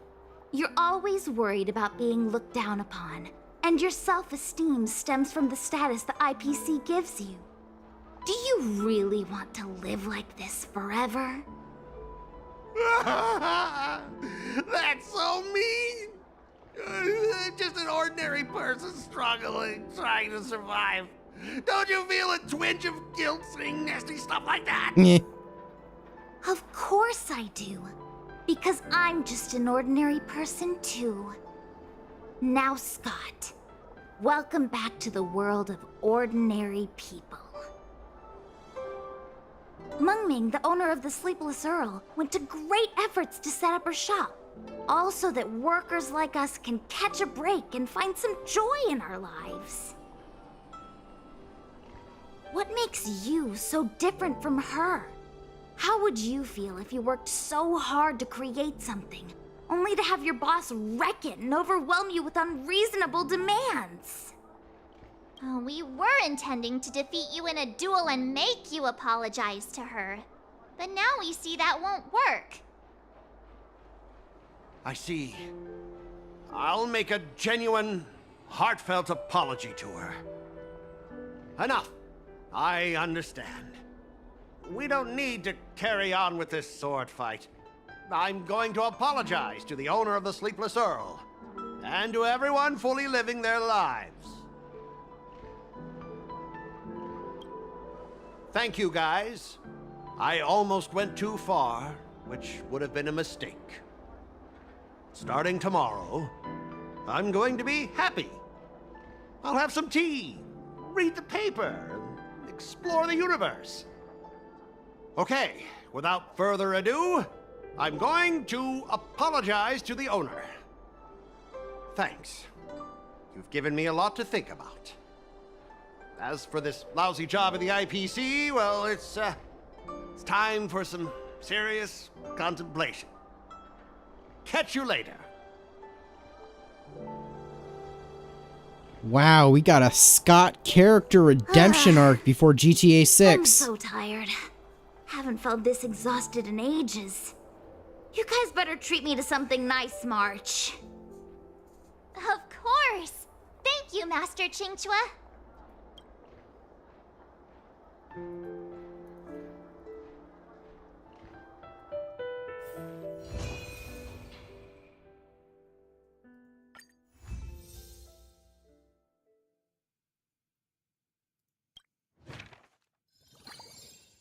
Well, look at that.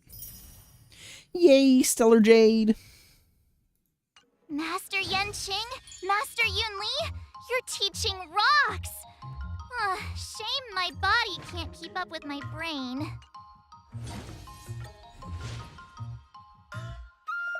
Ah, I gotta complete one more. I see.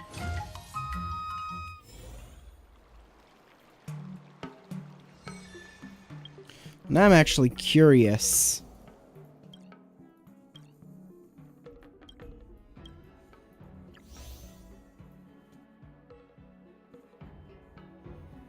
Ah, so that was that one. I see.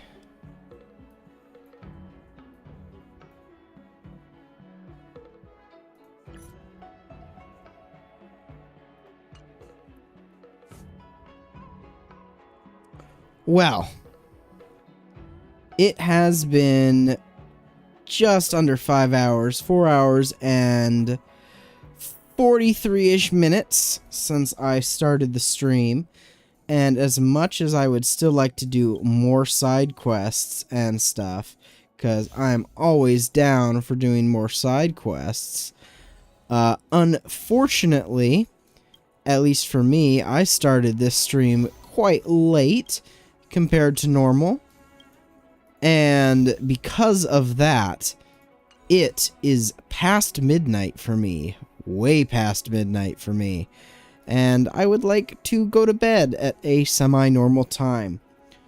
So, I'm unsure, because I typically don't like streaming it in the morning, just due to my voice and everything.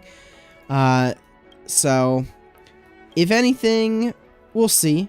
But tomorrow I do plan on streaming more side quests from Honkai Star Rail, and then once I'm done streaming side quests from Honkai Star Rail, probably gonna head back into ZZZ and do more ZZZ, trying to catch up into the main story.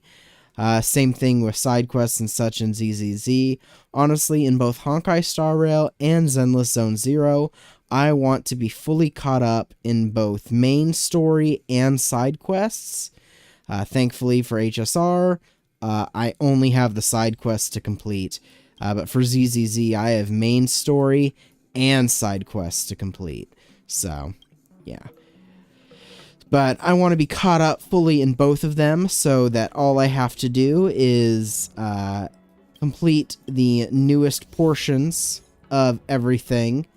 And that way also it's much easier for me to gain rewards on that account because I'll be caught up to everything and won't have to worry about getting spoilers and stuff like that. Because got a little spoiled in ZZZ because it had me start an event, and that event teleports you to an area you didn't get to see yet in the main story. And I was like, oh, well, this is a cool area, but I really wish I hadn't seen it. So, anyway, it is what it is. So, hopefully, I will be able to, because you can see him, like, here. Crazy. Hopefully, I'll be able to clear the rest of these out in here by tomorrow. And whether that starts as an early stream or whatnot is still to be determined. But yeah, I want to get myself onto the Astral Express. If I can actually properly click on the right thing. Ah, hello, Astral Express. No, Danhung is not fond of talking. Anyway.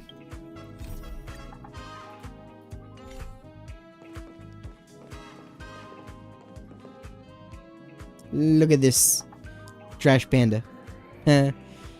Once again, it's so funny. We look so similar. My PNG looks so similar. Anyway.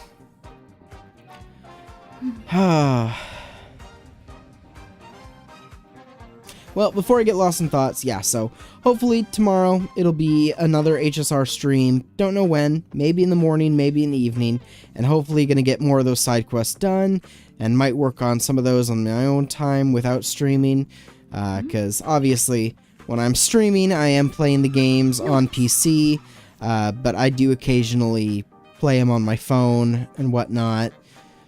Just because, you know, instead of sitting at an office chair and talking in a mic and doing stuff like that, you know, it's really nice just to lay back in bed and play a gacha game.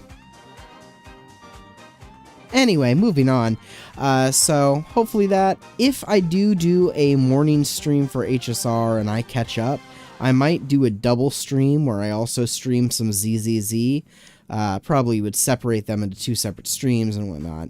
But that's still up in the air. Don't know yet. Who knows what'll happen? It's the weekend. Nothing better to do. So yeah. And once I catch up to both Honkai Star Rail ZZZ, I did also want to catch up to Wuthering Waves. Same reason. Same reason as the other ones. I want to be able just to play the current patches as they come out and call it.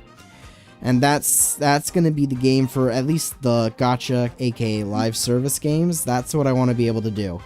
Play the big things as they come out and get all of that done. Because I also want to simultaneously start streaming more regular JRPGs and stuff on the channel. Like, I played Dragon Quest 11. Didn't finish it quite yet, but I've played it. And I was like, I could finish it on stream. The Xenoblade games, I own almost, with the exception of X, because I just haven't had time to buy it, because I buy physical. But with the exception of that one, I own all the Xenoblade games, but I haven't played them. I own a lot, I own a Nintendo Switch and a lot of Nintendo Switch games, but I just haven't played them. Because I bought them intending to play them, and then I didn't. Like, I bought Zelda and a Switch like a year or so after it released, like in 2018. I haven't played Zelda. Anyway, whether that's on me having too much money and not enough time, and now too much time but not enough money. Funny how that works. We'll find out. But yeah, hopefully I really just want to start streaming a bunch of games. Because for me personally, I never really got to play a lot of games. So, same thing with my Steam library. I have a lot of games backed up on Steam that I've just never played. So hopefully, once these are caught up and I have plenty of time, I would really love to be able just to stream a bunch of anime-style games, JRPGs, games I never got to play, You know, stuff like that. That's basically my channel will be. And maybe, just maybe, I'll find fun things to do in those games that I'll then make highlight videos and reels about. Who knows? But yeah, I'm rambling now. You'll find that's a big thing I do. I ramble a lot. I ramble a lot when I'm trying to think of things to say. If I'm trying to pay attention to things, or if my ADHD has gotten involved, I'll go mute, like a dead fish. So, you know, it's a problem. But that's okay, because everyone has problems. It's okay to have problems. Just don't let them control and take over your life. Anyway, once again, I want to thank you for watching. If you liked it, a like would be so much appreciated, as well as a comment or a subscription. Any little bit helps with the wonderful YouTube algorithm, pushing it out to more people. And if more people like to experience this type of content, or anything else to that degree, it just helps every little bit. So once again, lastly, I would like to thank you so much, and I'll see y'all next time. Bye-bye.